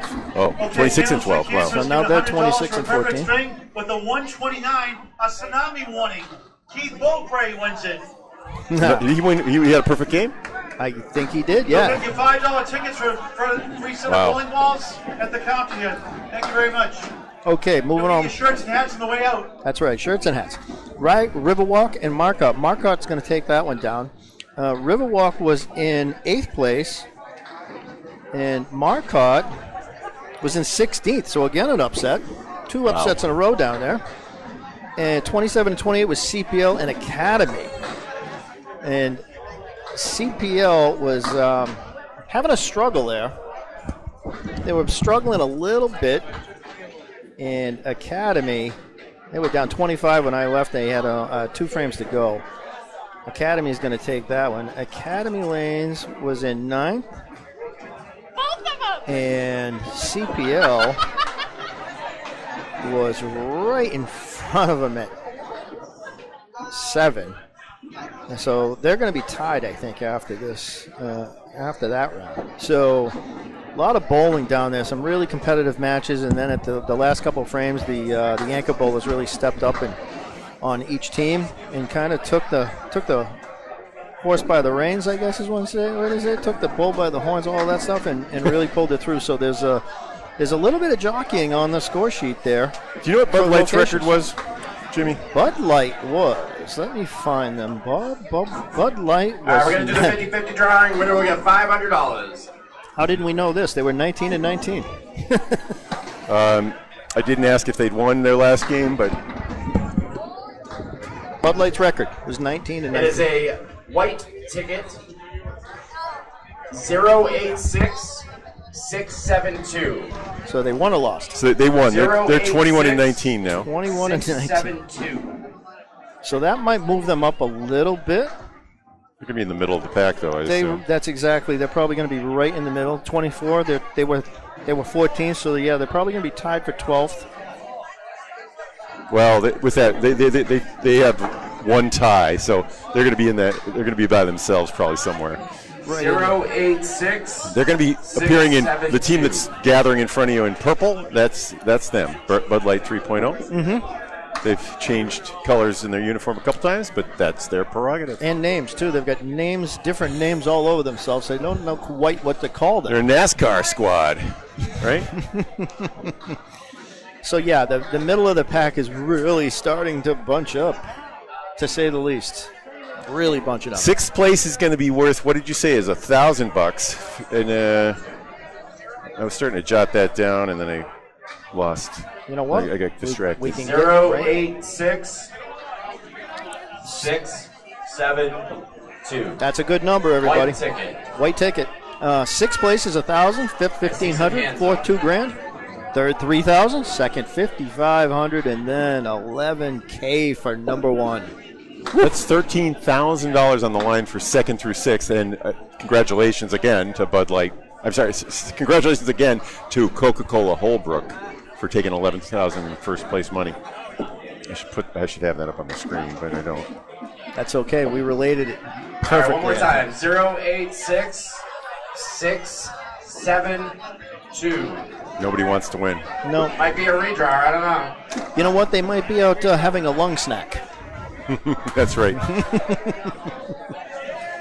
But yeah, a lot of prize money up for grabs. It's a confirmed white ticket. The second, Bob's Point, the 2nd through 6th is really kind of. Looks like we got Bob Kelly as the winner. Bob Kelly, the winner. Kelly. How about that? Nice job. Evan Riva's father-in-law, Maddie Kelly Riva's dad. One of our fans too. He's actually a huge fan of the network. And a great bowler. He came up to me at the Mixed Worlds last year and said, "All right, this will be you're the one that 50 of the entire putting all those tournament. shows on. I love you." A portion of it will be donated to Candlepin for cancer. He didn't quite say I love you. It was loving, though. It was loving. This is the biggest one we've had all weekend. That is great. It really inspired me. I was like, great feedback. Is the wow. high rollers. High rollers will be running around. Thank you. Great feedback. It was. Okay.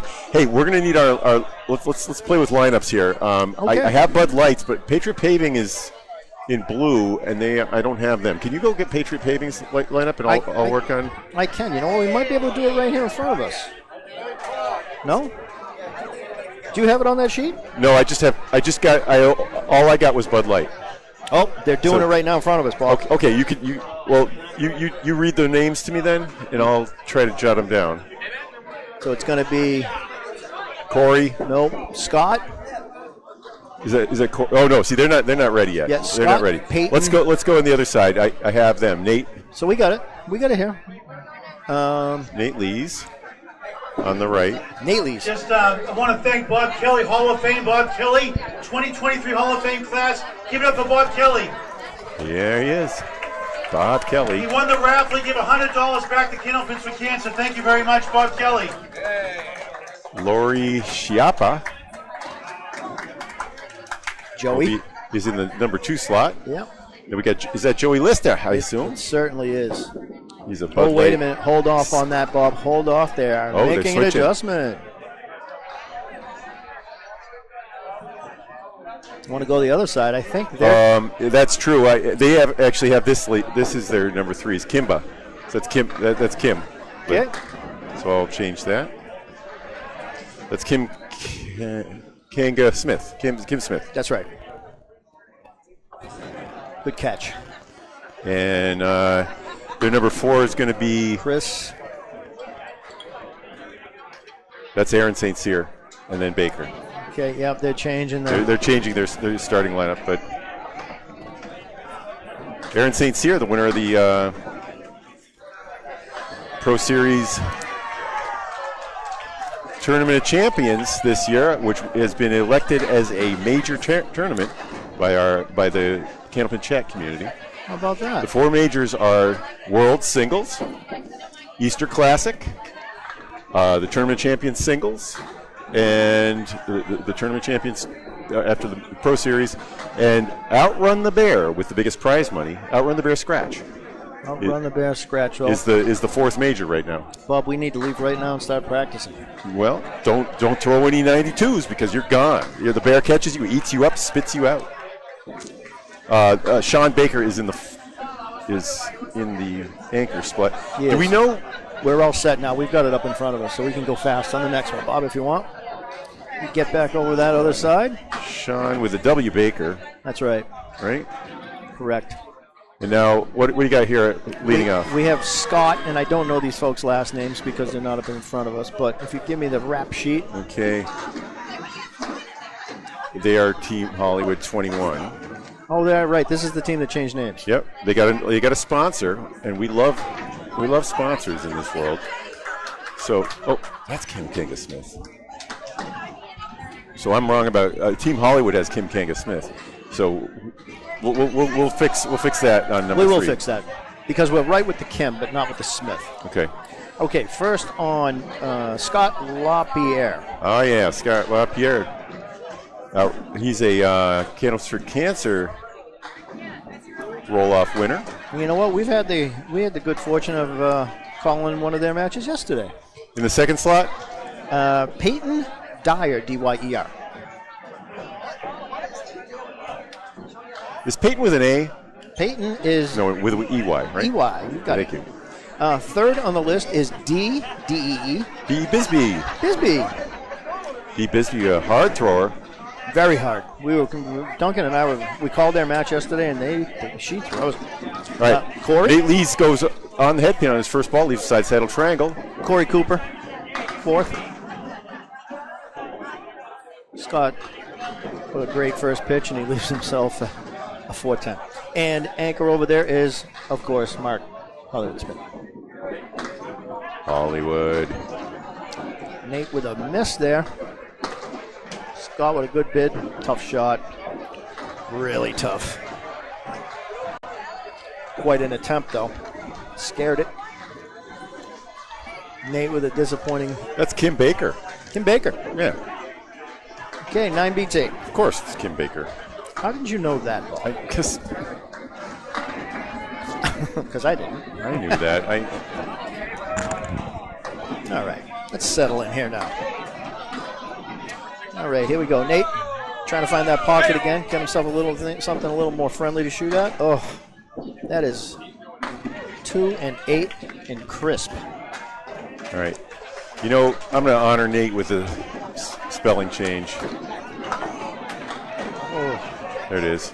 Nate Lees. Scott Lapierre way outside the 2-pin there and leaves himself what I like to call the bunch in the middle. Hey, Bob Kelly with his daughter and son-in-law posing for a picture next to us. Of course. Oh, Scott chops the 1 and a 9 out of the bunch. Nate looking at grandma's teeth. Chips out a molar. Yeah. No dental insurance. Oh, what a 10 by Scott. My granny had some odd-looking teeth, I'll tell you. Scott Lapierre with a 10 for 19. He just made a 10 out of the 2, the 5, the 6, and the 8. Some advice, don't leave that if you don't have to. Jim Nestor, Bob Lee on the call. Match number 21 of 23. Winding it down at the Mixed Worlds. Yep. Patriot Paving. Do we? I know I got Bud Light at 21 and 19. I don't have Patriot Paving's record accurate, and they're definitely not. They're not tied for 4th. Patriot Paving, eh? You might be able to estimate what they were, but let's wait. Let's go. Do you want to keep score, and I'll go pick it up over there? So Patriot Paving, I have in front of me. They were 12 and 26. They were. Well, they won one. They were down in. They're 14 and 26, maybe. They might. If they won the last match, they're now 14 and 26. Let's call it that. They're in the 20th spot down there. So. Okay, they're in the spoiler roll. Yeah, they've been spoiling up a storm, though. They're very much in the spoiler roll. Because the grouping here we're really interested in is 3 through 12, separated by 4 points. That was a 10 for Peyton Dyer. It was. Yeah, 3 through 12, actually 2, Bob. 2 through 13 is a delta of 7 points. Wow, and so that means three wins and a tie. Or 7. Yeah. Yep. It's like, and that's what's left: 3 wins or 3 losses. That's what's left today. 3 matches. How do they keep track of points in hockey nowadays? Is it 3 points for a win, or still 2 points for a win? 2 points. And one for a tie, There's or 2 total points available. 3. But they count overtime wins differently. That's right. So there's 3 total points available. Yeah. Okay. I see. So it's 3 points for. That's what I'm thrown by. It's 2 points for a win. Everybody gets a point for a tie, and then you can get another point if you win in overtime. All right. Which is, I don't get it. I don't like it.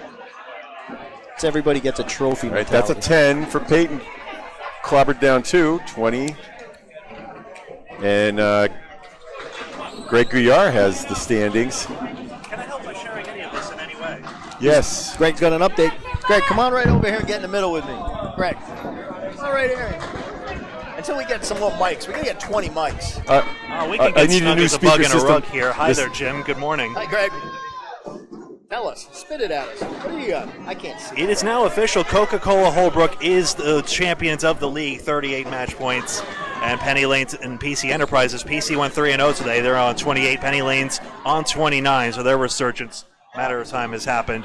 And then 26 points for Drywall Concepts in 4th. And 1, 2, 3, 4, 5, 6, 7 teams tied for that 5th spot. JD Seamless, the High Roller, Stars and Strikes, the Window Store, Central Park Lanes, Riverwalk, and Narclones all on that mark. Packard Waters Daily, the high men's averages. Riva Carroll Ward, the high women's averages. Wow. We knew that was going to be quite a bunch. Let me set it flat on the counter for you, not on your laptop.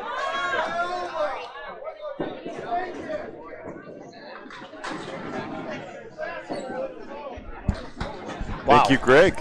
We were just talking about that, Bob, about the cluster that's forming right in the middle of that. Actually.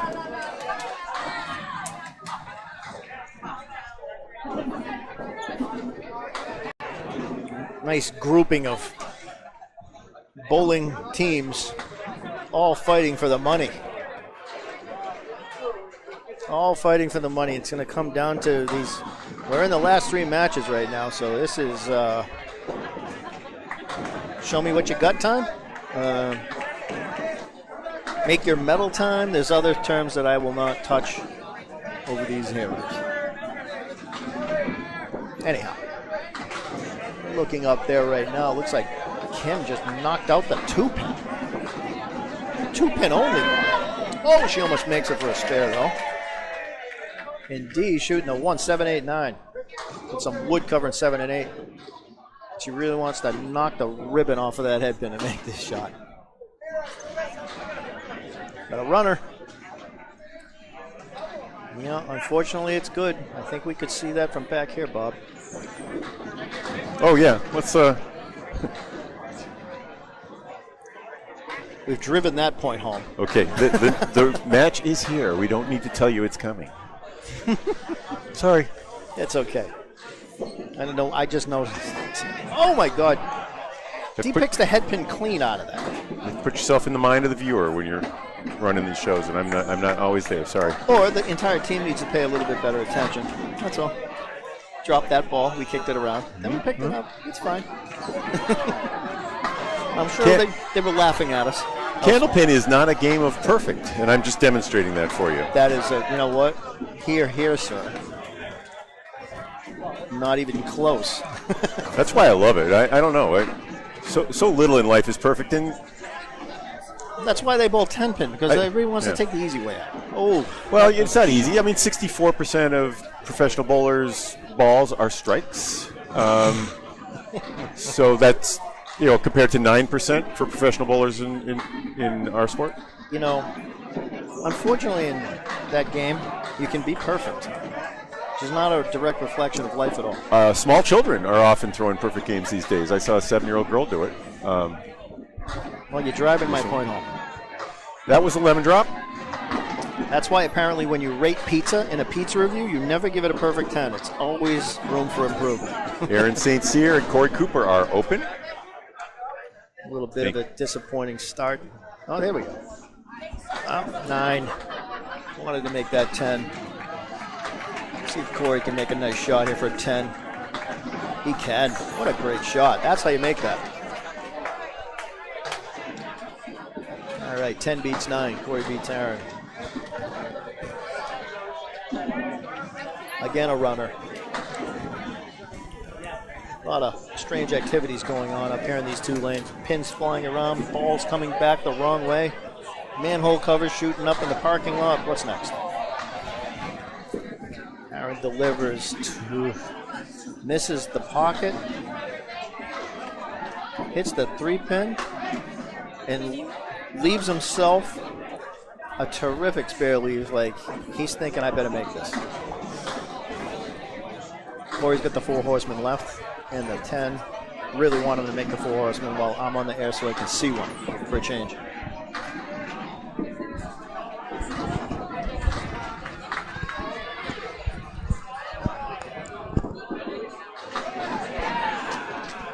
All right, Corey. Makes shots side by side. Spare on Corey with a big spare, yep.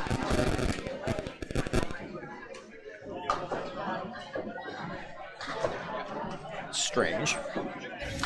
No, we have the unique sound device that picks up on every cell phone within 4 feet. Well, that time it was within 4 inches, so my apologies. It starts making sounds in our ears, and I presume the viewers' ears. Yeah. The old fingernails on the chalkboard is what it reminds me of, to be honest. Corey Cooper is averaging 108 through 18 games played, 1,947 pins. Baker starts with a 9-drop in wood. Plank. Mark Smith. Mark Smith, one of the high averages, 122. He had been up there in the 130 zone after he threw a 178 earlier. He did. In the first day. Sean Baker, for his part, 115 on the season. Surprising. 17 games played. Look at that one for Smith, Hollywood. I believe that was a 10. Well, it was. It was dramatic. So weird. So weird. Wrong X there. Okay, here we go again. Baker loading up that spare. And he smacks the head pin. Leaves himself the old-fashioned Candlepin split. Mark breaks it up. 9 in wood. Nice wood, too. Oh, Baker cuts it across and hit everything but the 4-pin, and he's laughing about it. And Mark reels that one in. Yeah, that was a chuckle by the entire Budweiser team, the Bud Light team over there. Baker would have made everything on the plate except for the 4-pin. Leaves it for the 9. That is the first trip up for that team, for the teams. And after 2, it's a 1-pin match. Plus a ball. It's a 7-pin match. No, I hadn't filled everything in. Pardon me, 7 pins. That's partly because I can't see. Yeah. Let's look at this number here. It's bigger. Let me even make it bigger for you. Rub it in, Bob. Let me just put that total in and see if I can get a bigger font. Boom. That's a 16 font. How about that one? Chris Merrill over there making noise on lane 14. Nice spare, I guess. What? I didn't see it, but it was worthy of a huge scream. Nate Lee's a nice ball. Wondering if maybe that's our first spread eagle of the tournament. Oh, Scott playing weird wood angles there. I don't think that was what he wanted. I don't know, but it's down, right? Yep, it's in. Nate Lee's planning on making this. He's got a lot of wood touching, so he's got to touch one of those pins, preferably, I think, the 5. Shoot the 5. You bet. Oh, my God, Nate. Nate turns and gives us the blank, like, see, I want that. What happened on that lane? Why didn't I get that? And justifiably so. That's a nice 10. Way to pick. Candlepin is not really a game of fair either. And fair. It's not perfect. It's not fair. Let's see. What else is enjoyable? It's fair. It's fair. That's why you need huge sample sizes. That's why I like it as a statistician, is because it trends when you do better instead of the law of large jumping. numbers does come into play here after a certain time, but when you tell that to an individual bowler, they usually tell you to leave them alone. There's a spectrum of mathematicians from those who like the precise and the fair. They like to watch Usain Bolt win races because he puts one foot in for the other and he always gets the same time within a few tenths of a second, and he's faster than you, he wins. If you're better than me, I can win in bowling, but you're usually going to win. Understood. Okay. Is that okay? We had a 7 fill for Scott LaPierre off that weird spare. 7 and a tricky 10. He makes again kind of. I'll tell you right now, his opponent is thinking he stole that one too. That was a 10 though. And Nate with a curse word and smirk. Nate's got a good smirk. Nate's got a great smirk. You can't see his eyes. They kind of hide behind those glasses, but that he has these facial features. There's a lot to read. Yeah. There's a lot to read there without hearing it, for sure. Yep. I was lucky enough to bowl with him on a Worlds team last year. Oh, really? I got to know Nate pretty well. Okay. Yeah, I love his comments and the way he carries it. I love it. The first ACST winner back in 2017. I think. That's right. Oh, that was wood that looked good. It was not. It was not. That's a good make that shot. There you go. What a shot. Sweet spare for shot. Laurie leaves the bunch in the middle and makes it. Wow. And a matching 10 over there. Staying with Was that a matching 10 or a spare? It was a 10 and Peyton had a 10. Right. Okay. Thank you. It's 10s until the next ball. You're right. Laurie to fill it up though. I bowled with my share of 58 bowlers in Norwood, and when they make a spare, you're like, pretty good chance it's a spare. It's a 10. I've been understood. I've been hearing that my whole life. It's a 10 until you put something in it, and then of course you whack the 2-8 out. Yeah. Well. Great shot, 12. Or you stomp on the foul line, and it's a 10. There's a story there, I think. All right, Schiappa with 4 in the fill. Yeah, the 4 fill. They're both at 30 through 3. Calling a bid on it. Does she make? Oh, she almost made that too. Ain't a wiggle. Boink. That capped it. The cap does this again for a 9. A 9 for Peyton and Matcher. Oh, Laurie. Laurie's right now like, how did I miss that? They both got 9. I got 39 through 4. Lead is 11, mostly on Scott LaPierre's back behind that weird spare. That's right. He has. Yeah, that's it. One weird spare. One weird spare. A couple tens. You know what? That's going to go down in the Candlepin book. I mean, I was watching. I didn't have the pin cam up, but I was watching out of the direct view, and he missed it by 6 inches and hit wood that wasn't even facing it. It bounced off the cap, and I assume the ball hit it in the back of the head. It probably did. Nice ball by Kim. Kim leaves the triangle on the left. That's the 2, the 4, and the 5. That's one of my shots. I love this shot. It's going to be good to make it. Wow. You know? Great Caleri bid for D. Bisbee. Made the 4 horsemen on the outside. You want to shoot D. Bisbee with a gun? The radar gun? just to be clear for everybody. I've seen her at 31-32 before.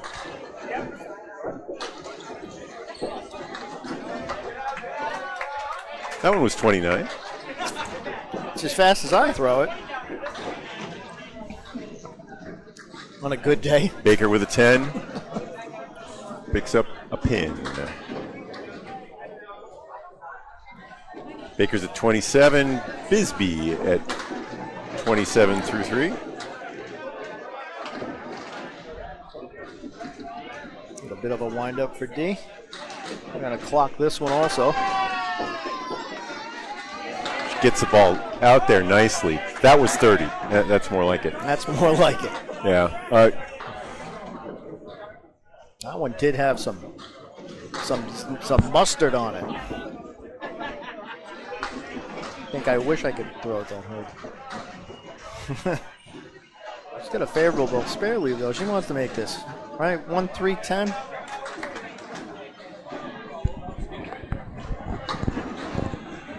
Closer? Closer. Get closer to your fans. 1-3-10.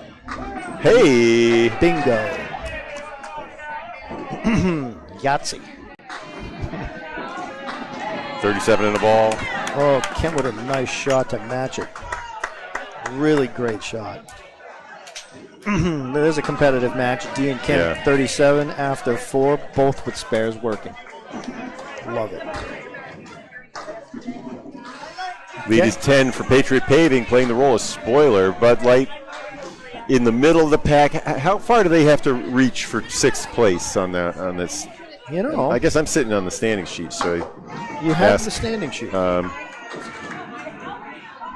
Bud Light is in 14th at 21-19, but all the teams are bunched up at 24. So the money, the high rollers are now in the money at 24 and 16. I say with this match and 2 more to go, they're in it.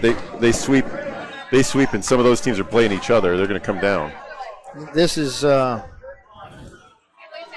other than for the Coca-Cola team, it's really going to come down to the last match. Yeah. It's like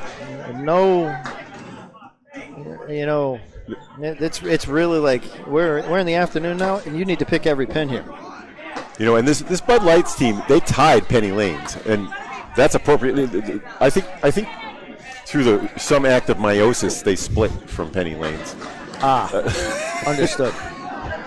Members of both. But Bud Light Penny Lane was a combo team last year, I think. This year, Penny Lane and Bottom Shelf are a combo team. I see. Hey, what do we got here? Cord Cooper. They were in fills, and I was not paying attention. Yeah. So Aaron with a disappointing 5 box after a 4 fill, right? And Corey had a 9 frame, so it's 37-28. Corey over Aaron. Corey with a big bomb of the first ball. Blows everything out but the 7 pin. He's looking at that for a spare 7 bear. And Aaron rips the guts. Leaves the 9 pin back there too to make it even more spicy. Great. Oh, Corey misses a single. Disappointed. Clapping his hands about it, but not a positive clap. More of a, what have I done? See if Aaron can pull a rabbit out of his hat here. I don't think we've seen a spread eagle made yet. No, we haven't. Not on camera. Oh, he gives it a try, though. Interesting. He managed to clip the talon in the 9-pin in the back there. That's right. Somehow he got that 9 out of there, so a little bit easy to make a 10 out of it. Speaking of which, Corey, of course, does a PGS. And Aaron makes a great 10. Oh, good. Yeah. That's a really good frame. Yeah. 20% of spread eagles get converted into 10s by pros, and that was one of them. All right. There we go. Baker Smith. I wonder how many times this has happened over the past 20 years or so. Friday Night Pro League, Pro Series, Worlds, Mixed Worlds. Maybe even Nico Knockout, maybe even WCBC if we can go back on the clock back then. I'm not sure about any television appearances where they met each other. I don't remember, but it's definitely happened, and it's happening again. Oh, that was an 8. Mark. No, 7 on the fill. 7 on the fill, yeah. Baker all over the 3 and then all over the 2. Yeah. Oh, Mark Smith kind of chucked that one. Not happy with that delivery. That was Baker with an 8 too. So 8's a wild up there on that one. 8's a wild. Let's see if they can. I don't know. 8s are kind of tame. They usually do what I want. Those guys aren't happy with that. I promise you. All right, here's my shot. 3, 5, 6. Boom. Baker throws a great ball. Almost left the triangle on the other side, but now he's That's a 4-pin, and that may be worth looking on the pin cam. He's got the 4-pin, and I promise you, he's shooting at the red line or the right of that wood. Yeah, okay, Mark makes my nice shot. piece. Great shot. You watch where Baker throws this ball. You bet. Boom. Yep. That's where the pros are shooting at. Not at the pin. The pin invites you to hit that cap. Over there, you got it. Great shot, Sean. 42 and a ball for Baker, 45 and a ball for Smith. Let's check on the official scores. They now bowled 2 strings. Still a low-scoring match, 214 to 189 after 2, both with a fill. Patriot Paving will figure to be up in the 220s. And Bud Light will probably just be around 200, 202 maybe. Oh, Nate. And for these guys, that would be below their average. Nate throws a nice ball, and he is not going to get a reward. Scott LaPierre throws a horrible ball and gets a better lead than Nate. This is Candlepin, by He wasn't trying to pick up the 3-6 pocket, no? No, and he gave what's interesting to me, if we could talk a little bit about Nate really going for it there. Scott gave an interesting little fist pump after that result. I like that. Yeah, I think that might have had a dual meaning. There are a couple bowlers, and Stephen Body's one, and sometimes I do it, who use positive body language because, your brain knows. Mm-hmm. Your brain knows you screwed up, but your body can be fooled. That's right. Oh, Nate. And if you go through celebratory gesticulations, they think, hey, I'm doing well. I'm not sure that helps. I'm not either. We'd have to look into the science behind that. It's a paranoid. There isn't a good study. That was an 8 for Nate. And if they don't have it up there on the scoreboard, they've got it wrong. That was an 8. They gave him They gave him a 9, but that was an 8. Whoa. Yeah, those are both 9s up there on the scoreboard. That's official. Yeah, well, we'll leave it alone, but what? Mine eyes. He threw it in the gutter. Let's hope it doesn't come down to a pin. Okay. You know what Bowler called it a 9. How's that? Oh, nice ball, Nate. Get down. No luck there, but leaves himself something to shoot up for a 10. The scorer is having a conversation with Lori Schiappa. I don't know. Okay. Hey, almost A little pressure, but not enough for the kingpin to fall. Gave it a scare. Nate with a 9 box. Angry about it. Yep. He just gave us the anger look in the fists. He's at 51 with an asterisk through 6. Scott's 65 through 6. Makes that 10. Maybe Nate's always a happy guy. Maybe we get Nate over here and we can comment on. Maybe Nate's going to join us. Nate, get right in the speakers there, my guy. Hello. I want to ask you a question, just because I'm the guy that does that. So you just had, I believe you were just shooting a 4 and a 10 with a weird ass wood, with a weird wood, kind of a strange wood. Did you make the 9 or was that an 8? It's your call. I don't even remember what it was, because that's what you do. You forget as soon as it's over. You know what? My guy is not only a good bowler, but he's smart too, and I like that answer. Well done. That's very well forget done. about every ball as soon as it's over with. That's but right. No. It's been a fun string. A lot of splits. Yeah, we are.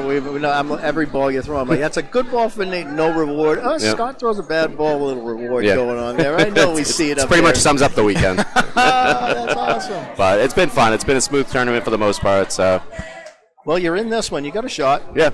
Grind And it out, my friend. Really appreciate you guys for being here. So. We're trying to do our best. Thank you very much. Grind it out up there, brother. Thank you. Thanks. All right. So scores are official, right? Scores are official from the horse's mouth, and again, earlier about the foot fouls. That one, that's what we get. Yeah, those were apparently dubious lights. But what happens when there's malfunctioning equipment? How do you address the malfunctioning equipment? Well, first you do it immediately. I'm surprised Charlie. You don't just shrug your shoulders. Right. I'm surprised he threw a ball after the first one. For those who joined us since that was in the first match, Charles Collins, had three foot foul lights go off in one set of throws, one trip to the line. Each time he was like, he threw his shrug, he had one of those shrugs that says, "I didn't do it," and we believe him. And on the third one, he hit the reset on the first 2, right? That's right. And then on the third one, he had everybody watching, including the captain of the other team, and said, "See," and they kept the score going. I don't know if they spoke to to Ted and whatnot, but Ted DeBurrow, the owner. I don't know if they turned off the lights. I haven't seen a foul since. This is true. So, anyway, I'm yapping. No, that was great, and that's why, you know what we do here? We get right to the meat of the issue. That's what we did with Charlie. We got Nate up here to answer, and he gave us the right answer. So we're moving on. Kim and Dee both with fills. I think Kim just filled with 1. So it hasn't been updated yet, but I think you're right. Yeah, I only saw 1 pin missing, and I apologize that I wasn't watching. And here we are, Dee shooting a spare. She's shooting that is the 4 and the 9 with a pretty good wood. I think if she's on that 4, she's got it. Tries the other way. That's not how you want to make that shot. Kim with a picks that 2 pin out clean. Gives a 4-6 for an 8 box. So Dee's 8 pins on her fill were awarded. It's 45, but they still haven't touched the. There it is. The 1 is confirmed. Yep. It's a 38 through 4. And 55 for D after 5. Yep, that's a half. And then with the 8, that's a 46 for Kim Baker. Yep. 46 half. That's correct. All right, we're up to speed. Our scores match. The official score, it's 269, 235, a 34-pin lead for Patriot Paving in the roll. Kim finds the pocket. The role of spoiler, I guess, but Bud Light is only 4-5 pins back of the money right now. That's right. And they need to win. They need to win. They're sitting a couple of their stars, though. I got to say. There's 3 words here. That's 4. They need to win. You got Joey Lister, Chris Boisvert, and you got Mary Thomas and Sonia Johnson on the bench. Mm-hmm. All right. The time to sub is over for the first 2 bowlers, and it's over for Kim now too. You have sub by the time you can't start to sub after the 5th, right? Kim, no. It's the fourth frame. Yep. Kim disappointed that she had a favorable spare leave, kind of pitched them off to the right. Okay. And D pitched, she's disappointed too with the big arm swing there for an 8. 63 through 6. All right, here comes Bisbee. Here comes our anchors. Lead is 34. Fourth and fifths. Aaron on the right, Corey on the left. Let's see if we can find the pocket up there, boys. Now I remember. Yeah, that was an 8. It was everybody remembers now. Yeah, okay. Now he remembers it was an 8. So has the score changed? They're going to have to press a bunch of buttons to do that. Yeah, they're going to. I know how to do it. Same scoring system we had in Norwood and also in Webster Timber Lane. Roll away. And roll away, yeah. How can we leave that up? Hey, Aaron. Aaron with a, that's a spare. Yeah. And look at that. And Corey says, so what? And Nate being the guy that he is, right? Love it.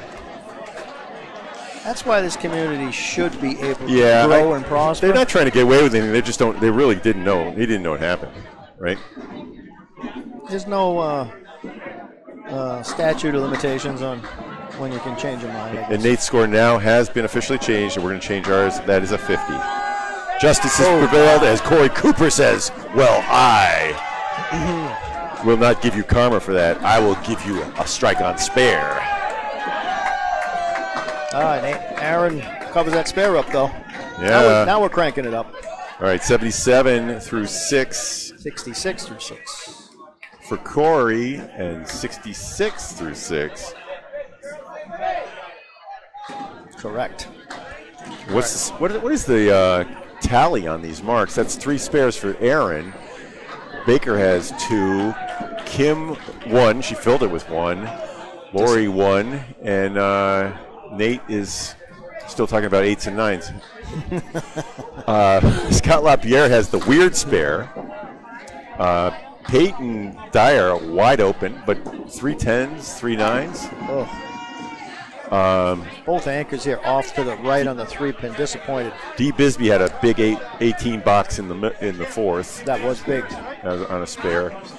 Corey has two spares and a strike, and Mark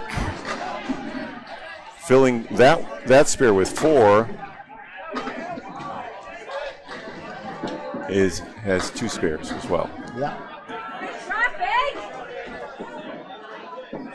And Sean Baker fills it with he filled with 5, and that was a 10. That was a 10. So he's 57 at the half, and Mark is 59 at the half.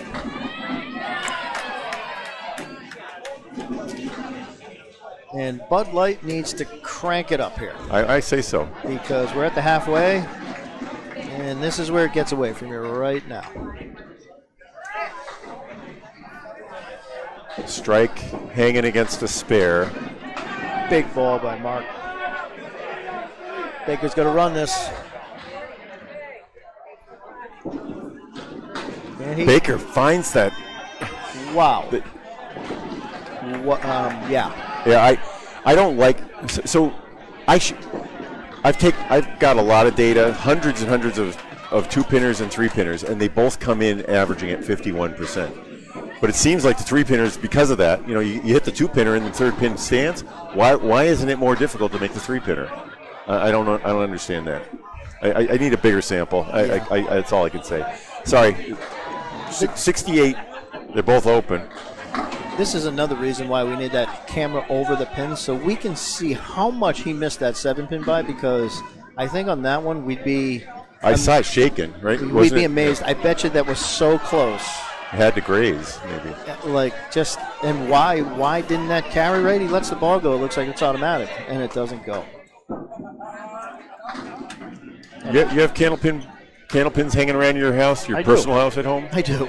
You knock them over sometimes just to see how much? I don't. You touch them with, shoot rubber bands at them, see if they'll fall down? We could do something. We could put like an indicator on it or something, see what it takes to actually knock it over. With Graham, how many Newton grams don't answer the question though. You want to know how much speed or how much oomph.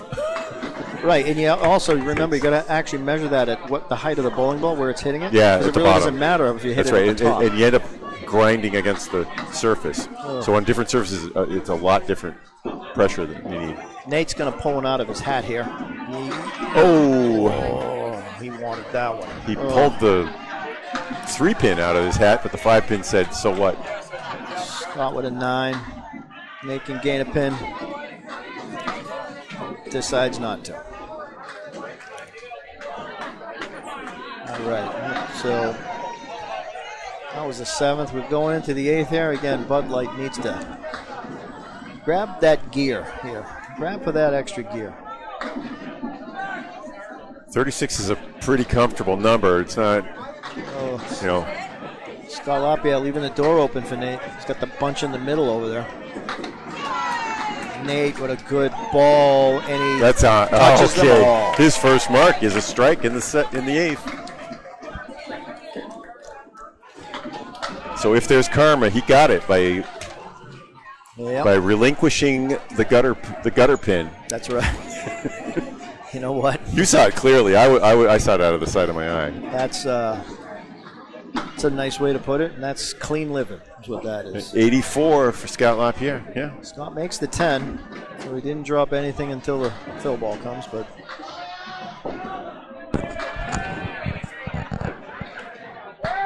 Hey! He's busy drinking.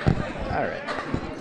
Trying to get Nate's attention, but he's caught up in his adult beverage. Okay, Peyton Dyer takes 4 on the left side, and ouch, Lori Papo with a spread eagle, another pure spread eagle. I've seen her make one. You have? During a Nico knockout tournament where she took down a top men's seed, as I recall. It was a just a mixed tournament. Back during the pandemic days at South Boston Bowl. I was like, cool. Makes a nice. Look at that. Makes a nice That's 10. a great 10. That is the 10. Oh, that thing would have taken it. That was the ball to go. That's it's a game. All right. Game. Bud Light chipping away. Come on, Bud Light. Just for the quality of the game, we want them to rally. Absolutely. We want to see competitive. We don't want to see a blowout. Unless, of course, you're on the team doing the winning. Nice ball by Peyton. No reward. Well, you also, as a network, you don't want to develop the reputation of the lanes where good teams go to die. Right. Right. Lori with where leaders go to die. I mean, they're all good. Pretty good teams. Yeah. Not a game of perfect, like we say. I like Lori's chances on this one. Peyton's going to have to make a great shot. Not quite. Lori's going to slide that wood. Should I zoom? If you can get there. Slide that wood, Lori. Boom! Oh, my. Oh, she did the hard thing. She wanted to be a little lower on that. That ball deflected and went around the 7. Want to be a little bit more down, but I think she can gain here to pick that pin. And she did Nope. it. Okay. That was a pair of 9s, wasn't it? It was. 9s are wild.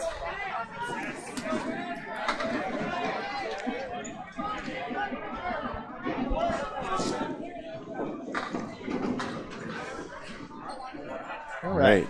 Here we Kim go. Baker, D. Bisbee. Kim made a great showing at the Outrun the Bear handicap recently.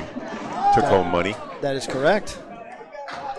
I was bowling with her until I got, how do you say, caught by the bear. Did it grab your ankles, or how did it get you?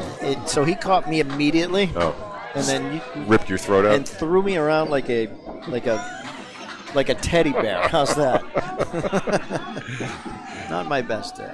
Get in there. That one's. Oh. The wood. The cap of that wood stopped it from knocking over at least one of those pins. All right, this one's the Lambda. This is the Lambda. Yeah, it's a triangle with an arrow sticking at it from above. Gotcha. Kim left that one a foot left. Just missed. Yeah. All right, 2 8s though. Two 8-pin leaves here, or 2-pin leaves. And nice 10 for D. Bisbee. That picks it up. That ball has fire on it. I like it. Kim leaves a 9. Gives a pin back. We might have an update from Greg Guyard. He's just telling me how to pronounce things. Schiappa? Schiappa. Schiappa? Schiappa. Ah. Schiappa. Schiappa. Schiappa. Schiappa. All right. You know what? Tomato, You know, tomato and tomato. If you can't correct my accent, that's my accent. That's my culture and heritage. It's her culture and heritage. I don't know. Can you tell I'm from Worcester? I'm sorry. Worcester. I'm sorry, Lori, if I screwed your name up. I'm from Worcester. It's Schiappa. Forget about it. We're not calling her Lori Lewis anymore. Changed your name officially? I changed my name officially. Did you know that? Did you really? Yeah.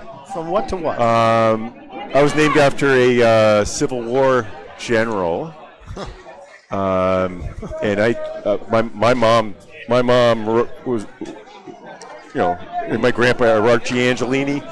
They were trying to hide the fact that we were Italian, and I don't want to be Robert E. Lee for the rest of my life. So Bob, I'm Robert Angelini Lee now. I want to point something out. If you turn directly to your right, 90 degrees, you'll see a fellow over there, our friend DJ from Maine.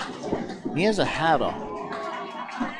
And the hat is directly related to your once official name. Oh. See it? Oh, yeah, well, a little bit. From a from a famous. He's my fifth. He's my fifth cousin by adoption. From a famous. What was the show? You remember the show? Yeah. The Dukes of Hazzard. Dukes of Hazzard, right? The General Lee. Yeah. Okay. But I'm related to his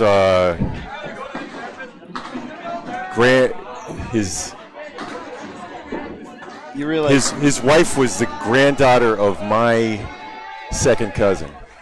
Yeah, you know what? Unfortunately for your family tree, you lost. All right, to bring that all around full circle. The Lee's.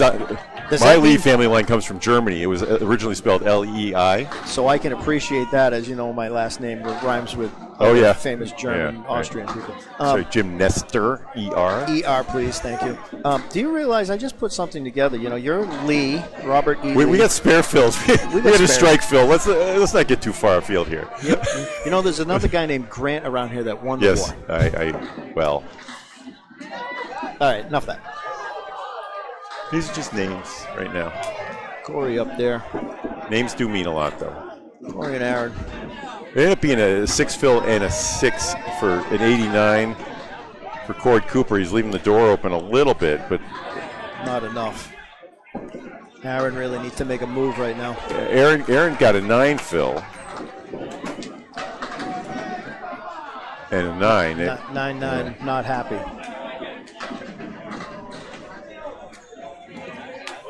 Well, we were name dropping there. Yeah, Aaron really needs to dig in here. He needs to make some ground. Corey's got a tough shot for a spare. Aaron's got something he can make. Oh, and now he's got even the door open even further. Oh, Aaron. Wow.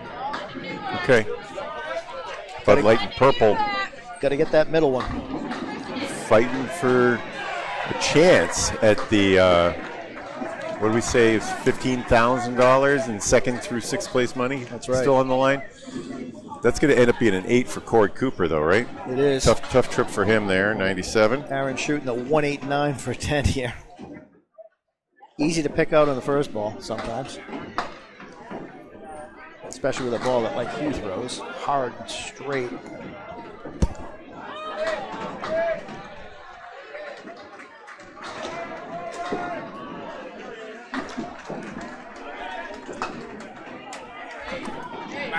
I'm marking it down. Nate Lees has made the Nostradamus-like prediction that he's going to throw 2 more when he gets up there. And he's not going to need them, but that would sure help and make it. That would wipe out the lead, right? I think he's going to need them. Pair of 8s there. Pair of 8s. Disappointing. 92 for St. Cyr. Both guys a little sad about, not sad, but irritated about that result. Usually, you don't usually see mixed worlds a bunch of scores in the 80s and the 90s through 8. No. That in 70s too. That's what we're seeing. Okay, Mark Smith and Sean Baker. Sean's looking for something up there in the ball return. I hate to say it, it's been a pillow fight. Yeah, it's I don't know why I hate it. Hate to say it, but I hate to see it, but it's a pillow fight. It is a bit, yeah. It's yeah. Well, let's see if these guys can turn the heat up a little bit. Get us to something to talk about. All right, Mark Hollywood Smith. Come on, you got this, showboat. Let's go. You got to find that head pin. Find that head pin. Just can't seem to find it. You got three pin, and he is not happy with that. Baker, that's a nice ball, and hellish leave 5 and dime. Oof, okay, that's it. Yep, Mark turns around. I'm going over to the pin cam.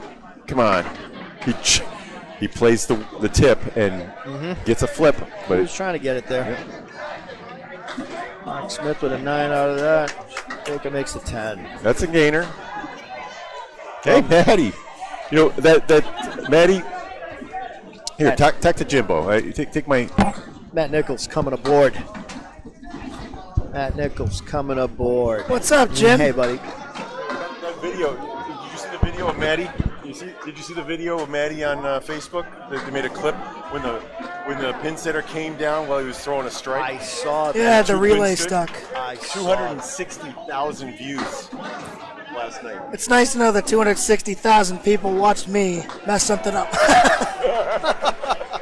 Sounds about right. That's a lot of views. Yeah, we gotta. I don't know.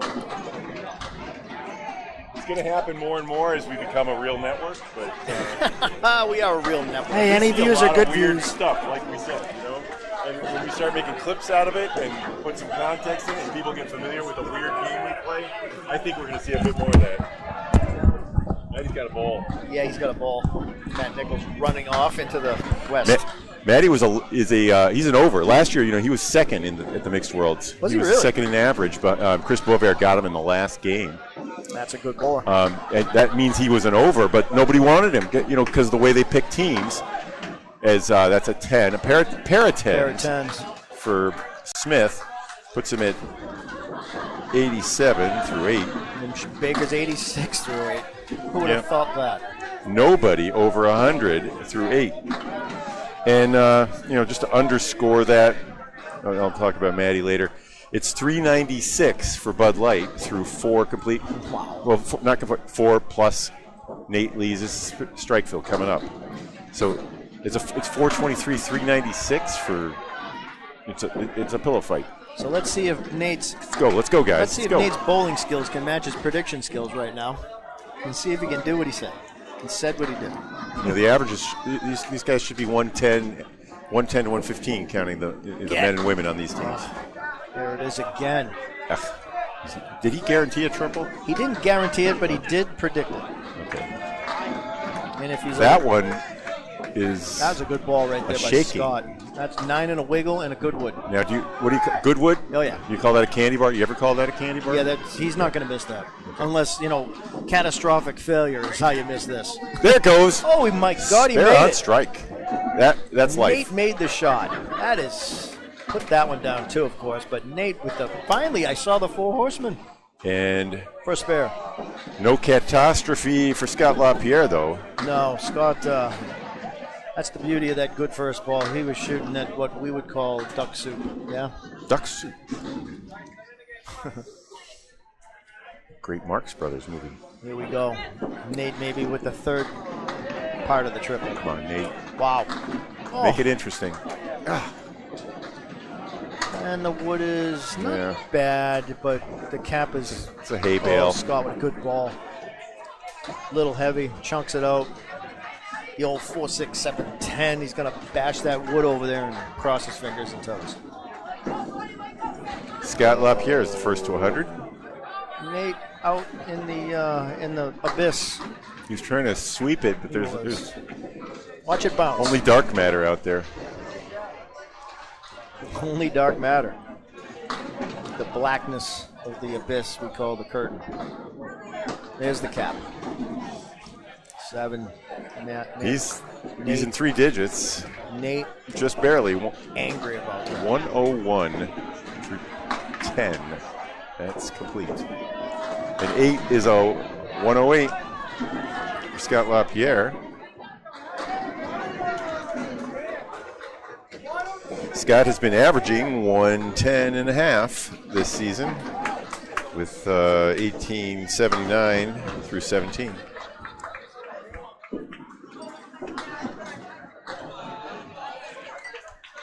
I'm sorry, did I not complete that?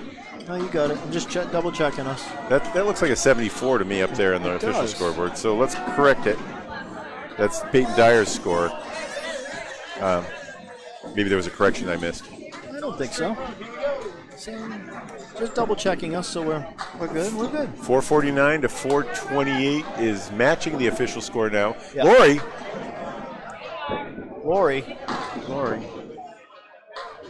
with an 8. Yeah. All the pins were down, but I don't know why that was an 8. Sorry. Must have been out of the channel. And Peyton with an 8. Yep. I don't know what took so long to reset that.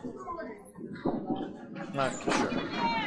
Lori, fine in the pocket. You know what? There's the triangle with the friend back, but the wood is covered. She really needs to. It's a good ball by Here's one. Peyton. That's a good ball. Oh boy, that's a duck soup. Lead is hanging at 21, and then this spare could make a. Lori's going to make this shot. I'm going to predict that she's going to make that shot. Find that 2-pin. No, Lori. No. 2-pin, it's gone. Peyton's got 3 feet to shoot at. Got it. Tries to miss it off the cap, but can't do it. Can't miss that one. She's going to see an 11th rec. That is her first spare, and it's a big one. It really is for Patriot Paving, also known as Team Hollywood. I don't want to call that a nail in the coffin, but it might be. 95 finale for Schiappa. Peyton counting. Schiappa. Schiappa. Peyton with a 3 filled to tie Lori for the finish. Let's go back here. Oh, I got you. All right, just a 3 fill, huh? There's some life. Yeah, the 3 fill can maybe give Bud Light some hope. 24 pins. 24 pins you can make up in the last guy. But, well, you can. Sean Baker. Yeah, but if Mark Smith doesn't. Mark Smith has to bump a few, and we got Kim Baker, Aaron St. Cyr. There's three marks become easy. Mark Smith would need to acquiesce to Sean's. Okay, Dee Bisbee just took a trip down Worcester. Route 39. She's heading back to Worcester. I don't think she lives that direction. Unlike us. That's a big setback. What is that one? Over there on the left. That's a good bid, though. Look at this. She almost makes it. That's what her team needed. Dee Bisbee's been strong. She has thrown a good ball. She threw that ball first. This would be much different. Kim Baker's ball was the right ball, but needed another. This could be another gain, another pin. 1/3 of an inch left, maybe. Not there. Okay. Nines for everyone. 9s all around. What comes after 8? 9. Okay, still 24. With, what do we got left? 2-4. Calvin Locke on the next lane just blasted a strike. Look at that ball. Get down for Kim. 3 on the right. 3, 6, 10. Wood in the back to guide it. I like her chances. This is Kim Baker does perform well. She enjoys a little pressure. And money. See that? I don't know why I knew that was coming, but that one, Bob. I didn't know it. I felt it. Yeah, I don't know. You called it though. You said it. It happened. D with a rocket second ball. Just missed the head pin. Baker knocks 8 off. I think Bud Light's going to rally, and I think they're going to try. it's going to be up to Patriot Paving to stop them with a mark. Well, that's the beauty of this game, is that there is no defense. There's only offense. That's a 100 even. D. Bisbee, right? Yes. Is that the official score matches. That's true. Kim's at 91 and a hit. She went 11. Yeah. If she gets 9 here, she'll tie in the head-to-head and have a moral victory. She's stepping up. Let's see where she puts this one. What do you think? I'm thinking 1-3.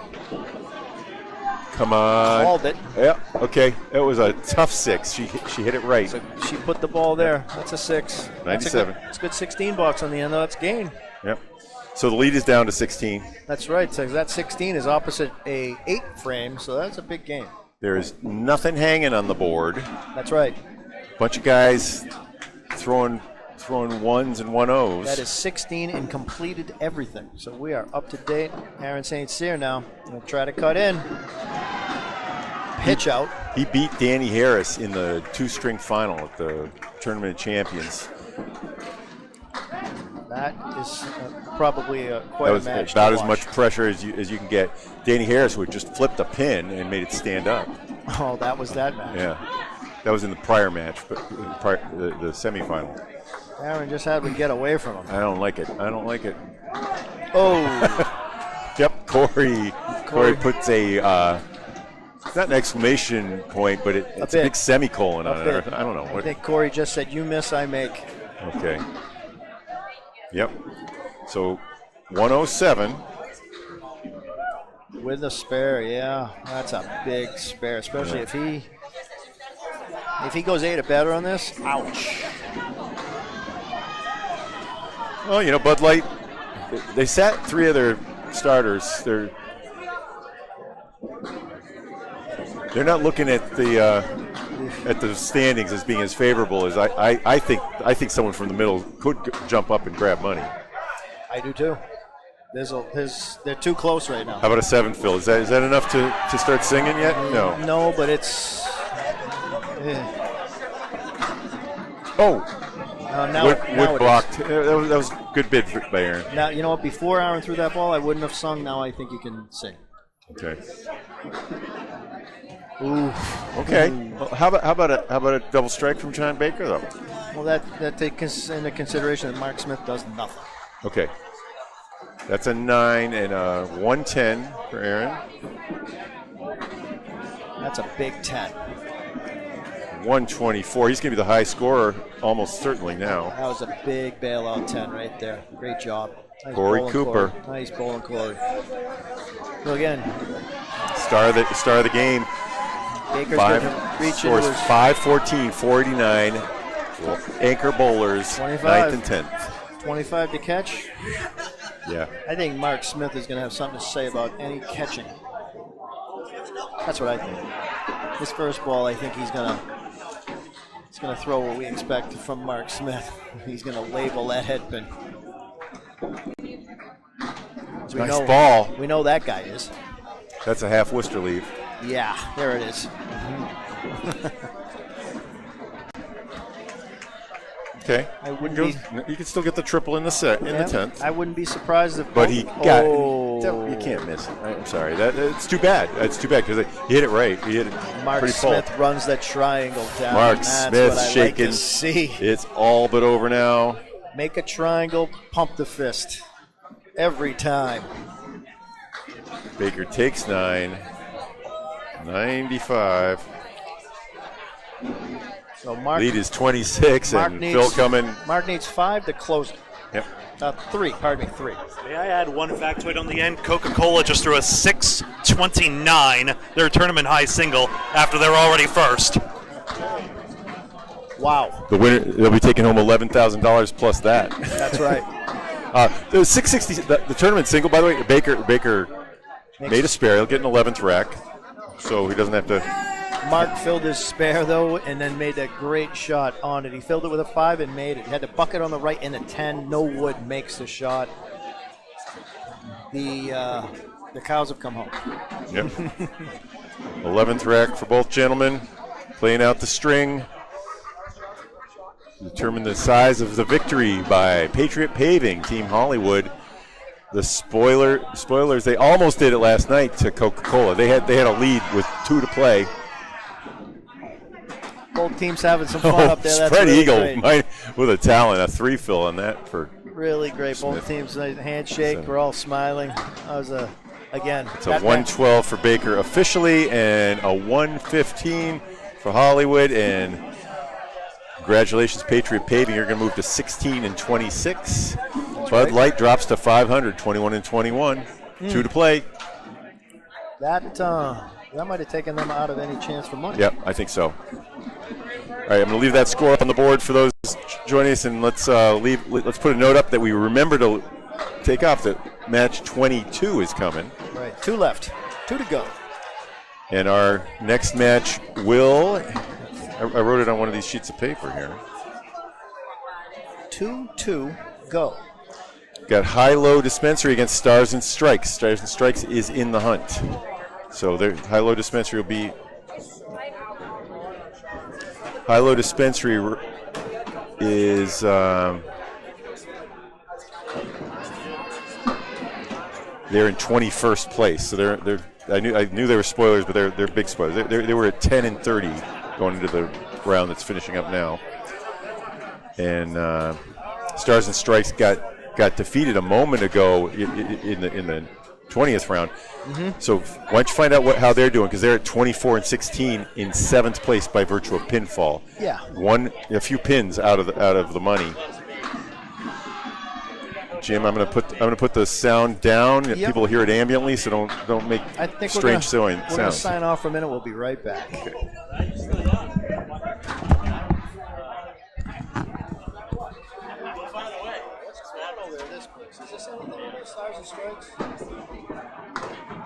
Yeah, that is. That's them right there. Hey, let's move the camera on them. Don't waste your time. It's a blast. It's a blowout. So let's just tell people what happened. Stars and Strikes is to our left, but that's on our sister network, and they've got a 60-70 pin lead with 1 to play. They're gonna be probably advancing. Pinfall matters a lot. So how's their pinfall? 523. That's not. So right now he's at 530.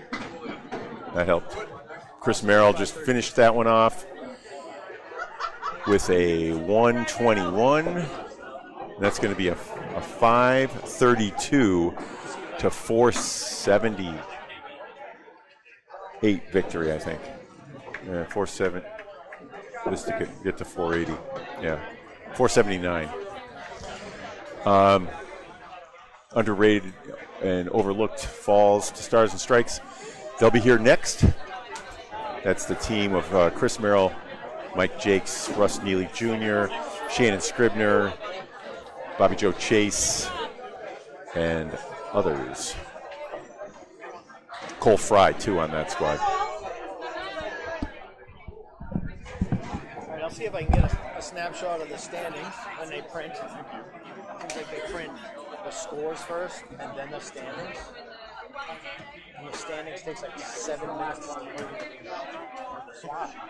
Because they have to wait for everybody to finish. Yeah, but it knows all the scores. It prints the scores immediately and then not the standings. You know what I mean?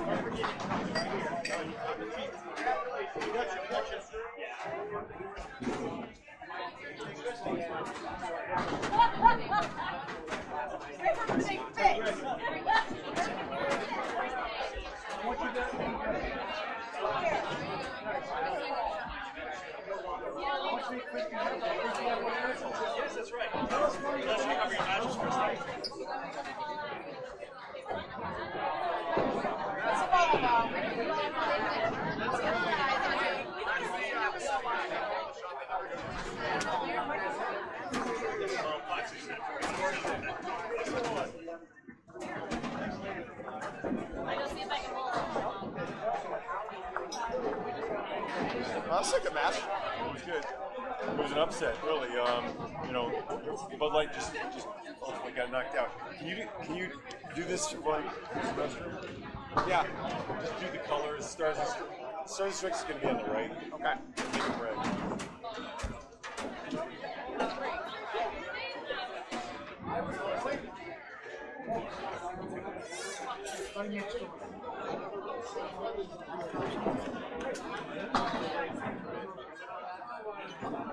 Test one. Next year, Candlepin Cancer is going to double the amount we donate for the prize fund. We're going to give $1,000 next year. Right? So, and then we're going to do other things too as well. We helped the DeBurrow family, Amelia, $1,000. The Lewiston Fund, $1,000. Josh's daughter going through leukemia, 3 years old. So they really appreciate the support. They have wristbands to support her as well, if you'd like.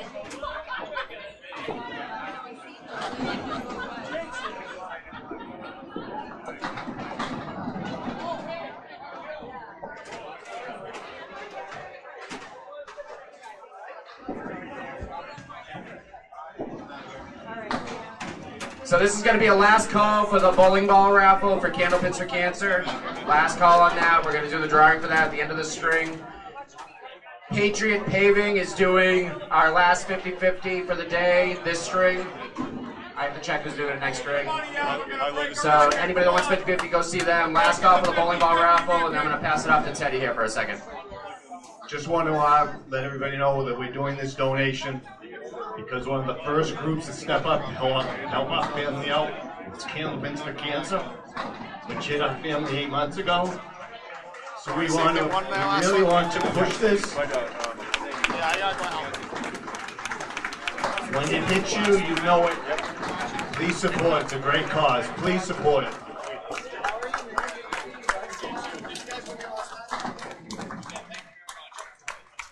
So 12 and 30. Does that make sense? Does that add up?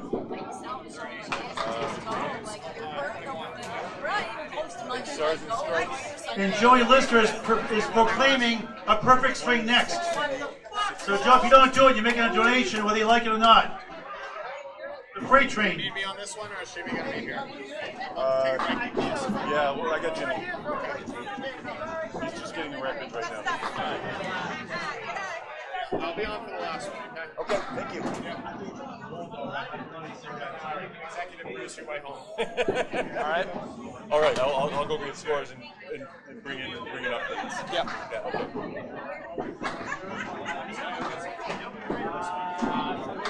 I'm waiting for it. I'll take a walk down and see if I see anything crazy. Yep. We need standing. Jimmy's getting so I think we're folks, PatriotPavingMaine.com are donating $100 to Candlepins for Cancer. Thank you very much, Patriot Paving. Residential service, PatriotPavingMaine.com, PatriotPavingMaine.com. Thank you very much.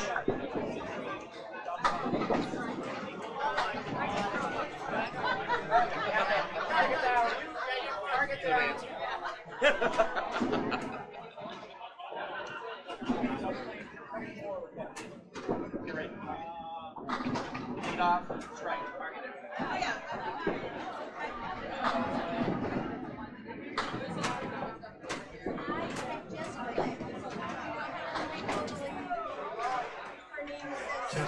Also, Jason Doucette, who claims to be the real Jason Doucette, for JD Seamless Gutters, is going to give $100 to Candlepins for Cancer also. Thank you very much.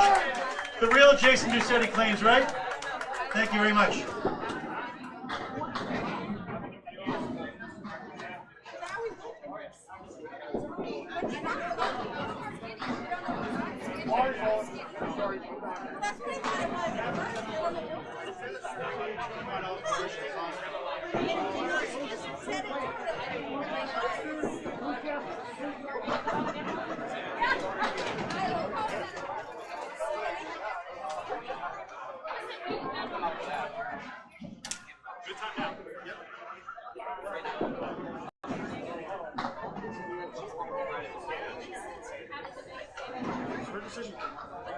I said, you two figure it out.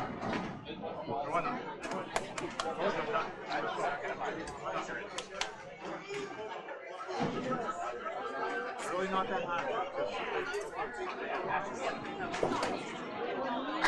We're already trying to do one. Although we're getting ready to start game 21. High-low Dispensary is going to be on our left. in blue. Well, things don't have to be this difficult. Things don't have to be this difficult. Go. A little less royal over blue. Let's try the.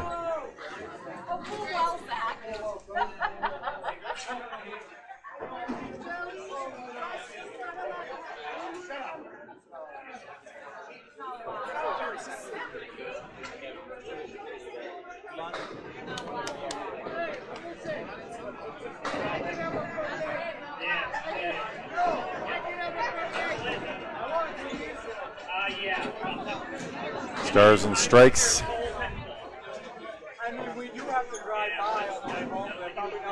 Coming in at 26. I think they're higher than that. 26 and 16. Yep, that should be a 16. They were in 7th place before the last match. We haven't seen the updated standings quite yet.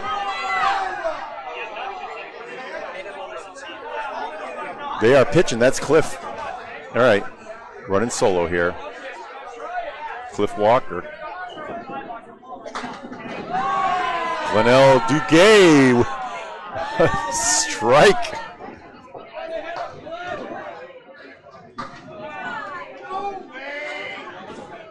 Jimmy Nestor still trying to get those updated standings. He's not here yet. A spare for Cliff.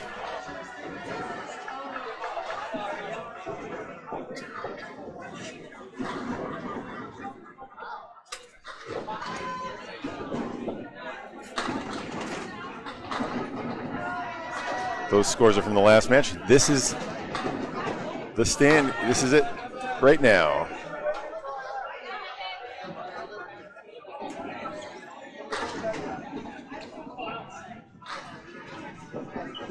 Seven on the spare fill. Duguay's got a couple coming. So it's 17-1 for Cliff Walker.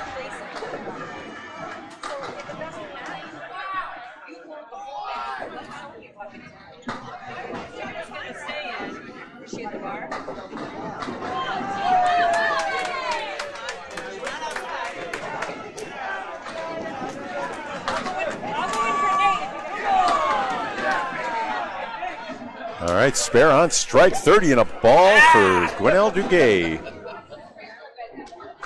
Canadian. Starts big strike pitch.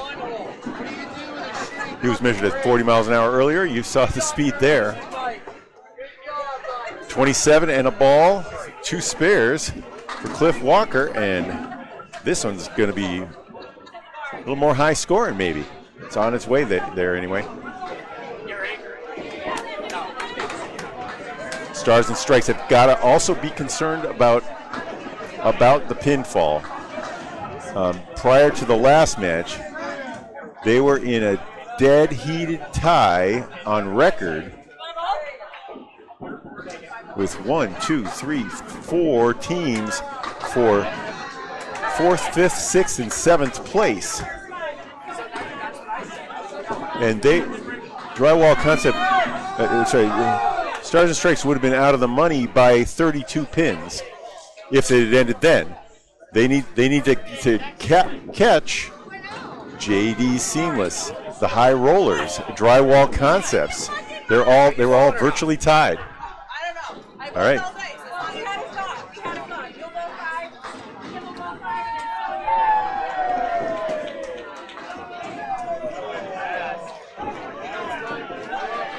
Beth finishes at 9. That was wide in the channel.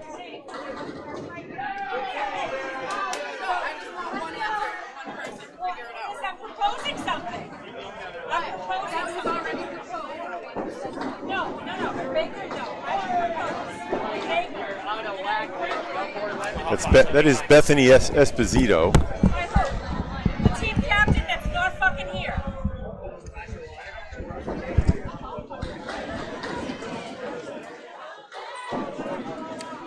Esposito looking for a good third ball here, I believe.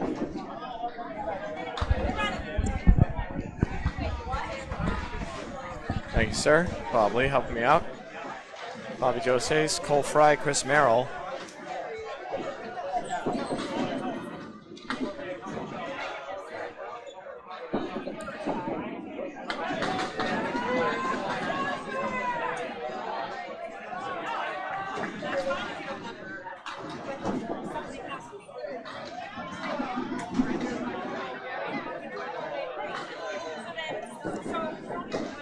Hey, Duncan. How's it going? I know we're doing lineups on the fly, and that's okay.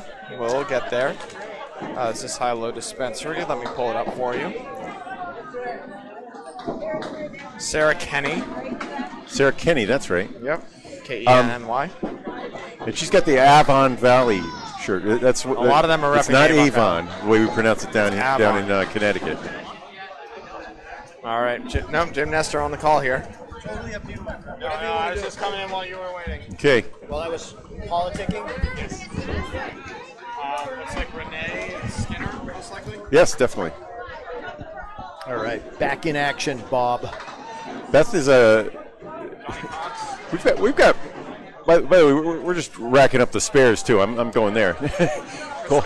Chris Merrill is the last All one right, here. Donnie Cox and Chris Merrill down in the 5-hole. That makes sense. That's right. And over on the third, Rennie Skinner. Go ahead. Do the call. Yeah. All right, let's get in there. I need to. And again, off that 2-pin. And a nice pocket hit on lane 15 by Renee. That was a good ball. Not a bad leave either. She's got some good wood that she can shoot. She can shoot that. Oh, not that wood though.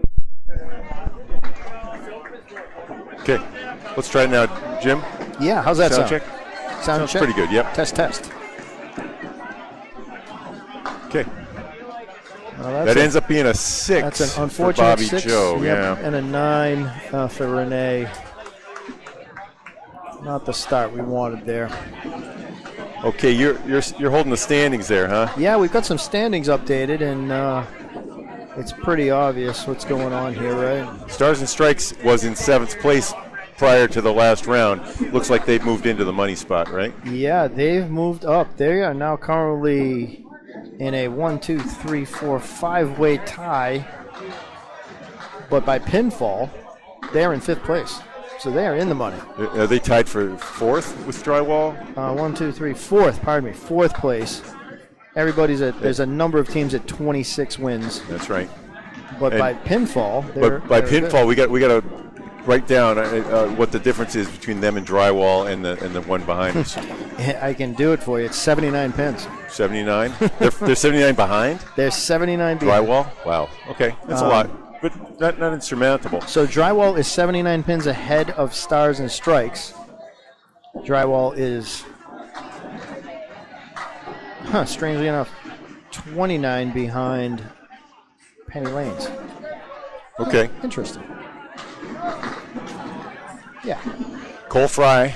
Okay. On lane 16. Pounds the pocket, leaves a split. That's the 4, 6, 10? Is that what I'm saying? Or is that the 3-6? That's I think the 3-6. it's a 3-6, 3-4. That's the 3-4-6. Oh, and he almost made it. Wow, what a bid.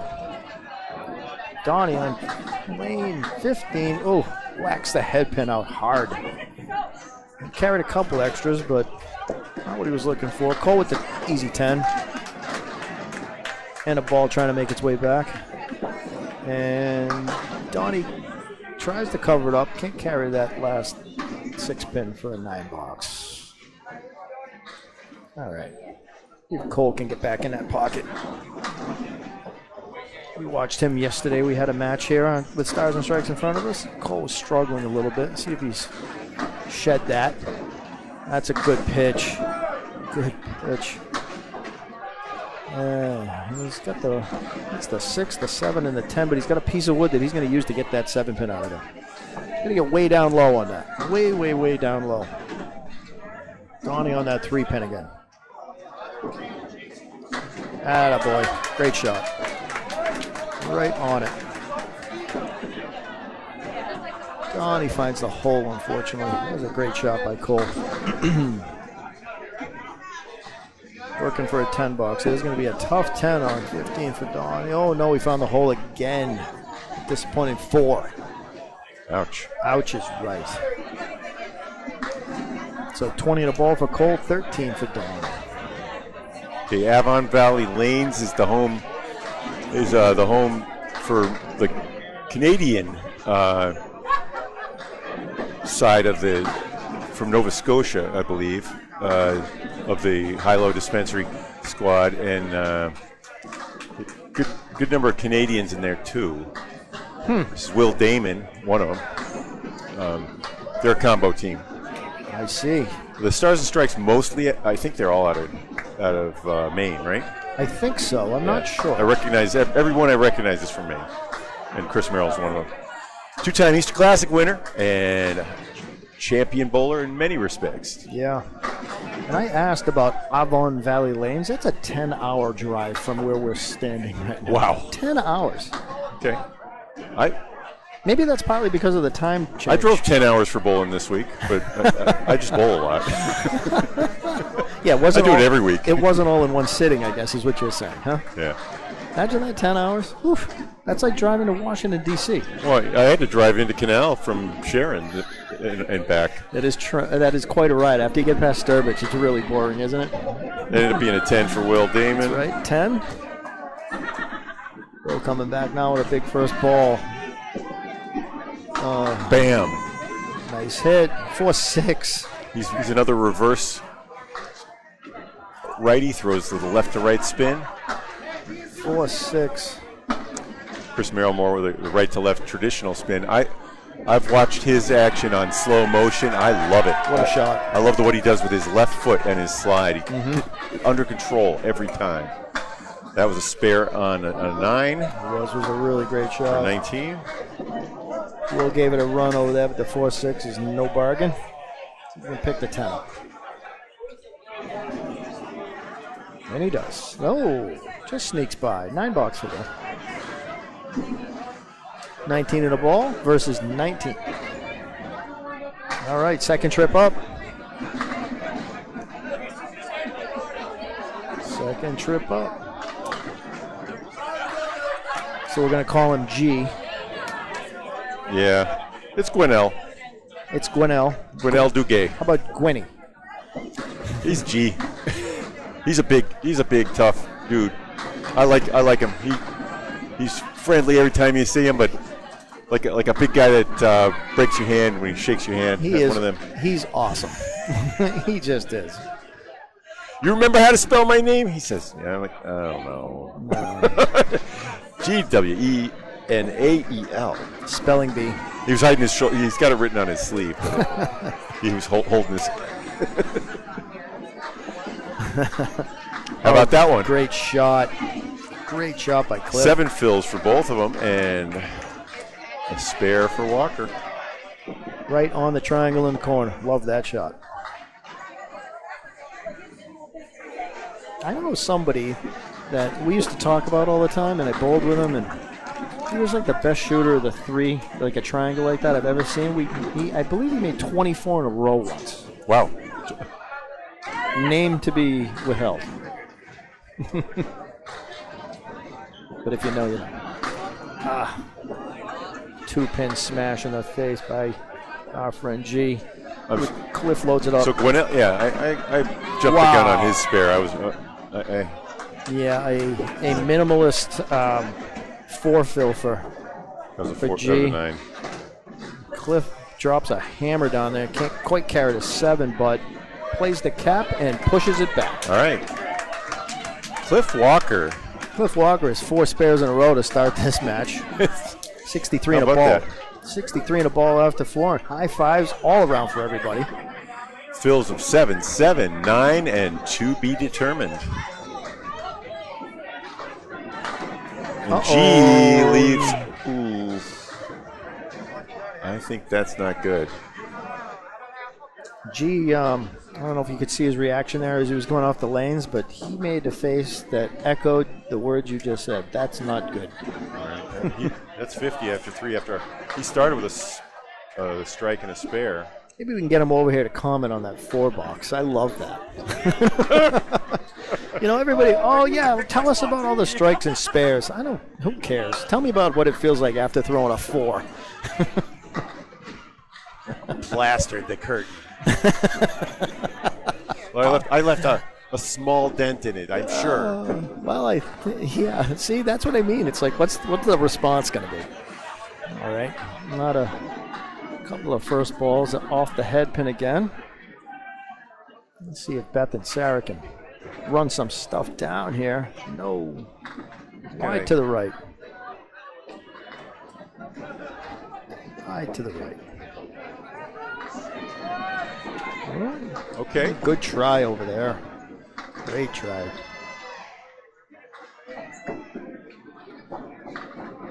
Sarah Kenny takes 9. It's 9. See if Beth can grab an extra pin here. Ooh! Give it the leg kick and all, but no dice. All right, Beth with a 3 fill though. Yeah, 3 fill 3 fill 9 bucks. And then, so it's 31.29 after 3 for Sarah and Beth. Not in that order.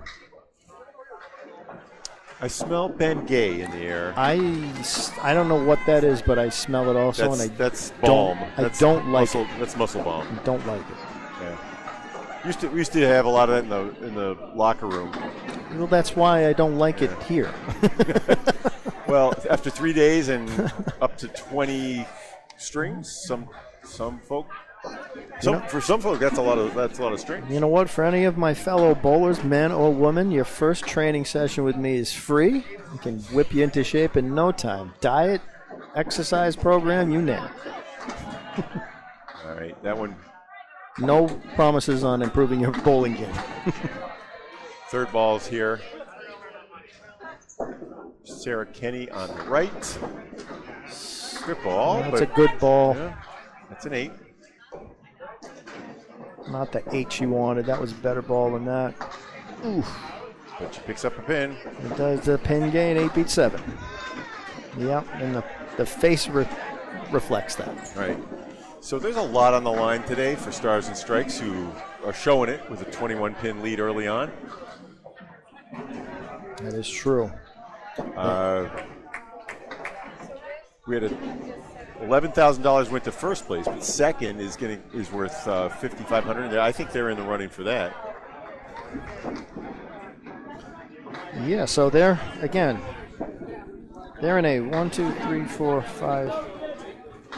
5-way tie for 4th. Okay, so 4, 5, 6, 7, and 8 are all tied, and if they don't, I think that it goes to the pinfall. I don't think it then falls to pinfall. It probably will. Yeah, it will. There's only a that won't go for Bobby Joe Chase for Stars and Strikes on our left. Yeah, it's certainly pinfall is, I think, going to be ultimately a deciding factor because there's so many ties. Unless it's first place, they will have a playoff. They would have a playoff for first, and that's over already. Yeah, that's over. Coca-Cola Holbrook. Their undefeated season is also over. They did lose match 2 today, but they romped and stomped the last night. With a possibility of 4 points remaining, they're 10 points ahead, so they can go to lunch. All right. 24 for Bobby Joe Chase. 26 for Renee. After 3. All right, ladies, get that head pin. Scoreboards are color coordinated. They're supposed to be anyway. Yeah, they are. Stars and Strikes is wearing red, but that's the problem. This is one member of the high-low dispensary team. Most of them are in blue. Renee's one of these things is not like the other. I don't want to say it's odd, but it is. She's not matching her scoreboard. We got our man G from Avon Valley Lanes in a different time zone. How you doing? How's everybody doing? We're good. How you so doing? We got a big question Bob, for you. You guys are great, man. We got a question for you, and I only ask the hard questions. On that, you had a floor frame up there. Yeah. What were you thinking on that? I threw 3 strike balls and never got a break. I love it. Love it. Jimmy Nestor. My guy. All right. So if you were watching, he didn't. Yeah, that's but right. he threw 3 half Worcester balls and got it once.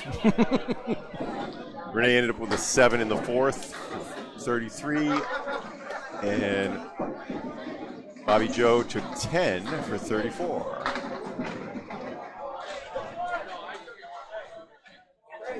Yeah. Nice looking spare lead for Cole Fry. This is a sweeper. Shall I pin cam this one? You can, but that's a duck soup. Oh, so it's a big.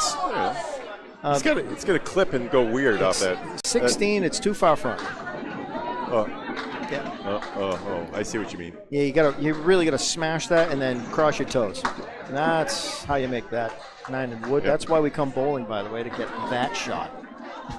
Yeah. It's like strikes are we would call gravy, but when I was at 92 average, those were the only ones I was sure I was going to make, and I missed a lot of them. Oh.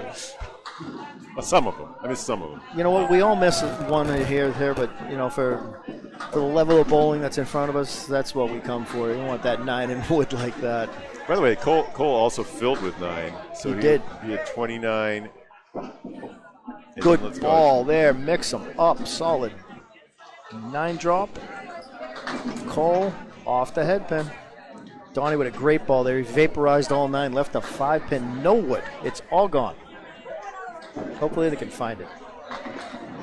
But here's another reason why, we want to talk about pro bowlers. Pro bowlers eat that leave up.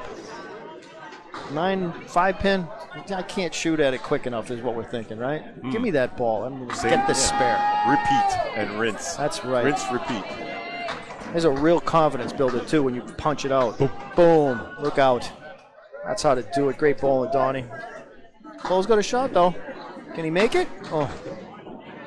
Yeah, you can see the reaction in his face when he turned around on that one. All right, why am I hitting that? He had filled with 5. 5 fill, and he's got himself a difficult out here. This is a 6 or it's a decent 8. Tough. 52 after 4 for Cole, though, and Don 32 and a hit. I like a 37-pin lead. 37 after. At this stage of the game, I'm like, yeah. Are we playing for $5,500? Or are we playing for $1,000? That's it's a right. $4,500 difference between blowing this one. I don't know. That was a good question. I should have asked our friend while I had him in my grasp. What's the thought process? Are we thinking about that up there, or? Well, they're trying to take money from them. That's what I mean. Yeah. It's like, what's that thought process? Like, are you trying to? You really want to get out of your way and spoil your countrymen or your whatever? They're closer teams than a travel distance from Western Mass, let's say. Yeah, there he is. Hugging Sonia Johnson next to us. So let's see, what do we got up there? We got Will. 9 for Chris. Will smashed a strike. How did we miss a strike? Oh, that's why. I know why. I was talking and I can't see up there. Let's see if Will can show us one this time. I'll stand up and look. Chris was filling, though, and I missed that. Oh, good ball. Rips the guts. Chris tried to rip the guts out. He's got a better leave than Will's got, but he's going to try to play that wood. See if Will can cut something across. You ever debone a fish? That's a 4 fill on the strike for Will Davis. On the strike, disappointing. Let's see if Chris Merrill can play that cap and spread those pins out. Missed. Pull the spine out. No. It's like what I know. It's spread eagle is our usual metaphor, but that's what I think. Mm-hmm. Guts, spine, very, very visual and brutal visual image there. It's just bowling. Yep, pair of 9s for Chris Merrill after the 6 fill, so he's at 43. Yeah, and Will's at 39 after a strike with a disappointing 4-6 box. Yep, that's like a pair of 10s. It's a pair of 10s, but it's so much uglier. It's what could have been. It's so much more like a 90 bowler would do. But yeah, sure. I was a 90 bowler a few years ago. I remember. I was a 90 bowler. When you were a small child. When I was, I think, and I'm going to include my friend Corey again. I think when we were 11, we passed that. I was 10. Okay. Small child. Jeez. I didn't play Little League. Yeah, I was a pretty good duck pin bowler. I had an average over 100 in duck pin. And then I stopped. I didn't bowl for 40 years. Well, you had more important things on your plate. I understand. I was in West Hartford. That's right. I didn't even know there were other kinds of bowling. Duck pin. West Hartford. Yeah, West Hartford, Connecticut. We had lanes below LaSalle. Simsbury? West Hartford. No, it was right there. West Hartford Center. Oh. Nice pick by G. All right, it's a 10, but it's a great pin. 60 at the half. Helps your confidence after you've been throwing fours, right? Cliff had a that's right. Cliff had a disappointing 3 fill. Yeah, 66 and a through 6 frame. Actually dropped a pin net. That's even worse than a. Yeah, that's less than that's a 9. So he's only at 72 at the half, because of and despite 4 spares. Fills of 7-7, 9 and 3, which is close to average. Just missed that. 6.3 is the average. That one's about a 10th lower. Let's see if the G-Man can reel this one in. He's got that cap looking at him. He's looking at it. Nope. Yep, he's got the hand going one way, the hand going the other way. He's giving it the what for? 10, 82. 10 for Cliff. Cliff's got the king next to him, too. Cliff the king. He's got the crown up there. That happens on these scoreboards when you are the only one in your team that has a mark in a frame, I believe. So it's like you're the only one. Yeah. G with matching 10s up there, though. 50, 60, 70. 70 for 6. 82. All right, talk to him. Never forget, Jim, the easy shots are hard. The hard shots are easy sometimes. Shay, dude. Come here, G. Come back over here. You're not getting away from us that easy today. Oh, no, I know. I understand. So a real, journalist question. What are you thinking up there right now? You're playing the part of the spoiler. Hit the head pin. I know, but they're playing for like $5,500, and you're thinking hit the pin. 14 there, and that's all we wanted to do. But a bunch of us threw 90s and hit good marks in the end of the game, but the game was already over, right? Mm-hmm. They came out and started right away. All right. Bowling's just so fun no matter what happens anyway. Everybody who's here is our friends. We travel all over the place for this beautiful game. 10 hours apparently to get here, right? Correct. Sometimes Valley Lanes is 10 hours away from Academy Lanes. 10 hours. No, it took us 2 days. It was fine. We had a great time. It's my vacation. I'm a beef farmer. You don't get many vacations on a beef farm because every day ends in Y. You know what? We'll end that with I could really go for a hamburger right now, man. Medium rare at fucking best.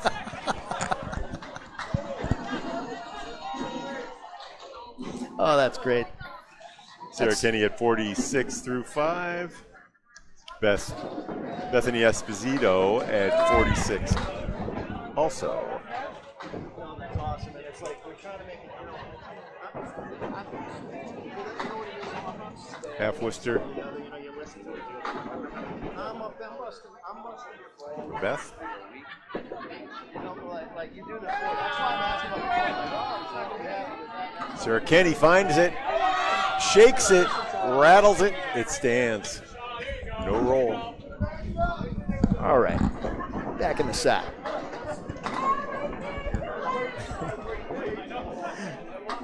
Back in the sack. Here we go. So 46s, stereo 46s. Yeah. Catch it. Oh. Yeah. She's got the sarcastic Sarah smile Kenny, on that one. Now at 55. 55, 54. Gains a pin there. 54 for Bethany Esposito. Yeah.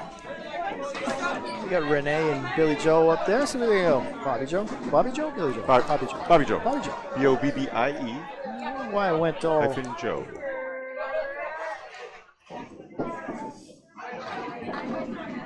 That's a good ball. Oh, mix it up. Yeah. High-low jack. What do you call these ones? These 2-and-2 splits. I don't know. There's somebody's got a name for it or something. Yeah, Paul Grant calls it a banana split. Come out of the gutter and get it. Oh, goodness gracious. What a great bid. That was terrific. Tim Douglas. Whoa. So there's a classic. Yeah, that's a spare. Yeah. She took the 4 and the 7 out in the first ball, made the spare. We call that leave what you can make.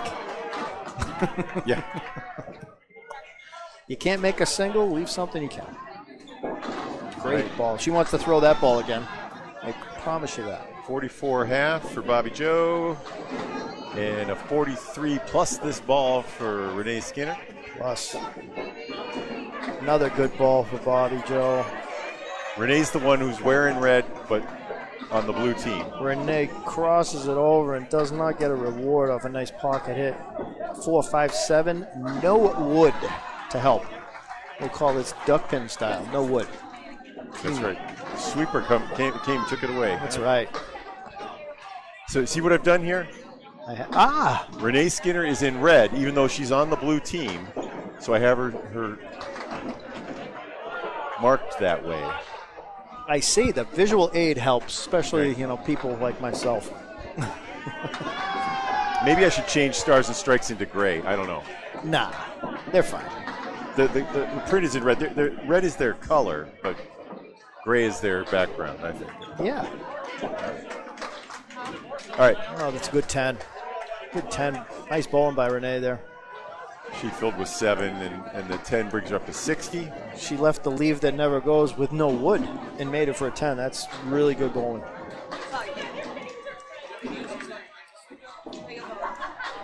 All right. 4s and 5s coming up here. Cole Fry lets it rip. Listen, last game. And no, you're saying. It's a 7-9 as a you're welcome. That's not right.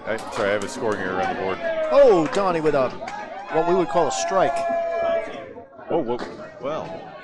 Strike on spare, let's call that. Oh, what a great shot by Cole. Put the ball where it needed to be. 7-9 every day, huh? 62 in a ball for Cole at the half.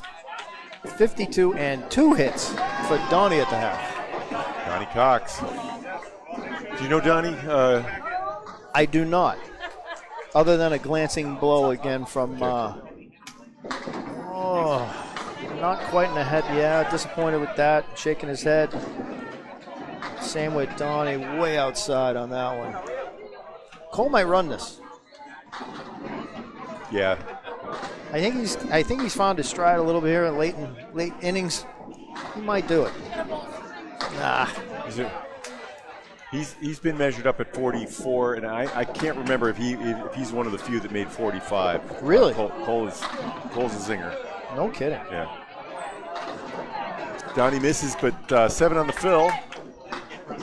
Cole had 6 on his fill. Makes it 9 box.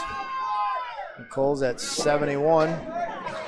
No, Donnie, I didn't have his fill in when you were counting that. Donnie disappointed with that ball way outside. Leaves them all up. 66 for 6. 77 for Cole. Up comes the anchors. Chris, Merrill, Will, Haskell. Neighbors, I think. Well, generally speaking. Oh, okay, yes. They're within 100 miles of each other, I guess. I don't know. Damon, boom. Goodbye. The 4 was the last to fall on that blast from Will Damon. His second strike of the game. That was a blast, too. Thought it was going to be heavy. Pop. Do you think Chris Merrill going to throw this one over there? He did. He threw it way over there. Yeah. Right idea. That's what I was thinking. Get way over there. Chris works really quickly. He does. I saw when one of the second year that he won, the second consecutive year when he won the Easter Classic, Ray's Easter Classic at Leda Lanes. He was bowling first, and against nobody in the adjacent lane. There was a bye, and he would just get out there and throw 10 and it was like like a machine. Gone like a machine. Love it. Good ball, heavy. No mix. Can't break up that split. The classic Candlepin split there, 3 and 2. Damon, 2. Light, 1-2. Gets a little mix. And maybe wood view on this one. Okay.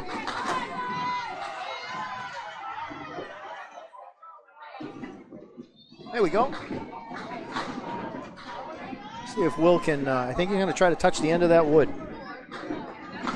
You bet. Oh. Great ball, no luck. Chris Merrill right on his tail for the 8 box. He doesn't wait. He does not wait.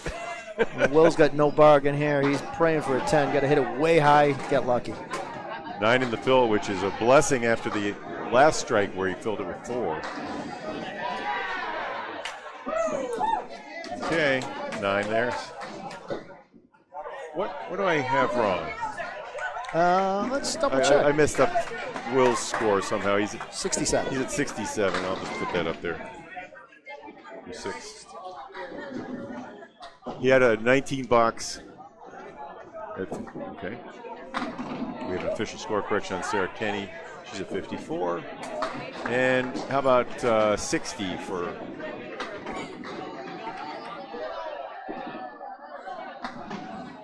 A lot of little corrections. I've been missing something. Candlepin bowling's not perfect. That's why we have an eraser.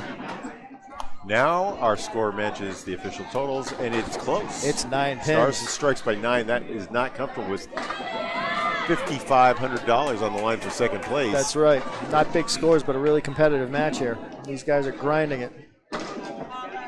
Look at that. Oh, wow. All right. Jeez. Talking to the pins. And Cliff Walker with a 10 picks one up there. Yeah, 10 pins. 10 pins going into the around the turn, I guess, right? This would be around the turn, not the home stretch. Yeah, 3. It was 326 to 336. 315 through 3 complete though. Like if you threw 3 and threw 326, that's what they feel like. Correct. I'm so sorry. Bob's taking me out. You guys can't see it, but he's taking me out. I am Italian, despite my middle name, Angelini. I speak with these things, these wings. Well, you do have long arms, Bob, so. Guy with a black eye saying, "Shut up." Why are you hitting me? Whoops. Sorry about that. Little. Oh, Sonia Johnson. Didn't mean it. Let's see where we're at. Wow. Gee, almost makes a shot there. Gee, that was a terrific shot. That was a great bid. Apparently it was for a 9. Nope. Cliff. No, Cliff, that's a 9. It seemed like he was talking about it. That's a 9. So, G 88 for 8. And Cliff 101 for 8. So he first one to 100. Cliff picked up 1 pin in that exchange. The lead is 10 for stars and strikes. Tied for 4th place, battling with 5 other teams, with identical records, and a couple that are right above them. Right? What are the names of the teams again? Jimmy, you got the right out, right? Yeah, let's. I think it was it's Penny Lane and PC Enterprises, Drywall Concepts, maybe JD Seamless. I can't remember the other. So the payouts. 9 dropped, by the way. Really great opportunity here for Sarah Kenny. So here's the stats. No, the wood was not. It was out in front. Wow. Guest appearance once time. He's back again. Hey, Jim. I just want to give a shout out to anybody who might be watching from Avon Valley Lanes today. My customers and my staff are the best thing we've ever had in the world. And I love my twin brother Sam, my co-farmer. Have a good day, Sam.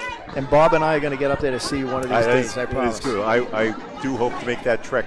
Good people. Soon. All right. So Sarah Kenny with the 9. And Renee with an 8. Right? No.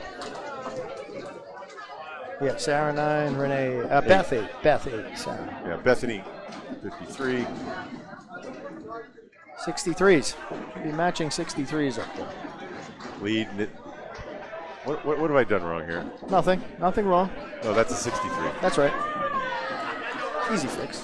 That's right. The lead is 9. I know that, but it's still 9. For a moment, I was showing people a lead change. That's not true. That one got away a little bit, I think, from Beth. Get out over there on that 6-pin. We don't want to see that. Makeable shot here. Makeable shot coming up for Renee. For Sarah. She might. Ooh. Okay. There's that head pin pair again. Of pins there. Beth. Wide left. Still 6 standing. I mean, still 4 standing for 6. But she's got another ball.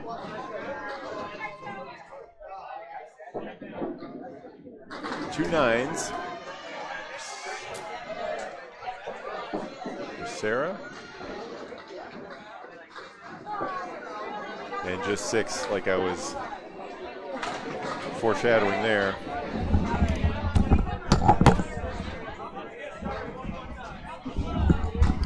Lead is down to 6 now. Maybe a little interesting tidbit to talk about, Bob. Right to our left here on our friends feed, JDS Seamless Gutters, who's in the mix with 24 wins, is down by 50 right now. Really? That's Calvin Locke's squad, right? Yeah, Dave Godwin, and they're down by 50 against Bud Light, who we just watched. Okay. JJ Brook, yeah, that's definitely JD's Seamless at 325, trailing by 46. Wow. Yeah. Renee Skinner flips one by from Avon Lally Lanes. Another spoiler opportunity, I guess, over there. Yeah, right?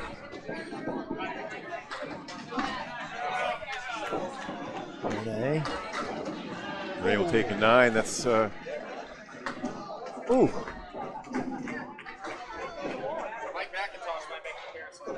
Okay. Yeah. No Mike McIntosh. Mike McIntosh apparently is going to join us in a minute, and that is to be determined. We're going to flip a coin. We're going to flip a coin dump. You take your mic and go away. Yeah, we'll be all right. Mike yielded to coach baseball. He did. Matt Nichols took his place and is going down in internet history with one of the weirdest almost strikes. And with pin setter falling down on the pins as he blasted them. Mike did tell me that he's channeling his greatest Billy Martin at the Little League level. So congrats to him. I guess he's doing great. Okay, Bobby Joe Chase just left of the object. Still with the head pin standing. It's that head pin again. Yeah. Tough 7. That's Renee Skinner in red. I put her there. She's on the blue team in red. The blue team in red, not on the red team in red. And a nice 10. Get rid of that head pin. Okay, here comes the 4th bowlers. Yeah, Donnie and Cole. 9 pins. Donnie in blue, like he's supposed to be. That's right. All over that 2-pin. But favorable break. I want to throw like Cole. Cole? That is so cool that he can just do that. Is Cole shooting a 9 lean? Is that a leaner? Let's see up close. That's got a gangsta lean on it. Nope. No? Yes. A little bit. Oh. That's very unlikely right there, but it happened. Wow. Wow, Donnie. Okay. Leaving a lot of pins up there. Cole's wanting to smash that pin now, and he doesn't. Yep. Hands to the sky. Like, why did I miss that? Why did I throw that ball? What was I thinking? We all agree. It's 15 inches long, but it was turned sideways, so I think he had 6 inches of target. But still, that's like missing. It's like Yeah, you know he's. you can miss a pin that size about as often as you'd hit the 2-4 pocket or the 3-6 pocket. That's like. And he comes back again on that 2-pin. A lot of 2-pin hits up there. A lot of 2-pin. Don's got a shot he can make though. He just gets that 1-3 to split apart. He can do it. Jim, is there anything you do when it's really wet outside and then you're in a big room like this with 170 people and the lanes are getting a little bit tacky? So again, it's like all wood lanes like we have here. I Nice believe. ball. Nice shot. Donnie Cox. That was the shot. Yeah. Yeah, you know, it's bowler preference, but I can tell you what I do. You got to pay attention to your slide foot because nobody wants to go down, and hurt themselves. Right. And I like to slide often because I don't trust anything. So even in Slide between all frames, across the lane or something? I just go up and test where I'm going to slide. But even in between frames, I'll take a little practice slide just to make sure I didn't step in anybody's gum. Let's say. Yeah. You know. Yeah.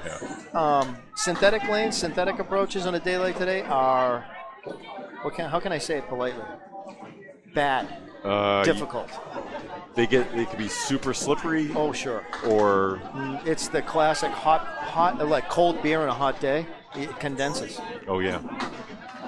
Hot beer on a cold day? No. A cold beer. Cole Fry just gave away a couple, and there's a spare hanging. That's right. The lead is 8, but we're getting real close to tied here. Right, it's 8-. Yep. Chris Merrill punches 3 out of the right side. Yeah, not a good. Hate to see that. Not a good ball. Don't want to hit that 3-pin over there.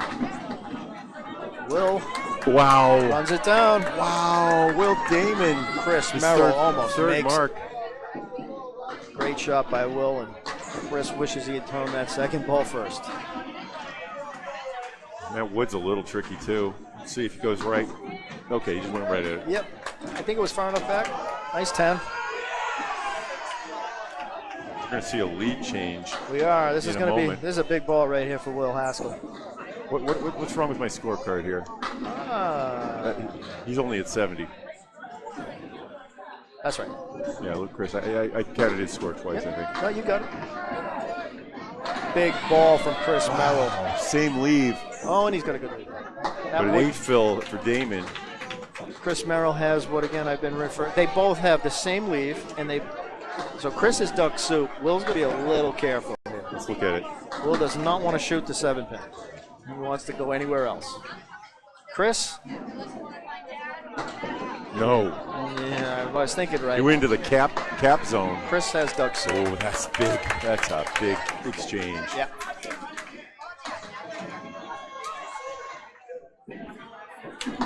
That's a tough frame for Will. Tough frame for Will. Good one, though, for Stars and Strikes. They lead by 2, and now the marks are even. Marks even, 2 pins. Wow. There was supposed to be a lead change, and it really didn't happen. And I think at this point, last trip up, I said we're rounding the turn, and here we are in the home stretch. Okay, through 4. It's 4:15 to 4:13, both sides with a spare. Home stretch here. Number 1 bowlers, Gwinnell Duguay in blue on your left. That was Cliff Walker, who started things off with 4 spares in a row. He's followed that up with a 6, 10, 10, and 9. Leaves my shot. 3, 5, 6. Oh! Don't know if he wanted that to fall. So G moved that 4-pin off the spot. Nope. Cliff misses it. G's got the 4-pin extra close to the 7-pin. See if we can make it all happen. Yeah. Oh, Gwinnell, big fist pump. Yep. High fives all around for everybody on that one. Oh, Cliff. Those hurt coming from Gwinnell. Yeah, he's got a farmer 5. Apparently, he's got farmer hands and needs to be careful and gentle with his friends. He doesn't hurt us. He and Jerry Dunn shaking hands is like that's what you need for nuclear fusion. It's like the Avengers coming together and shaking hands. Cliff off the head pin. 4 horsemen and a 9 back there. You can run it. Gee, no, he's not happy with that ball, but he's happy with Look the at break. that. 8 on the fill. Gwinnell. Doesn't like the ball, but he's happy with the break he got. And I think he's charged up right now. I'm expecting. Oh, Cliff with a great shot. I like what I'm seeing out of him today. That was a great shot. He's famous for something. G's got to make his and does. Boy. Way to show up. Oh, and he almost hurt. G just went full farmer giant high five double hand slap on Cliff, and I thought he was going to hurt Cliff. That was aggressive. Down in the valley of the Jolly Green Giant. Just get it right. It's Avon. Not I know it's everybody. That's for not for us. We learn the hard way. Oh, Cliff Oh, back man. in the pocket. Come on. Good spot to leave all that. right. Good spot to leave that. How about a 128? G was going the wrong way. He needs to go back to Canada. We're going to Worcester on that one. Okay, that helps the cause of Stars and Strikes. In this case, we can call that last pitch by G halfway back to Avon. That's right. So that's a 118 to Gwinnell Duguay. Big games. Cliff Walker really showed up that time. Wow. Great bowling, Cliff.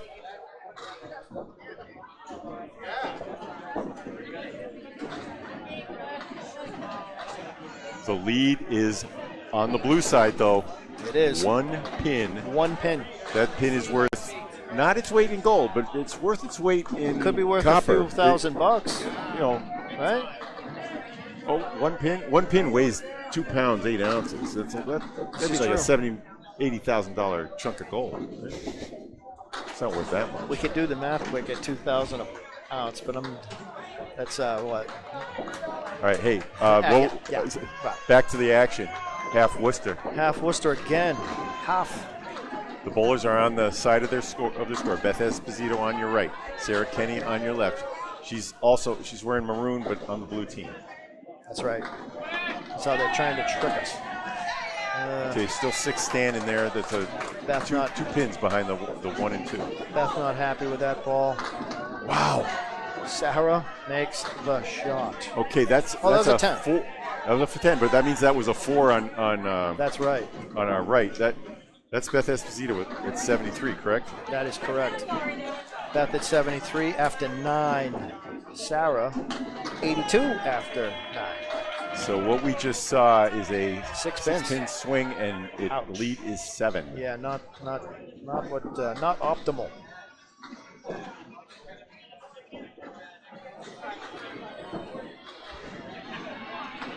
Oh. Okay. Beth on that 2-pin. Sarah finds the pocket. She's trying to get him to break up. Avon Valley Lane's maroon shirt. Sarah has let's see what Beth can do. Oh no. Okay. Sarah's looking for that 2-pin and wood. She has a chance of making this. This shot will go. As long as you hit it. Come on back. Oh, that's the one you got to touch. Everything else. Yep, the wood makes the shot. Pinning here was great, though. Critical. She just picked up 6 on pins, and here takes good for a 7. That's another gain already. Pretty good 7, but another gain for Sarah. At this point, they can't afford Look at that. even that. Picks Wow, the pin. that's going to put the lead way up. Double digits. That was an 80 for Beth Esposito and a 92 for Sarah Kenny, and 10 pins. Yep. They got to pick up a mark, some pins, and fill brilliantly. Okay, Bobby Joe Chase with a nice looking release, but it's just right. Yep, full horseman and the Caleri to the left. Okay, Renee Skinner crosses over the head pin. Yeah, just missed the head pin, but again, she's shooting a 1-3. We want to make this. Caleri. Oh, outside. Boom, and what a bid. They only go half as often as 4 horsemen. Heads By the way, you up. saw the 4 horsemen Heads go, up. and What a what about shot. that? 1-3-7 What a shot, conversion. Renee. Woo. Spoiler galore.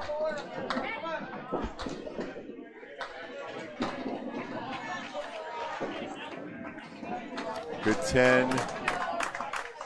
Not enough at this point. She needs to get some of those back.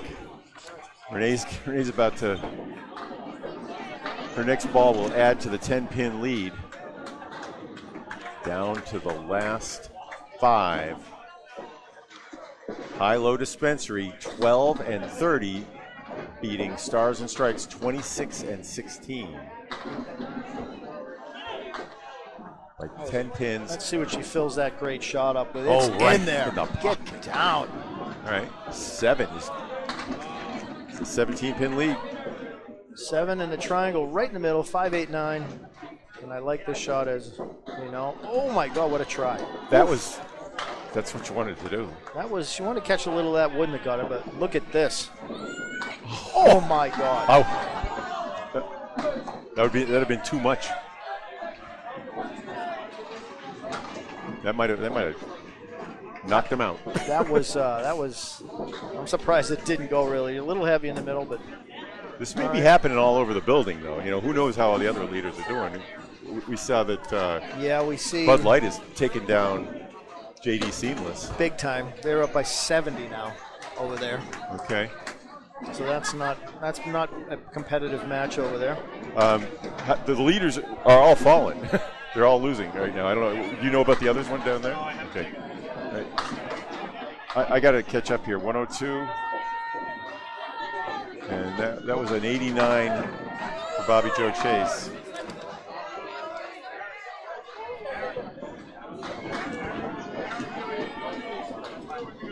Okay, Cole Fry with a setback.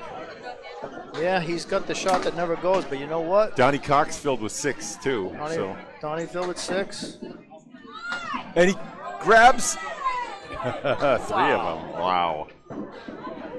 Okay, the lead is 24 at the moment, minus a ball. Cole Fry's bid is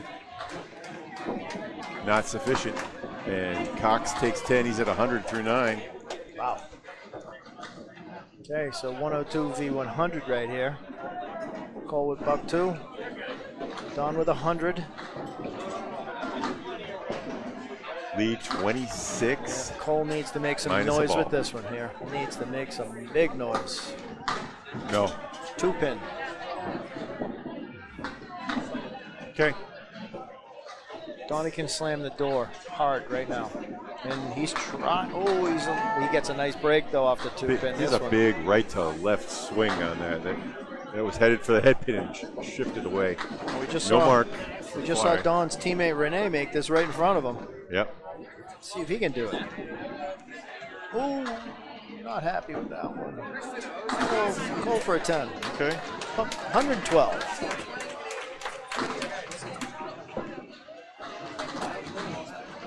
Decent score, but not enough to make up for the deficits. 108 for Don. But they are up by 15. Chris Merrill on a fill. 15 there and, right? No, 25. It's 24 minus this ball, so Merrill would love to show some. That's what it is. Yes, sorry. Easter Classic heroics. Nope. 2 pin for Chris. I don't want to hit that. It's a 5 fill. Not enough. A little outside the 2 pin. Something to shoot at. All but over now. High-low Dispensary.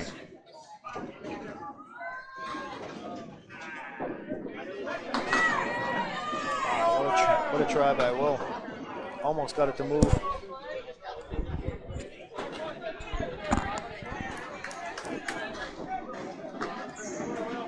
A lot of 10. Another pick up there, 103. A lot of 10 there. It's more than 20-pin lead now. And you know what that means?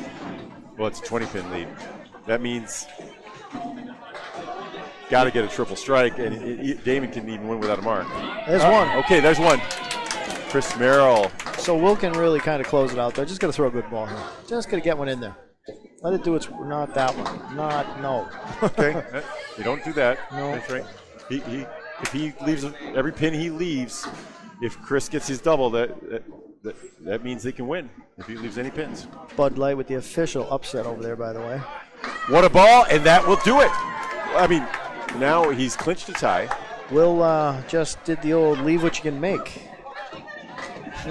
they're starting to shake hands because they assume he's not going to throw a gutter ball. Yeah, I think it's a moot point. But Merrill with a triple strike could tie if he threw a gutter ball. That just doesn't happen. Right. That's the problem. That's the game. Not enough bowling balls left for Chris. Will Damon, with great performance. That's how you do it right there. Back on that head. I guess that's why they got him in the anchor slot. But it's a big shot. Throws the ball off in the ocean, makes the spare. That's what you got to do. And Merrill threw it down for 3 on the strike. Wasn't really concentrating on the last one. Right. That's a final, right? 107 is official, and final score 538, 516. Stars and Strikes had a lead of 20 or more pins for most of the game. Upset. Led by 10 toward the end, but High-Low made the switch. Gwinnell's trip to the, he threw a spare 8 and a spare 2, and the lead turned around. Yeah. Renee Skinner came through. Renee Skinner made some really big shots her last 2 trips up there. That's right. Really big shots. Congratulations, High-Low Dispensary. They're gonna go to 14 and 30. Yeah, and an upset. And Stars and Strikes will fall to 26 and 28. Big upset. And 18, sorry. They say I changed it to 42. They'd make a lot of money out of that. That's a lot of bowling, though. Yeah. They need to keep going until like Tuesday. Hey, Duncan MacDougall. Duncan MacDougall stepping in. Here. Update time. This one just wrapped up, so it looks like we have Penny Lanes is up versus Coca-Cola in second place. Looking like they're going to run away with it. PC Enterprises plus 18 versus Hollywood. I think that match wrapped up, but they were plus 18 going into the stretch. Drywall was down 50. Drywall Concepts, they were getting blown out. No, this is JD. That's JD got it. Yeah, I don't know how they did. Upset. They got upset. Bud Light beat them. Bud Light beat them, so they fell as well. They've been struggling recently. CPL was down 25 to Harry's All-Stars. Riverwalk down 11 to the Window Source. Both teams in playoff contention or money contention. And Academy down 8 to the Narclones. The last team, no, that's all of them. Huh? Oh, High Rollers were plus 27 going into the stretch as well. Okay. The High Rollers are up. So there's a lot of Penny Lane and High Rollers were winning. Who else was winning out of the top 7? So it was Penny Lane's, PC Enterprises. That's it from the top 7. As far as the ones that are in contention, Window Source and Narclones can stand to gain big right now. Wow. Same with the High Rollers. We're seeing a reversal. Someone from the middle, like we were saying, someone from the middle. Remember we saw Bud Light? They just took down JD Seamless over there on our left, but they could have been reaching up to that if they. I will say, Academy Lanes, they are down out of the money with points right now. They are higher in pinfall than most teams that are in the money. So if they can catch them in wins, all of a sudden they jump way up in the standings. That's right. That's a good point. That's a great point. Wow. So it's going to be interesting to see how this shapes up coming down the stretch. We'll see how the standings break. There's a at lot the of beginning movement. of next match. A lot of movement to be had. Do the last one with Jimmy. Yep, Jimmy Nestor and I will take the last one, and we'll bring it home for you. You can run around and get us all the standings as they come in. The standings and how it's going to break.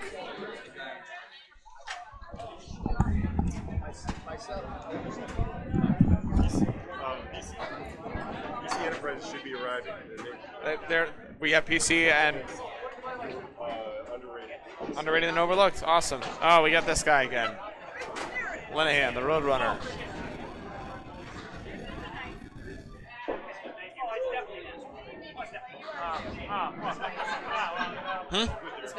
Thank you twice. Rob Linehan. Might come over and call a you since he's. Oh, okay, yeah. He might take 20-odd steps to get here, but maybe we'll see. Sorry about that. Robbie, any idea what our plan is here? You know what the plan is? What? Is this from yesterday? Oh my God. That's through 20, and we're at 23 right now. This is the last match, 23. So we need to. How'd you do in the last two? How did you do in the last 2 games? Win or lose? You go get the info. Let me take over here. I'll get it all set up. You're in the right color. I will get it all set up. Trust. Let me do it. Oh, the arcade. Let me do it.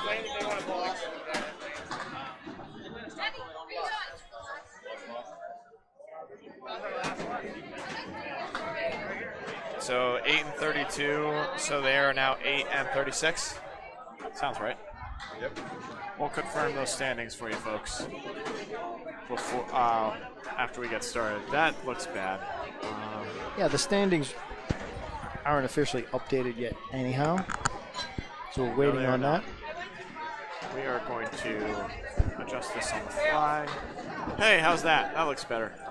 Looks great. And they are PC Enterprises. PC Enterprises have won a lot. 28 and 12. We'll ask them how they've done in the last two as well. We're going to clear these names out.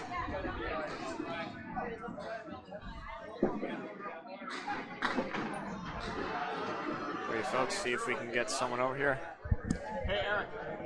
How'd you guys do in your last two? We took them both. Thank you very much. So PC Enterprises won their last two. They are now 32 and 12.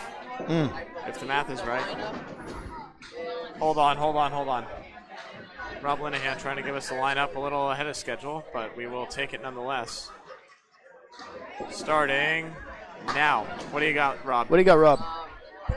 Matt Rich leading off. Yep.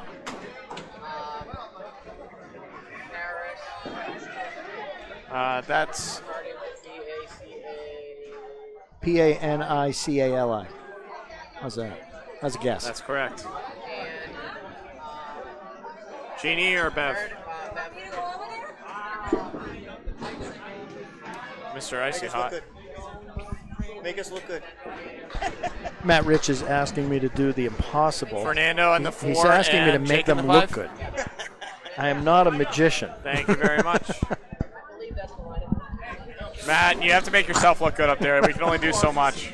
You make yourself look good. I just hope I can do the same as last game. Throw a 136. 136 awesome. last game, but did you win the last game? No. Okay. All right. Then never mind. Go away with Wait, it. it doesn't matter. Our team's out of it. It always matters. It's for glory. You got to do it for glory. This is a spoiler opportunity? This No, is big. it wasn't. No, this is right here, though. This is, yeah. This is a huge spoiler opportunity. So we've been Where are they in the standings? They are third right now. Third? Third. They might be second, depending on what happened to the other one. I took the risk. If he opens with a strike on me again, that would be like the 5th time he's done this with me. Who? Surratt?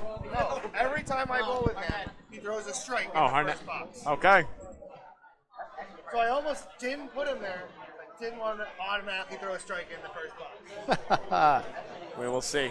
Well, Jeff Surratt, Matt Harnett on this team. Let's see if I can get a lineup out of one of them. Hey, Surratt. Hey. What? No what? He doesn't know the lineup. You don't know the lineup? Are you bowling? Do you know where you are? Where it is? Over here is the answer. Do you know where you are? Here. Okay, I'm going to go out on a limb here, Dunk. I'm going to say great bowler, bad interview. Jeff Surratt to a T right there. Oh, that's fun. Shut up and bowl, right? Yep, a great bowler, but don't interview him because he's a one-word answer. Yeah. Very curt. I said, where are you right now? He said, here. Here. He's not wrong. You said, do you know the order? He said, no. I asked him if he's helpful at all. No. We got no good answers. Okay. Only more questions from Mr. Jeff Surratt. Note to self. Seriously. All right, I'm going to go down and see if I can grab us a lineup real quick. Yeah, go for it. I think we've started bowling already. No, we're warming up. We get a warm up. Okay. To be determined. It's like Fernando's up there loosening up.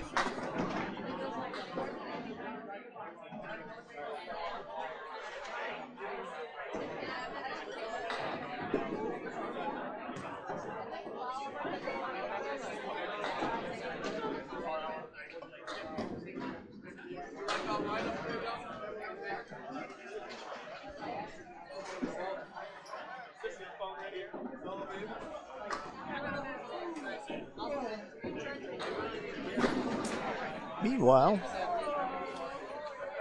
Duncan heads off to get us some. Before I turn the mic over, there was a set of keys for Marriott Hotel. If you might have dropped your hotel keys and still need to get in, check for your hotel keys. They were in a Marriott container. And here's Paul. Okay, last call for the bowling ball raffle. Last call, $5 a ticket. We're going to draw in 5 minutes. Please come to the counter. Last call for the bowling ball raffle at 50-50 after the last match. Give it up to our Canadian friends traveling down from north. Thank you, Canada bowlers. Coming all the way down. Have a safe trip back. There'll be a Candlepin Cancer shirts and hats by 13 and 14 on the table. Bob. Donations in the bucket on the counter. Is it Sonia on Rossi 13 or and Sonia 14. Johnson? I forget. Last call for the bowling ball raffle, please. Rossi, ROS and Sonia. Your color, your size. On the PC Enterprise. Yeah. Thank you. To Josh Make sure Rio. we get the names right. Sonia. Dumb question of the century. Mario. Did Josh Rio buy a raffle ticket? Sell another house, Josh. Sell a house. Last call. We'll draw in about 3 minutes. Okay. Looks like Duncan has done his homework and he's got the correct starting lineups before we've thrown the first ball. Tremendous. It's amazing how that happens. That's good work. I hate this. Last call for the bowling ball raffle. Last call.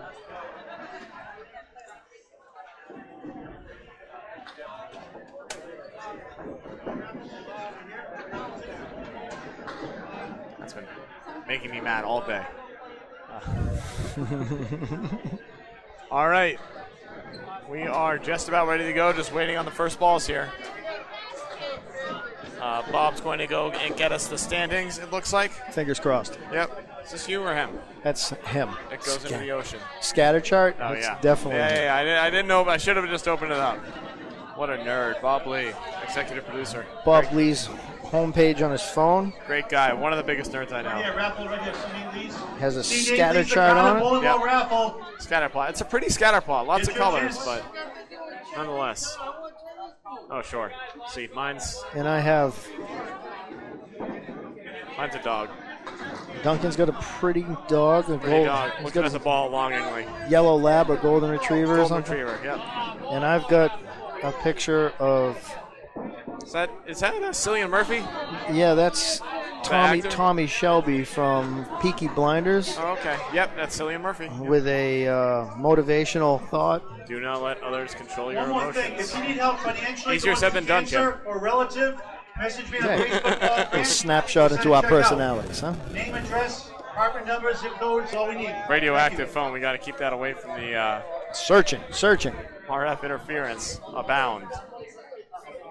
As I need to build a box for those. Faraday cage. we need a Faraday cage. That's exactly correct. Jim Nestor, engineer, on the case. I read a lot of books, that's all. I 2 just minutes know for that. the Candlepin bowling ball raffle. 2 minutes. Little vector analysis on the speed of the bowling ball going down the lane maybe later, huh? Bob Lee would just love that so much. He would love that so much. Josh Lowell and I myself did a little. I'm sure Micah would write a few equations Oh, for it. all right, never mind. I'm out. Micah. Love you, Micah. That's right.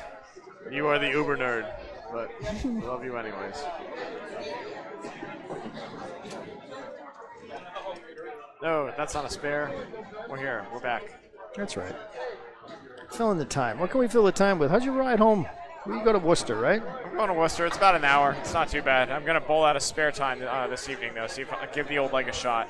I think it's feeling better. So Oh, that's if good. I feel anything, I'll stop. But I think it'll be good to go. That's good news. Yeah, be nice to get back onto the lanes. It's been a week and a half, and it's been a long time since I've taken this amount of time off from bowling. What time's that league start? Josh DeBro is 6 going to p.m. draw the bowling ball ticket. 1 minute Tight. to get I your think I'll last make it. chance tickets. $5 a ticket. Yeah, I'll make it. 60 seconds We'll be out of away. here at 4:30. I might just have to go straight there. That's okay. Yeah, you're gonna. Worst things in life. It's Sunday afternoon. It's not going to be a lot of Please traffic. support Club 125 Well, Once we get out of here, I Great mean, job. a couple hundred people leaving this building. But Support your local bowling centers. They're going their separate ways, Candlepin though. gift cards, a great way to do it. Get people involved for fall leagues. You're going all the way out to Western Mass, right? You doing know- any bowling this summer, Jimmy? Tip the waiters. Semi-Western waitresses Mass. Yeah, I bowl Wednesday nights out of Canal on the west coast of All right, here we Candlepin. go. Josh is going to draw the I've been winning bowling ticket. every Tuesday in Millis Every Tuesday? as a super sub, and unfortunately, a good So friend of first ours. thing we're gonna draw is for the Patriots tailgate set. We'll hold off. Suspense a little bit. Yeah, hard to hear you, even with the. Big thank you to the bakers for donating this. It's a nice little tailgate set. And a big thank you to everybody. There's been a lot of support in this. We're well over 1,000 after the last push we just got. My goal for this was $500, so this is amazing. So thank you to everybody. A big thank you for the DeBurros for donating the bowling ball set as well. Paul just let me know that they are also donating 1,000 to Mixed Worlds next year. And 1,000 for Men's Worlds this year. So big thanks to them.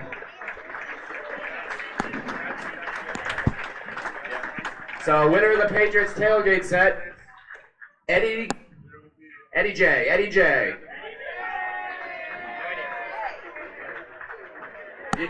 You win a tailgate set. Congrats. Now for the final prize, the winner of the bowling ball set. Or if they don't want it, I'll give them $200. And I'll take the bowling balls. Because I need more sets of balls. It's a blue ticket, which we don't have many of.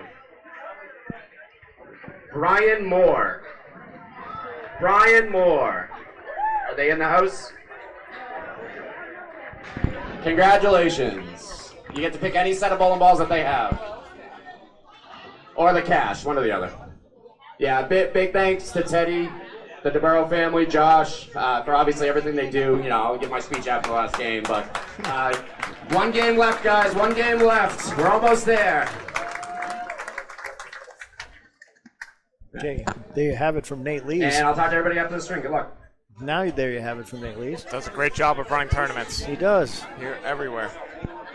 Updates. All right, we have a standings update. Wait a minute, Nate's not done yet. All the way to 12th place. All right, Coca-Cola has run away with it. There is PC Enterprises at 32-12, Penny Lanes at 31-13. There is a 9-way tie for 26-18. Academy Lanes, High Rollers, Drywall Concepts, Pub 125 Academy Lanes, Stars and Strikes, Window Source, CPL, Riverwalk, Narclones, all in a deadlock in terms of wins. If they all stay tied, it comes down to pinfall. The total pin separation from top to bottom is significant. It is, absolutely. 12,295 for Academy Lanes, 12,125 for High Rollers, 12,129 for Drywall Concepts. That's the money cutoff right there. From there, it's another 96 pins to Pub 125 Academy Lanes, 18 pins ahead of Stars and Strikes. I have a way to get this on the computer. I'm gonna do it. Yeah, that's important. It's well worth it right now. We are going to start off this one. Matt McPhee with a big spare to start, and Matt Rich looks like a 9-box. As we are off and running this last string of Mixed Worlds, Duncan MacDougall and Jim Nestor on the call. Bob Lee, executive producing, going to keep us updated on the standings and the placements throughout the string. And Matt McPhee, strike on spare to start. Wow, what a start. Can't ask for much better. 30 and 2 balls. Matt Rich throws a great ball himself, does not get rewarded. No, he might be able to do something with that wood, though. Might be able to spin it. Yep. This is what a log jam. Yeah. Sadly, none of those teams are here, but this is a crazy run. So I believe bounce. PC Enterprises, if they win, they get second place. If they lose, they can drop to third. That is it, though. So they are guaranteed at least third place right now. Okay. So this is still a big match for them. They need to jump ahead. Underrated and Overlooked has had a tough go of it. However, they did give Coca-Cola a really good run at the end of yesterday. So you said they're second or third? Yes, confirmed. So that's a couple $1,000. It is $5,500 versus $3,000 between the difference between the two. So this could be a $2,500 match we're watching here. This is a $2,500 match. However, PC Enterprises controls their destiny. Matt McPhee said, "I want the $2,500." He's 30 and 2 hits after the first 2. Oh, absolutely. He's feeling it, ready to go. Up next, Sonia Rossi up to bat. She drops 5, 4, 6.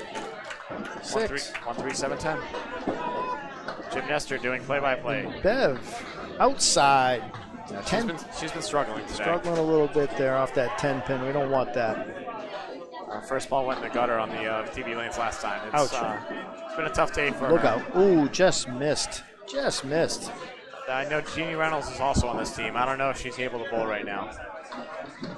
Bev's fighting a good fight up there. Good pitch up there. Yeah, that was a good comeback ball.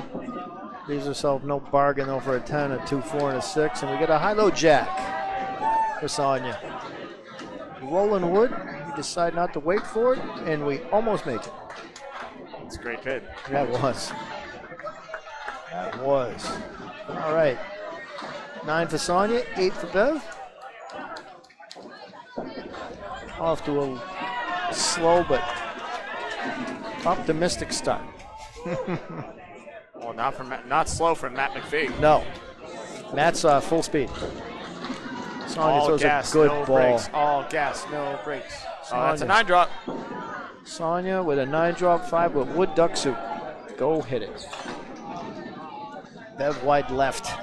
2 pin. Horseman and we saw that made finally. Horseman plus a sleeper. Sonia. Ooh, goes around the wood. Beautiful shot. That's I would have liked to hear her call that. Because I think if you saw her reaction, that was not where she was aiming. No, that was a fantastic shot nonetheless, though. It was. She made the pin. If you see the pin, you should hit the pin. I don't think she could see the pin. I think it curled it right in. Yeah. Right? Yeah, look, she just gave us the kind of like the meh. Yeah, that's about right. All right, I'm just going to update this. We had Paris bowling third, or Paris bowling second. That's actually going to be Bev bowling second, and I'm going to bump Paris down to the third spot. Paris Panicali. Excellent. Panicali. I think both are acceptable. That's right. Earlier. Got it spelled right. That's the important thing right there. All right, Mario Johnson. Oh, big ball. See you later. Get down. Get down. Yeah, there it goes. That was a big ball. Yeah, absolutely. That was a big ball on 15, too. It really was. How about PC Enterprises? 4 out of 5 marks. Yeah, to start. 2 of them are strikes. Just out of the gate, strong right now. Paris.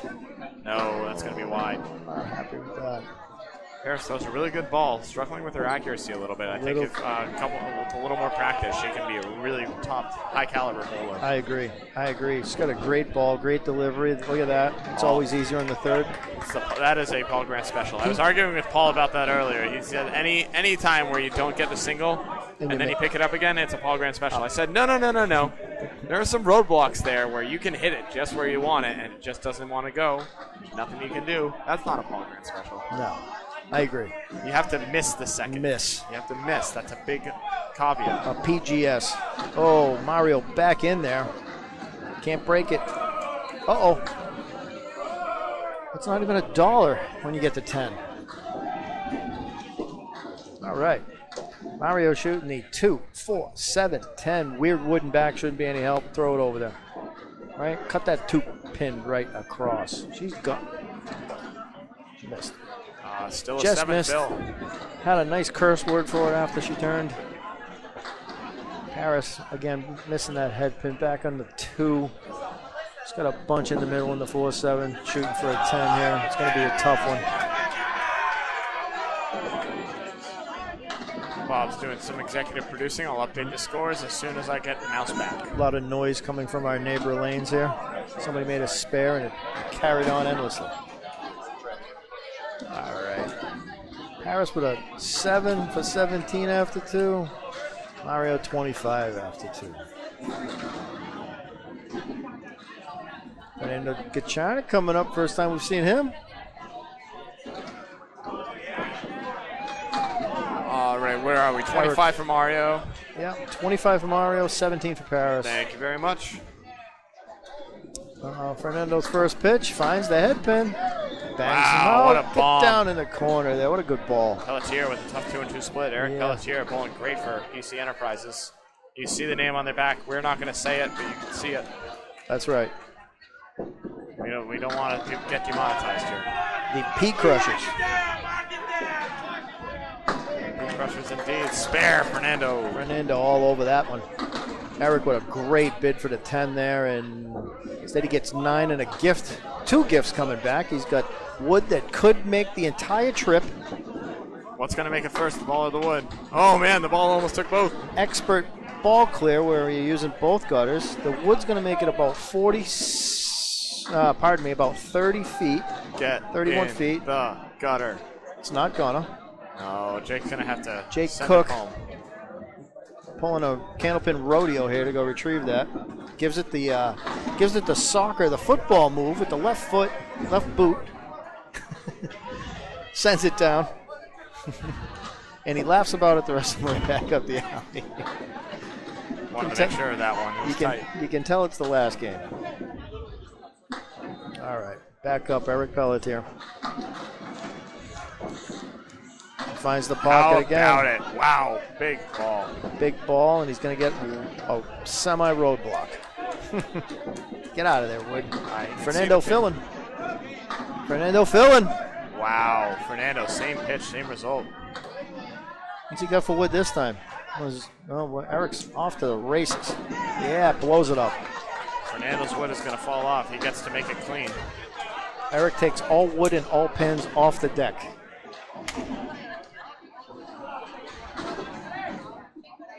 Fernando goes wide. Just missed.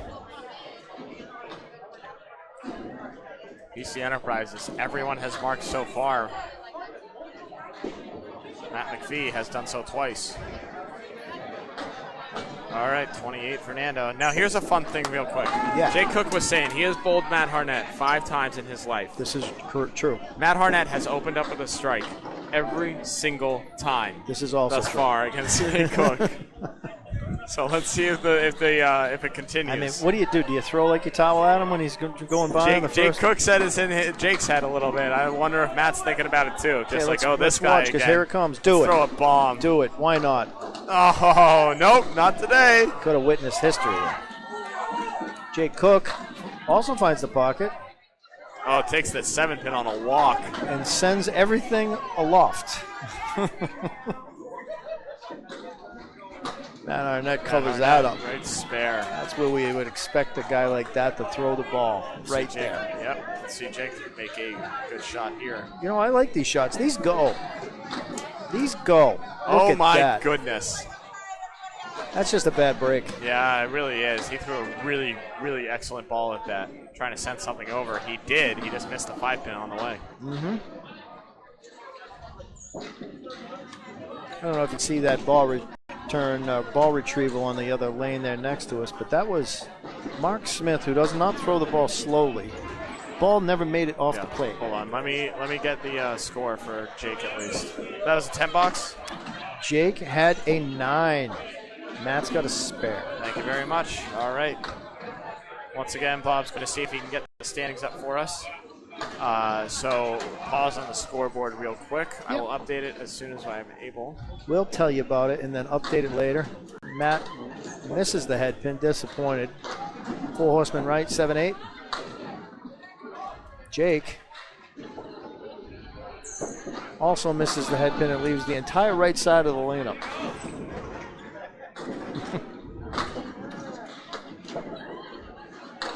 That second ball takes out some of them, leaves the 1 and the 10. Jake does the same.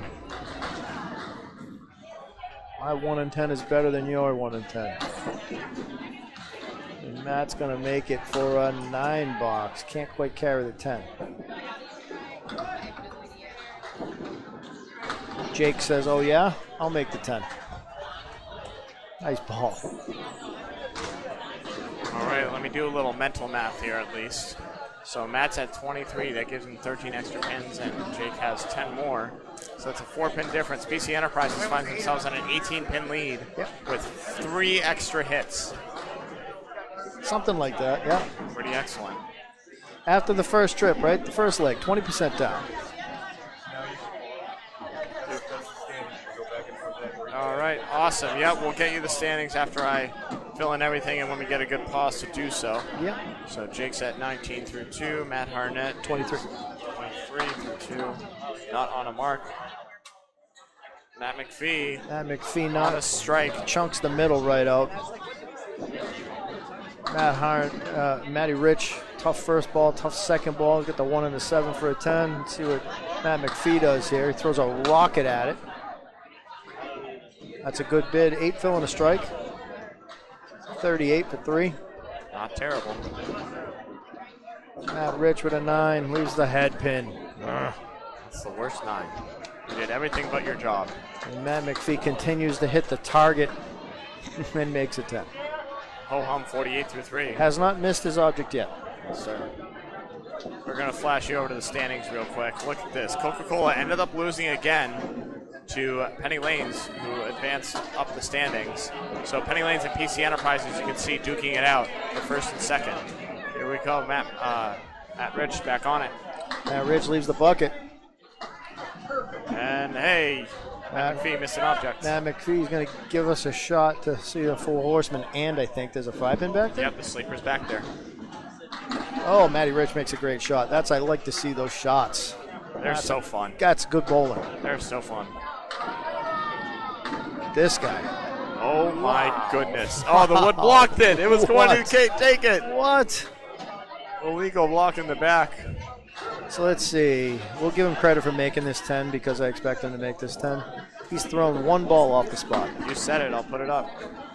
1 ball off the spot. How about it? Yeah, he didn't even use the wood.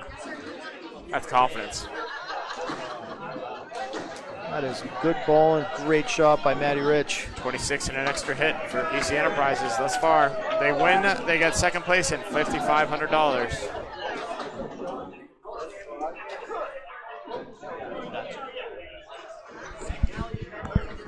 Matt Rich. Right on time. How we doing, my man? Matt Rich, after a nice trip up there, Matt, tell me about that, huh? You throw a good ball, leave the bucket, and then make it. That's my kind of bowling, bro.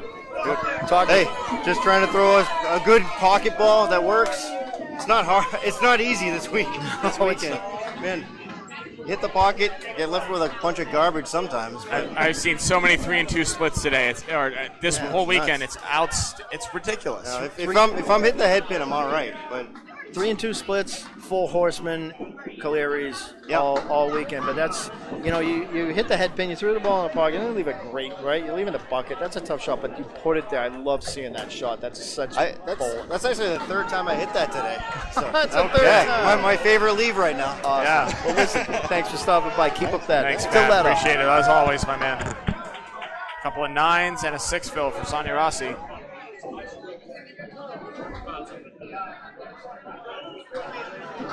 Rob Linehan, the Roadrunner, maybe we'll get him on later, too. Maybe. The Roadrunners. Geez, why do you call him that? How many steps does he take? Okay. It's anywhere between 5 and 8. That's what we've calculated. It depends on the day for Rob Linehan. There's a range. It is. Okay. Watch it. Just. All right. Bev off to the left. Leaves. The spare leave, though. I like hers better than Sonia's. Sonia's going to make this. Oh, my God. That's where you want it, right? What the heck happened? What happened? That was weird. That was really odd because that's Bev. Bev threw the ball and didn't watch it. I don't blame her. Love that. Oh, and honestly, and she loses no ground. Yeah, not terrible. The fill from Sonia, and that's it. You ever seen the Flintstones when the sound they make when they're pedaling, the car? That's what I think of Rob Linehan every single time. I think of that. Yep. I don't think of the Roadrunner. I think of the. Every single time I see Rob go.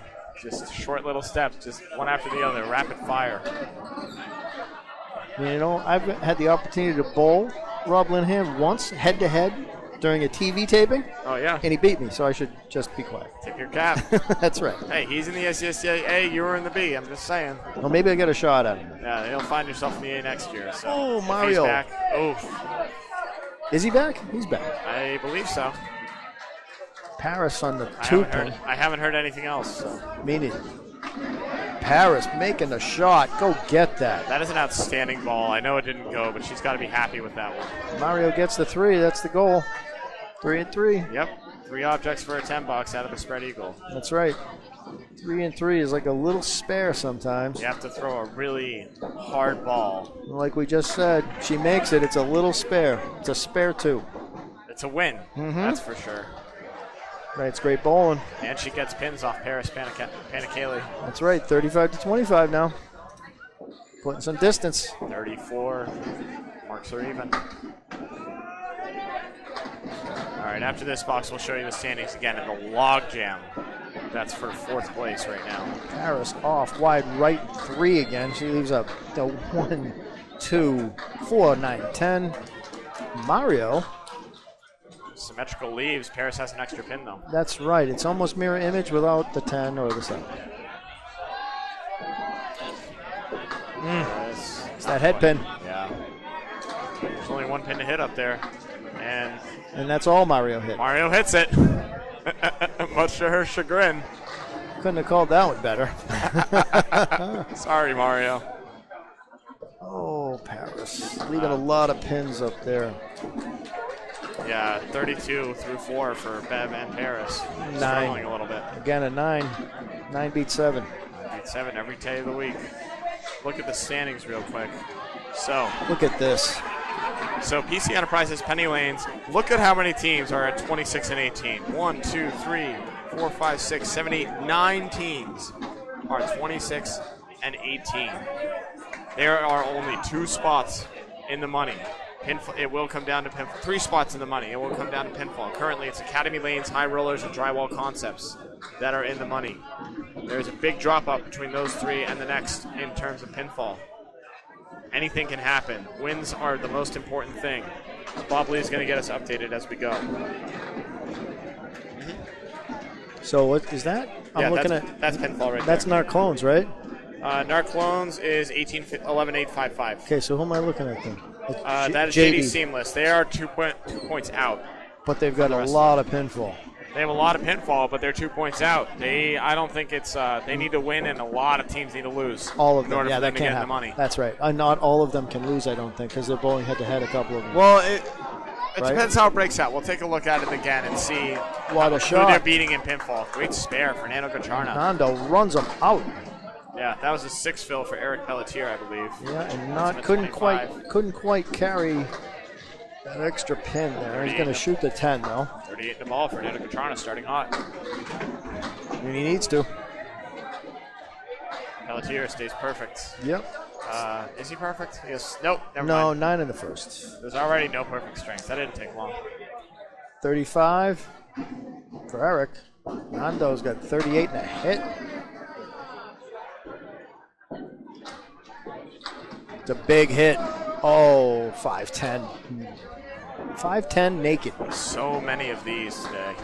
Eric's also comes in, but rips the guts. Oh, he carried everything out on the left. Yeah, he ripped out that left side.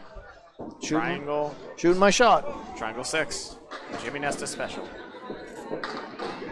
Good try by Nando. Wow. I feel like he kind of knew it out of the hands. That's not the right side, but he hit it good nonetheless. Eric Pelletier does what he should, makes a good shot. He made that look way too easy. I'm upset by that. That's the way they go like that, though. It's like, that's such a good ball.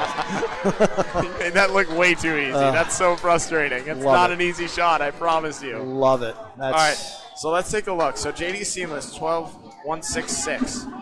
They would find themselves over all of these teams in terms of pinfall, actually. That's right. That's what I meant. That's what I was pointing out. Yeah, they're leading the clubhouse if they find their way in to this. So if they win and enough teams lose, they will get themselves into the money. But they need They need Narclones, Riverwalk, Central Park Lanes, Window Store, Stars and Strikes, Pub 125, Academy Lanes, Rebel Concepts, High Rollers, Academy Lanes. They need I don't think that's possible. a lot of those teams to lose. Yeah. They need like 5 or 6 of them to lose. Yeah, and you know they what? need to win. Just let's call out a couple of our friends here. Harry's All-Stars. I think they're out of it. 18 and 26. But that's look correct. at the pinfall. Yeah. No, I think they've run into some really, really good competition. That's They are some- averaging 558, the absolute outlier among the bottom teams in terms of average. I mean, they have the highest pinfall. You have to get For up a to long time. You have to get up to the third here. penny lanes. Up to Academy. They're It's actually like- ahead of penny lanes. They would be in third place if it was pure pinfall. That's insanity. How about they that? must have run into a gauntlet of Bad timing. teams bowling their best. Bad time. Yeah, not much to be done there. How about that? That's crazy. That's absolutely crazy. Meanwhile, Matt Harnett with a spare. Jake Cook with a 10. Steve Reno, my brother, we feel you. Yeah, that really spells the story. They've been frustrated. A lot of teams have been frustrated, though. It's because they've been bowling bad. Harry's All-Stars hasn't been bowling bad. The other teams have just been decided to bring their A game against them every single time. That's killer. That's a clean statement. You've been bowling bad. Love it. Is what it called like I sees it. Jake Cook decided to destroy the 2 and the 8. Hey, if those were the pins that were left, they would be gone. Sadly, the rest of them are up too. Matt Harnett, bam. Yeah. How about 2 in a row, Matt Harnett? 2 in a row, 51 and a hit for Floor. Jake needs a bunch. Not going to get him. No, that's a very tough 5 box for Jake Cook. Frustrating up there. I think we would call that a bad box. Yeah. No, that's warranted. The words of Ty Webb. You know, I told him earlier, if he stopped sucking, he'd have a lot more fun. Jake. Jake doesn't want to talk to us. I told him earlier, he knows what I'm going to say. If you stop sucking, you're going to have more fun. He doesn't want to hear it. I don't blame him. I'm not here to be helpful, Well, Jim. we would. Yeah, I knew that. If you get in the interview box here between Bob and Duncan and myself, I'm going to ask you the question. Hey, how did it feel throwing that 4 box? Is what I asked. Oh, absolutely. You should. Yeah, Bob's going to be too nice. Me and you, we won't pull punches. No, I want to hear. Okay, great. You threw a strike. Wasn't that fun? Yeah. How'd that 4 feel? 47-pin lead for PC Enterprises with the ball in hand. Matt Rich only filled his with 3. And we're not even. Oh my God! He cuts it across. Are you kidding me, Matt McPhee? Matt McPhee has not missed but once. That is that is a filthy shot. I love that shot, man. That's Candlepin bowling for you watching from elsewhere. That's what it's supposed to look like. Absolutely. Textbook.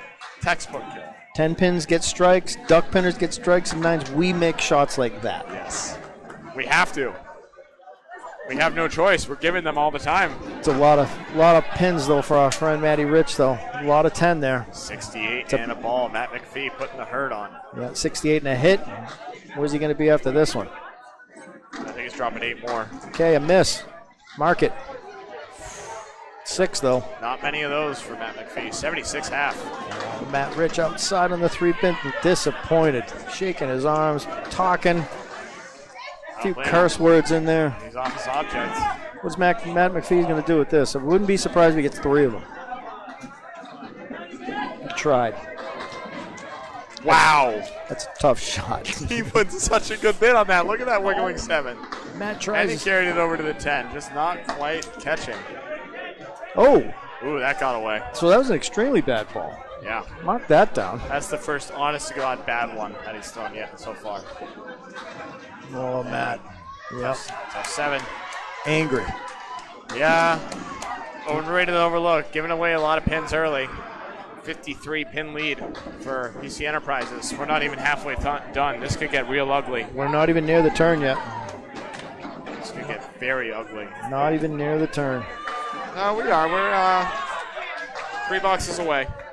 Right. From halfway. Well, that's halfway. All right. What's the turn for you? For the 4th trip. Okay, 4th trip. The turn in the river. I'm just making a poker comparison. Hold the turns. I got you. I'm on board. Dev carves out 3. Sonny Rossi takes 4. And head pins a galore. Head pins left up, if that's what you mean. That's what I mean. There's the ball. Oh, Sonya. She's laughing about that. Yeah, you can't throw it much better. I finally throw a good ball, and that's what I get. Bob Lee might be able to give us some updates. Here he comes. No, he's talking to Godwin and Craig Holbrook right now. He's talking to a collective 130 average. Not terrible. You want it? Craig Holbrook on the call. Here we go. Craig. Craig. Come on, Craig.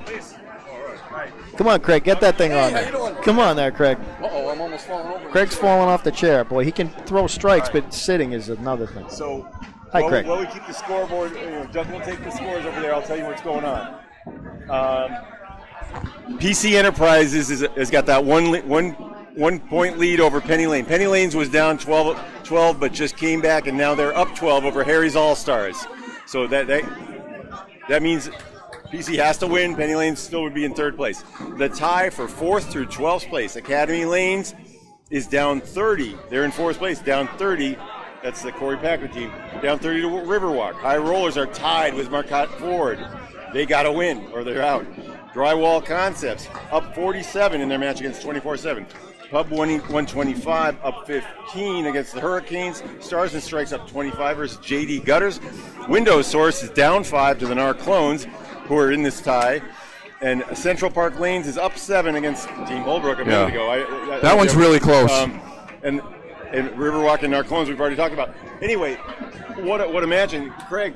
You've been here? You guys gracefully exited in first place. One of the great teams of all time. I wanted to ask you first of all: have you been on a team that's been this dominant? Was there an undefeated team back in the day that you were on? I don't believe so. No, I've been on 2 teams that had 1 loss. Yeah. Back in the around the 2008, 9, 10, that area. Has there ever been competition all the way down to the 12th spot? Oh, it's not surprising, yeah, because there's so many teams that are in that little grouping where they're all really good, and they're all highly competitive. Yeah, we had to run through all those teams like on the first day.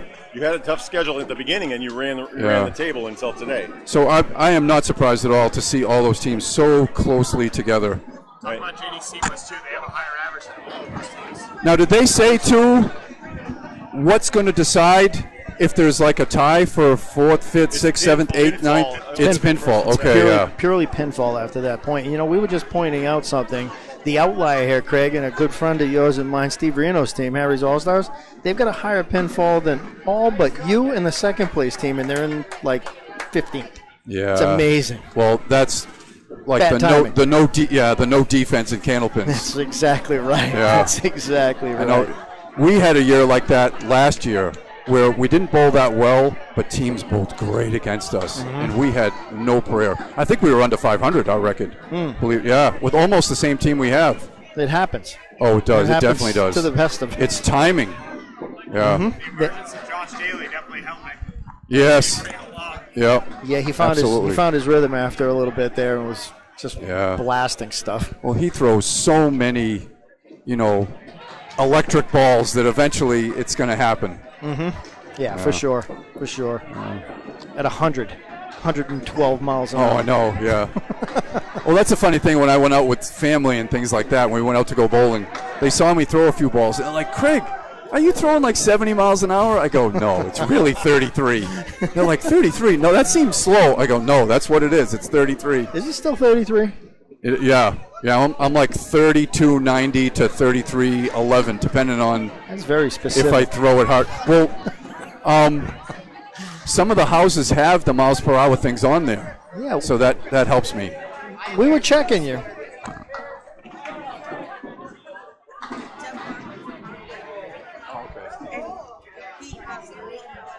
No, we were asking, Deb and I were having a conversation earlier that I saw online somewhere, either was in a Candlepin chat or a Caleri forum or something, where they had a list of all the winners from the very beginning up to like 2016. Anthony Karen has that.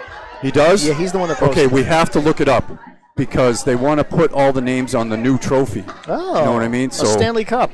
Yeah, it's really nice. Yeah, we were trying to check your speed. I didn't. This thing is. Oh, But Bob had you, and it's fast. It's not as fast as it when used we go to Gloucester and Millis, I'm like 30s. Yeah. What's surprising, like I'll see a bowler like Dave Barber, and I watch Dave Barber bowl myself, and I'm like, oh my God, he throws the ball hard. And then when you look on the screen, he's throwing the same speed I am. And I'm like, really? Well, you would agree with me on this. A lot of bowlers look like it's going fast because a lot of effort put into motion, that. yeah. And then there's guys like you, and I won't say the other guy's name and stuff, that's just big and smooth, and it's him. Yeah. He throws the ball fast, but it's like, little guys like us, we got to put a lot of effort into it. Okay? Get those feet moving and get it out there. I used to try to get going as fast as I could before I let the ball go. Oh, okay, yeah. Didn't work out all that well. Timing is everything on that, though. It sure is. Yeah, your feet and your arm and everything. It's like a golf swing, kind of, or a pitching motion more than a golf swing. Mm-hmm, for sure. Yeah. For sure. No, that's so true. So true. This is another team here, Pushy Crushers. Wow. He said it. Oh, that was Craig Holbrook. Oh, I wasn't supposed to say it? No, you can say whatever you want. PC Enterprises? P Crushers. Yeah. No, it's, this is an upset opportunity, but you know what? I don't think our friends here. Yeah. I don't think they're going to take the advantage of maybe spoiler alert because the P Crushers are Matt McPhee. Duncan and I are keeping track. Amazing. He's bowled 6 frames. He's thrown 3 balls that did not hit the target, and they were close. But he's 82 for 6. Yeah. Okay. Yeah. But he made a couple of great Candlepin shots. So he left a small split at the 3-4-6, cut it across. Stuff like that we like to see. Well, this tournament was invented by the women, the girls that were the really good bowling girls at the time, wanted to have like an elite tournament that they could bowl in, not necessarily with themselves, but with the men included. Mm-hmm. And that's how this came about. And wow, this is fun. But if you see most of the teams that are up top, they have some really solid women to go with them. Oh, sure. It's hard for the men to get back maybe what the girls that aren't bowling so well, make up the difference. Totally agree. And you know what? To that point, again, we just talked about Harry's All-Star, Steve Reno's team. He's got Tina Ward on that team, and she is tremendous. Yes. I bowl with her for decades now out in the western part of the country here. Yeah. She is great. Yep. Just such a solid bowler. Sorry, just for Brian Crowell with an 81.5 in the match that affects these standings. So they have an 18-pin lead. That is Penny Lane in third place, riding on PC Enterprises' tail. They're running away with it. So wow. Okay. They're putting their best up. Brian's fighting mightily. Brian Kroll reaching into the experience bag. Oh my God, yeah, yeah. He's been around almost as long as I have. What is that? Kroll, Bowl, and Stowe. I bowled in. They used to keep the youth event, the state tournament there, like in '83 and '84 and '84. Corey and I used to bowl it. Wow, yeah. We just dated ourselves. Going back to Tina Ward, they have a mixed doubles, almost like Worlds in Augusta in August, and I had the lucky opportunity to bowl with her for 2 years. Really? And then later on, she couldn't make it because work-related issues or whatever. Mm-hmm. We won both years. Well, that's making my point right crazy. there. She's tremendous. Yeah. You're okay, so. I'll tell you my story now to everyone. When I was bowling really well, 85% of the balls I let go, I was happy with. The results, who knows? That can be whatever. But now it's 50-50. I'll throw a really good one, then a really bad one, then a couple good ones, then a couple bad ones. But if I can cluster the good ones together, then I have some success. But it's human.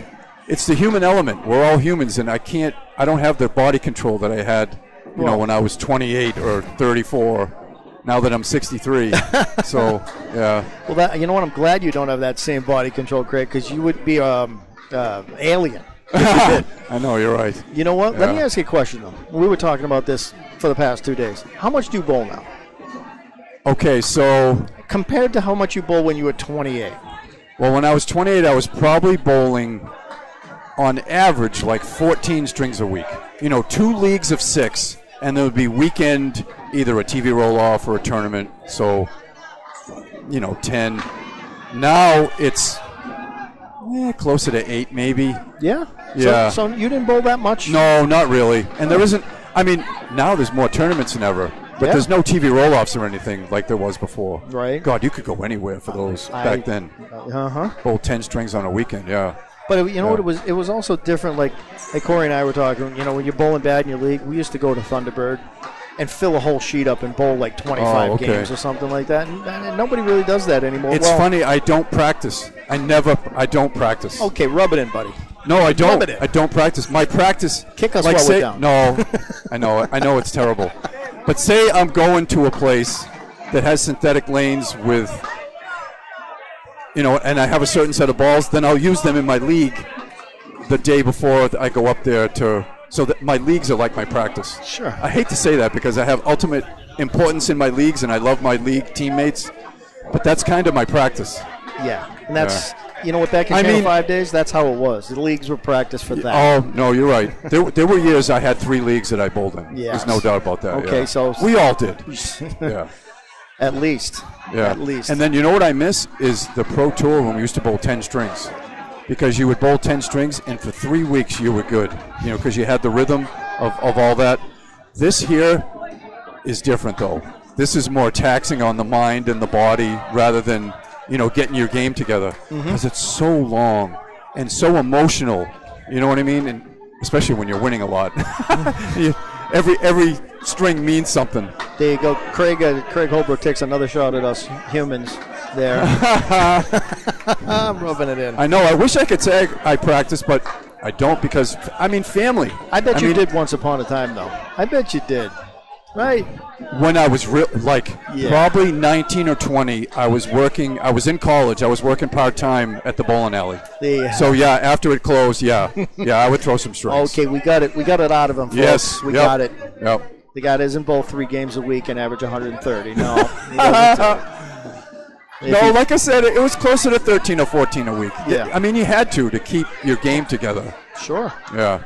I bowled a lot more than that and didn't keep my game together. Oh, well. I tried. Yeah.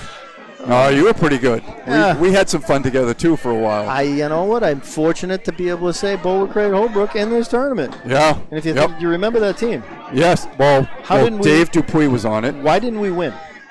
I have no idea. JoJo. Yeah. Casey Lapierre. Dave yourself. Yep. Sean Morrison. And Sarge? I think so, yeah. I did my best to hold it down. Yeah. I don't know. Yeah. It's hard to win this tournament. You kidding me? It is. It takes so much. That's why it's such a miracle what happened with us this weekend. It is so hard. It's crazy. And you know what? We can use our friend Steve Reno's team as the example. They've knocked down just as many pins as just about everybody but you. Yeah. And they're struggling in 14th place or something. It's amazing. Oh, my God. It's just amazing. Yeah. When we saw it, it jumped off the page on the stat sheet. We're talking about Steve Reno's team, in the total pinfall. When we saw it, it's like, why is that team way down here? Yeah. It's amazing. So, you'd have to see each one of the matches almost individually to see what happened. I asked him. He told me, but it's like lose by 1. Yeah. One of those things. And he catches everybody at the right time. Yeah. Well, the key to us, and I'll tell you, is we would get to 570 or more almost every game. And it was up to the other team to get to that score. And a lot of times they couldn't. They'd get to 539 or 551 or and then if God forbid if we hit like 620 or 618, it was a wipeout. But yeah. And we watched a couple of the matches especially when you were here in front of us, and it was always like if somebody was even leaking a little bit, somebody else steps up and throws a game, makes a shot. It's always, and that's how it always is. Yeah. That's why it's a good team game, right? And there's a lot of them here today, but my team in particular, there are a lot of, I don't want to call them clutch, but they're more like fearless. They're just doing their thing. They're not overly emotional about a close match, even though we always want to win, but they don't, nerve up so much that I don't want to call it choking because I hate that word. But sometimes when you're tense, you don't do things as normally as you would. Absolutely. Yeah, because, pressure is a thing. It sure is. But you know what? You learn that. That's experience, too. Oh, yeah. Right? You've got that. Josh is getting that. Wow. At the half. Scores at the half, though. Academy Lanes leads by is trailing by 30 to Riverwalk. They had the high pin total. Wow. Riverwalk is about 30 pins ahead of them at the half. High Rollers just taking a 15-pin lead over Marcotte Ford. Drywall Concepts still leads by 50 over 24-7. Pub 125. Hey, can we go to the standings there? Follow this along. Pub 125 leads by 75. Well underway with the Hurricanes. Stars and Strikes, very tight match. Just leading by 6 over JV Gutters. Window Source down 4 to the Narclones at the half. I just told you about CPL trailing by 30 to Team Holbrook. 35-pin lead. Riverwalk, yep, that's it. The others are playing each other. So yeah. How about that? Wow. The funny thing is with that is these teams work so hard to get to that point, and now one loss is going to drop them out of the money. It's literally going to cost them thousands. Yes, it's a shame. This match in front of us, Craig, was the hot spot for us was that the P Crushers are pretty much guaranteed the second spot. But if they were upset, it would cost them $2,500 this game. Oh my God, to drop the third? Yeah. Yeah. Wow, that's crazy. That's a lot in this game, huh? Yeah. That's a lot of money. Wow. But they're up big, though. They're up big. That's why we've taken this time to talk to Craig Holbrook, because they're up by, Craig just at 73 pins. Yeah. So it's it's over. I don't want to say it's over, but yeah. Wow. What a solid team that is, though, really. Really good team. I mean, they combined a few of the Canadians with some of the really good Americans. Mm-hmm. Yeah. Absolutely. And again, Sonia Rossi's another one that's underrated as a bowler. Great bowler. How smooth she throws the ball. Oh, my God, yes. And again, right there, leadoff guy's 101 and a hit after 8. And that's the leadoff bowler. Yeah. So he'll leave nothing else to be desired, I guess. We'll put him up there, let him get going. Yeah. It's funny, I want to talk about that, too. That's kind of a newer change in the last 4 or 5 years, putting a man up first and then having the women bowl second and third. I'm in the third slot on my team. So I got to bowl against like 8 women this week so far. In like the 17 strings, I think 16 strings I bowled, I had 8 matches against women, which I'm not complaining. It was fun. Yeah. You know, it's nice to meet them and, you know, have a little talk with them on the lanes while we're up there. But it's just different. That's all for me. For sure, because the old days we didn't do it like that. Oh, no. But now it's called strategy. Oh, there's no doubt that is a good strategy, too. I like it. And, you know, it's funny. I've been bowling a little duck pin. That's how they all do it. They mix it up like that. So the first time I did it was like, what are we doing? Oh, okay. Yeah, you know, maybe they put their second best bowler up first, and the guy's up there bombing away. It's like, whoa. Yeah. Yeah. You know, the olden days strategy was the first bowler was, you know, maybe the exciting, you know, high-speed bowler that will get you out of the gate. And then the second bowler was probably the worst bowler on the team. That was me. That was me. And then you went 3, 4, 5. And the fifth bowler wasn't necessarily the best bowler. It was maybe the guy that had the most control, that could make a shot in the clutch when it was needed the most. That's you know right. What I mean? The guy you were just talking about, the one with alligator blood, that doesn't get shook. Yes, yeah. A lot of old-timers like that. I know. I had a team, CPL, where Dick O'Connell bowled last. He didn't necessarily have the highest average on the team, but he was just incredibly clutch. So we had to have him on the end. Accurate. Yep. Mm-hmm. Yeah, that's where things have changed. Yeah. You know, I know we like to talk about this a lot. Bob loves this. The speed. I'm holding the radar gun up in front of us, and I'm like, do you want to miss at 40 or hit it at 25? Yeah. Right? I do think there is an effective speed, though, because if you think back all the years of the guys that threw the ball slow or slower, there weren't too many, like, great bowlers. There was a lot of good ones, but no great ones that threw it slow. So you had to have a little bit of power and ultimate accuracy to be a great bowler. You got to throw it 30, let's say. At least, I would say. Well, Bobby Whitcomb is around 29. There you go. 29, 30. Yep, okay, right there. Yep. 20, less than that, you know what, you're giving away. We've done a little bit of an analysis on this. What's more important, the weight of the ball versus the speed? It's the speed, hands down. Yeah. And, yeah, if you throw it 40 and I throw it 30, you've got a decided advantage, especially at a tough house. Yeah. Right? Yeah. Now, if it's all lubed up down there, who knows? But No, I've had a few bowlers over the years on my team that used 2 5s. Now, I don't know why. Maybe they felt comfortable to them, but they usually threw hard, so it would make the difference. Exactly. The speed is like exponentially more important than the weight of the ball. The difference between 2.6 and 2.5 doesn't matter unless you're throwing at 40 and I'm throwing at 30. Then there's a difference, but it doesn't matter. And I know a lot of people talk about, well, should I get the 2.6s or 2.7s? Just get round ones that you like the colors of and go have fun. Yeah. Yeah. And throw it 100 if you can. I'm a big avid fan of rubber balls, though. Yeah? Because on the synthetic lanes, it seems to me the plastic balls won't curve enough. And I need that little, 2-inch curve at the very end when it gets down there for the extra splash. Because if it goes straight, then I'm chopping a lot. So I'm a big fan of rubber balls.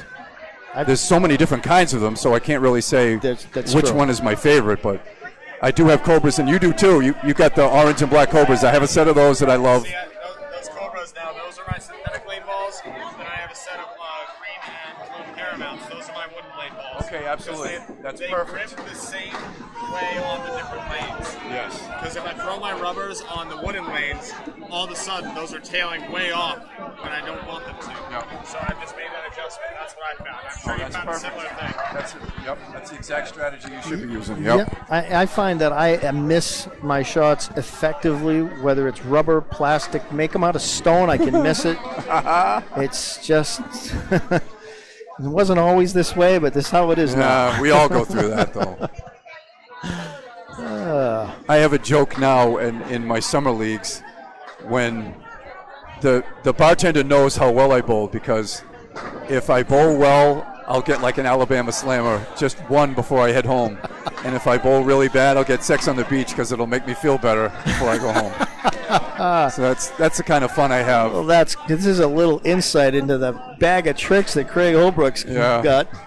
Because I don't drink while I'm bowling. Never, ever, ever. I just don't do it. The rubber balls and sex on a beach. How about That's that? right. That's all you need. 130, here we come. Yeah. Yeah. Oh, what are we doing up here? We're in the home stretch. This is the river, as we call it. We're trying to use some poker reference.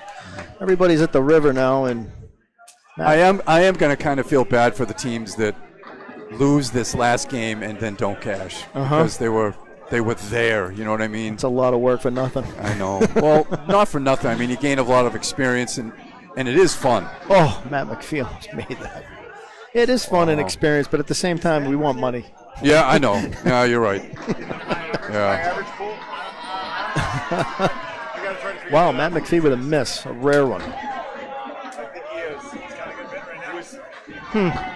It's got to be coming down to the end now. Hey, I'll let you guys take over so you can get these in and find out who wins and stuff like that. But this is great. I love doing this. Good to see you, It's my great friend. to see you guys too. Yeah, you guys are all great. I love. Duncan's awesome too. I love talking with him too. I'm new to this. I'm just a club player bowler. That's all I am. So I'm new to this part. Oh, stop it. All right, very good. Thank you, guys. Thanks, Craig. That was so much fun. And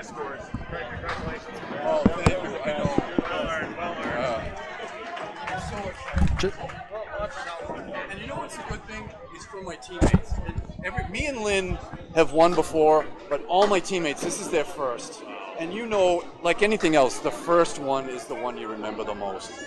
And then we're going to be friends for life. You know what I mean? Once you win something this big or whatever, you're, like I said, you're friends for life. That's the most awesome thing that comes out of it. Absolutely. Well Craig said. Holbrook, thank you so Well much for said, joining Craig. us. It's always a pleasure. Congrats, my Speaking friend. to the man, the myth, the legend, the Hall of Famer, Craig Holbrook. How about that? What a treat. That was a nice little interview. What a treat. I got him to spill the beans, huh? It's the rubber balls and the sex on the beach drinks. How about that? The Who more knew? you know. Who knew? Who knew indeed. Craig Holbrook, he's one of those guys, if he wants to get on the mic, you let him go as long as he wants. He's got great stories, I'm sure, off mic. Yeah, thankfully we weren't missing a close one here for the play-by-play. It's a 78-pin lead going into the last 8 boxes for PC Enterprises. They have 3 marks on the board to underrated and overlooks none. Right. It's over. Right. What did you say? It's 78 and pulling away. Yeah. Yeah. Well, that's an 8 drop right there to blow up the lead from Sonia Rossi's Phil.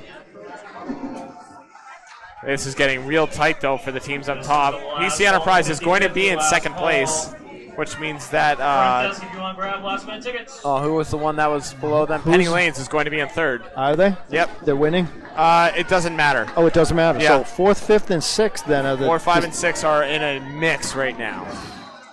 No idea what's going to come out of that until the last ball is thrown at this point.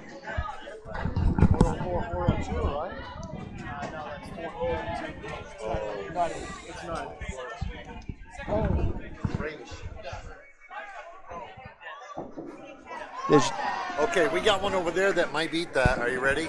Sure. On 23 and 24, we're down to 135. Ouch. With 12 boxes tell me what to the go. teams are. Huh? Tell me the teams' names.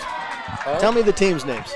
It's 1710 Hurricanes and the Pub 125 Academy Lanes. Okay, is Pub 25 up or? Pub 125 Academy. Okay, they're up big. That's important because they 135. have a chance to get in the money. So Okay, yeah, they're pulling they away. hurt us after 4 boxes. They were up 60. Now they're up over 100, and now it's getting close to 150. Oh my goodness! Yeah, yeah. Pouring it on. PC Enterprises looking paltry compared to that. Murder 'em. It's fun to watch, but it's my team. But Oh man! So Pub 125 is in the running? Josh had a double, and the other guy had 4 marks in a row, and it went from 20 to 90. In a hurry. That'll do it. Thank you so much for the update. Are they in the running?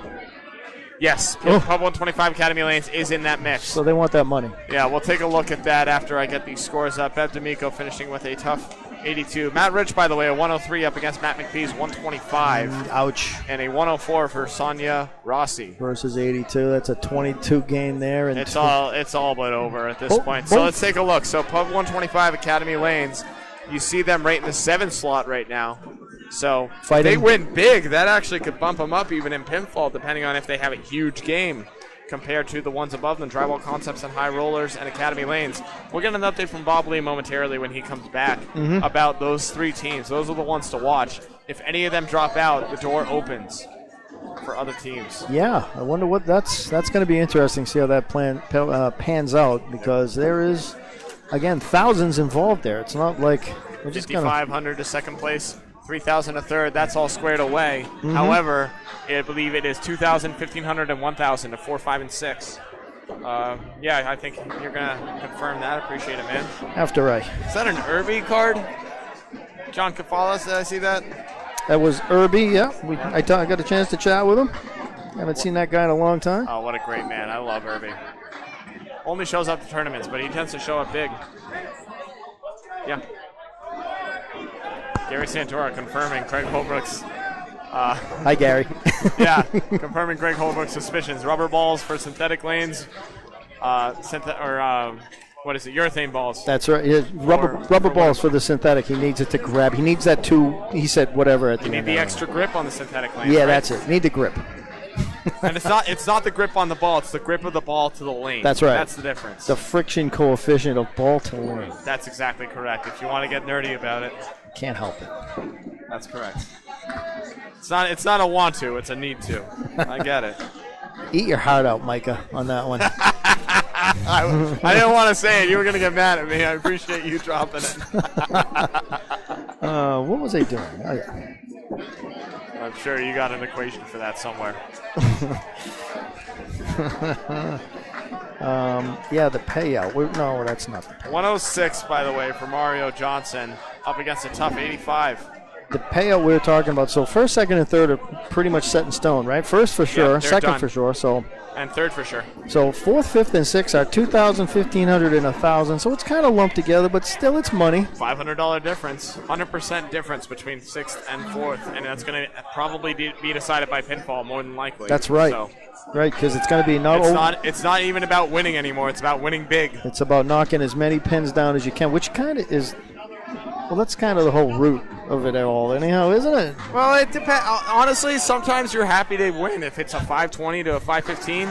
But today and this last one, you want to win. You want to win with a big 600. Right, and that's the problem with winning 520 to 480 or whatever, because then it gets to Sunday afternoon and you lose because of that 520. That's correct. And you got to knock pins down. Knock them all down. Pelletier fills his strike with 9. Looks like. Huh. Yeah, 95 pins. I think it's technically over now. I think so. Yeah, mathematically, PC Enterprises second place, $5,500. Congratulations to them. That's right. They would have been the team to beat in any other day, but Coca-Cola with just an improbable, astounding run. An assault. All weekend, just going absolutely ballistic, undefeated through Friday and Saturday, almost unheard of. Yep, a full frontal assault on all bowlers. I've lost 2 so far. Bob Lee coming back with an update. Mm-hmm. Here's Bobby. Hey. So call up the standings. Bob Lee in the house now. Update. All right, everybody's asking me this along the ways, but you see that tie, those standings, that's a printout. The tie from 4th place through 12th place. We're going to start with Academy Lanes. They're in the driver's seat, but they are losing by 42. Oh, my. To Riverwalk. You see Riverwalk way the heck down there at 11? Well, that doesn't mean they're going to get up, but we'll carry on. High Rollers up 32 over Marcotte Ford. Drywall Concepts up 43 versus 24-7. Pub 125 up 125 to the Hurricanes. Ooh. Stars and Strikes up 5 over JD Gutters. It's real close. That's over to our right. Window Source up 27 against the Narclones. And CPL is trailing by 68 to Team Holbrook. And that's all coming into the 9th and 10th boxes, Jay. Yeah, it's all going to come down to pinfall for all of them. Yeah. They don't need to win. They need to knock down as many pins as they can. And with the differences, I am unable to manage 12, 8 different teams' differences. No doubt. It's going to pan out. We'll see it. But yeah, the 26 wins really are irrelevant. It's how many pins those teams right now. knock down. Right now, expect Academy. If it goes according to Hoyle, Academy Lanes drops out of it. Wow. Pub 125 is in, and then Stars and Strikes has to win big in their close match with JD Gutters. At least have a big pinfall, right? Wow. So what you're saying is that the 4th, 5th, and 6th current teams may drop out of the money. At least 2 of them. Well, yeah, they're only 4, 5, and 6 will be in the money. Academy Lanes would drop out, so 4, 5, and 6 would be High Rollers, DW, and Pub 125. Yeah. Wow. Okay. Academy Lanes. Back to you. Academy Lanes is they're on the plank, I guess. Duncan, they're on the Academy Lanes seems to be on the plank, walking it. I got it. They're the ones that are in danger. Academy Lanes. Yeah, seriously, they can drop all the way out of the money. Out of the money. From 4th place. From if they lose this, they need to stage a massive comeback. 4th place. What did we say that was? That's sorry. From 2,000 to nothing. It's 2,000 to right. That's right. 2,000. That was 2,000 for 4th place. That's correct. 2,000 to nothing. Man. Devastating turn of events. They still can pull it off. It's not out of the question, but it's going to be tough. I'm sure they know what's at stake. Jay Cook throwing a great ball to finish off, but gets a break. Matt Harnett looking for the big average. He's up there in the high averages right now, so no doubt. This would be a nice shot for him. Gets it. Little insult to injury. Yeah, Jake Cook, no. 26 and a hit for Matt on his way out. Yeah, Jake Cook going to finish with an extremely disappointing game right here. Wow. Not the way he wanted to end it. No. 84. So there it's, let's see, 26. The good news is he doesn't have to do another. His day's over. And it's going to be 110-plus win for PC Enterprises. Looking to put up a 590 game off this Matt Harnett fill. How about it? Yeah, 593. 131. 593 to 478. 478, yeah, absolute demolition. PC Enterprises just takes a walk to second place. Wow. Walks all over, underrated and overlooked. Not the showing they were looking for, but it's the showing they had. We are all done over here. The Mixed World Tournament finishing up down on the right-hand side of us. One box left on the left. These teams are not in contention for it's a good match, though. For money. It is a tight match, though. What is that, 17 to 13? 17 to 13. Yeah, you can catch that on the other Candlepin Bowling Network That's right. stream. Mike McIntosh in the building. Mike Mac 3.0, is that correct? Yeah. The third reinvention? Come on in here, Mac. What are we talking about? Oh, we're just, we have a big blob in the standings right now. Someone probably cheated. We're the big cheaters. So look at this. We have 1, 2, and 3 all squared away. Look at how many teams have 26 points. Academy Lanes, High Rollers, It is Drywall. a huge clump. Oh, yeah, that's a cluster right there, huh? Any of them, it's down to pinfall. But if any of them lose, they are completely out of the money. Academy Lanes right now on the ropes, according to Bob Lee. I think they were on the ropes. I was watching them down there a little bit. They were down a few. I'm not sure how it ended. Did you see? I haven't seen it. No, we've been over here, but Bob Lee was taking a look. He said they were down 30-odd pins or something like that. Historically, they're chokers, so I'm sure. Oh, okay. Hold on. They know that. They know that. They know that. Oh, okay. Yeah, they're well aware. No, yeah. They know how Mike Mack feels about them. Let's put it that way. I love Cheech. They win all the time, so I'm sure they'll be fine. Yeah, absolutely. This is going to be a crazy finish, though. $2,000 for fourth place, $1,500 for fifth, $1,000 for sixth, nothing for seventh. Nothing for seventh. Who's in there for seventh? Right now, so Hub 125, Stars and Strikes, Window Source, Central Park Lanes, Riverwalk, and Narclones are all Hub 125 went same. crazy, so they're fine. Yeah, no, I know they put the demolition. Like a 300 game. Yep. Honestly, the crazy thing is, since it comes down to pinfall, if they have a big game, they can jump some of the guys ahead of them, too. Well.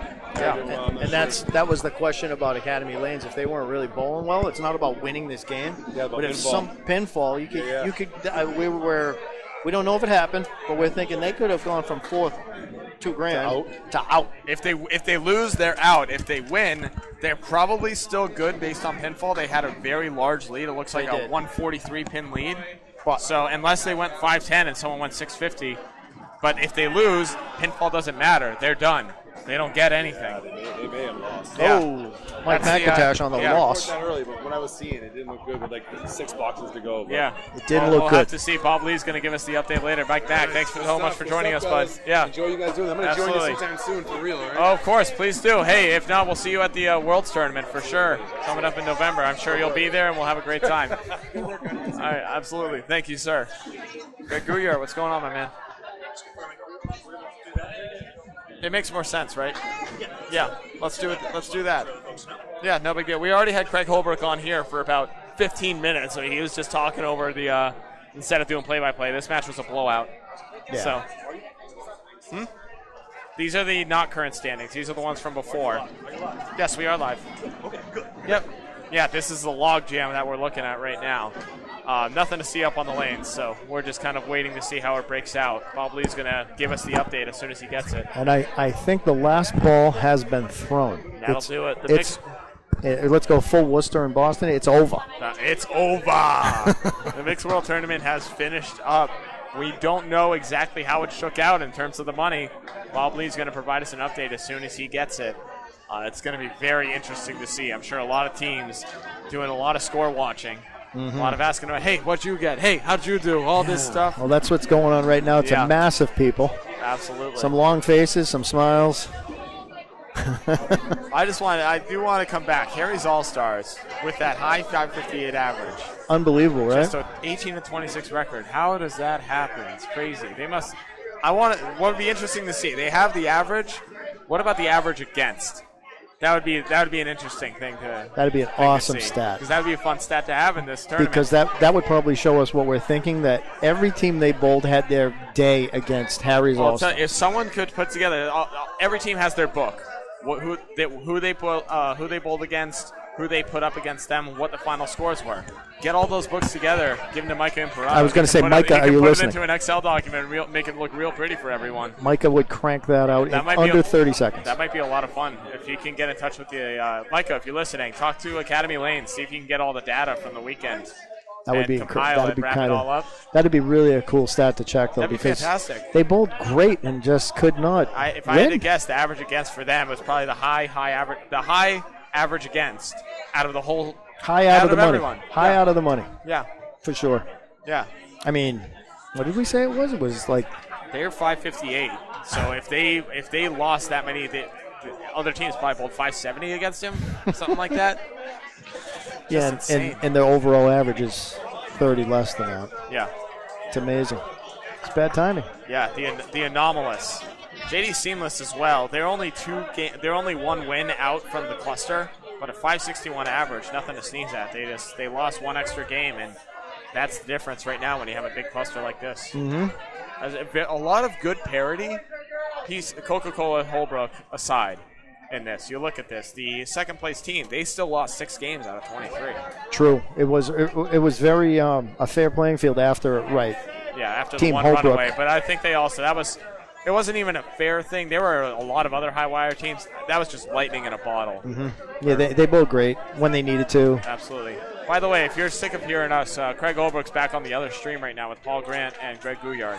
And we got the good out of him already. Though, I think we got the good. Now this is like the professional, you got the victory, Craig Holbrook, asking pointed questions. We're a little more freeform. We let him ride. That's right. That's the right way to do it in my mind. But our each level, their own. our human level is. Bob Lee, do you know what the finish ended up being? Bob's in the house. Give him a mic. Source put up a big number. Windows Source was in 9th place, and the only team in the top 10, or the only team in the top 9 that lost was Academy Lanes. They're going down. High rollers are likely to go up. They're still bowling, but they're in the 560, 570 zone. Drywall Concepts threw a 578. They're likely to move up to 5th. Hub 125 figures to fall into 6th place. They're crushing the Hurricanes by 125 pins. Yeah, so that'll probably do it. Your top 4 or your 4, 5, 6 not confirmed are most likely the High Rollers, Drywall Concepts, and Pub 125 Academy Lanes, as Academy has a lackluster finish. That's the best we can do, other than show the fans cheering, and they're all doing Jello shots now. Yeah, I believe it. I would too if I were them. They just won $1,000 if they pulled it out. Nichols to a perfect game. Chris McDonough and John Winchell were the only 2 to share the $840 triple strike goal. So only 2 triple strikes this whole. Wow. I'm not sure about Harnett and the corner. I wasn't able to sort that out on my average. Okay. Amanda had been leading. Matt Harnett threw 131, so likely to be in the he's in the, yes, absolutely. But we'll see how it shakes out. I know he was averaging 130 deep into Saturday. Yeah, he dropped down into the 27 zone, but that'll help a little bit. And I think you should reel it in. Mm-hmm. All right, well, I think we're going to let you go. Please tune into the other stream. Paul Grant's interviewing the winner, Craig Holbrook. Now the official confirmed winner. They'll be receiving the money any moment. We'll be signing off. Hey, thank you, everyone, for joining us all weekend. This has been a really, really fun weekend. Action-packed, high-wired, mixed world tournament at Academy Lanes. Bob Lee, Jim Nestor, Duncan MacDougall, Greg Gouillard, Kevin Burns, Drew Steele, Rick Santucci, Craig Holbrook came on, Bob Whitcomb came on. It was a huge help. Yeah, Whitcomb called 2.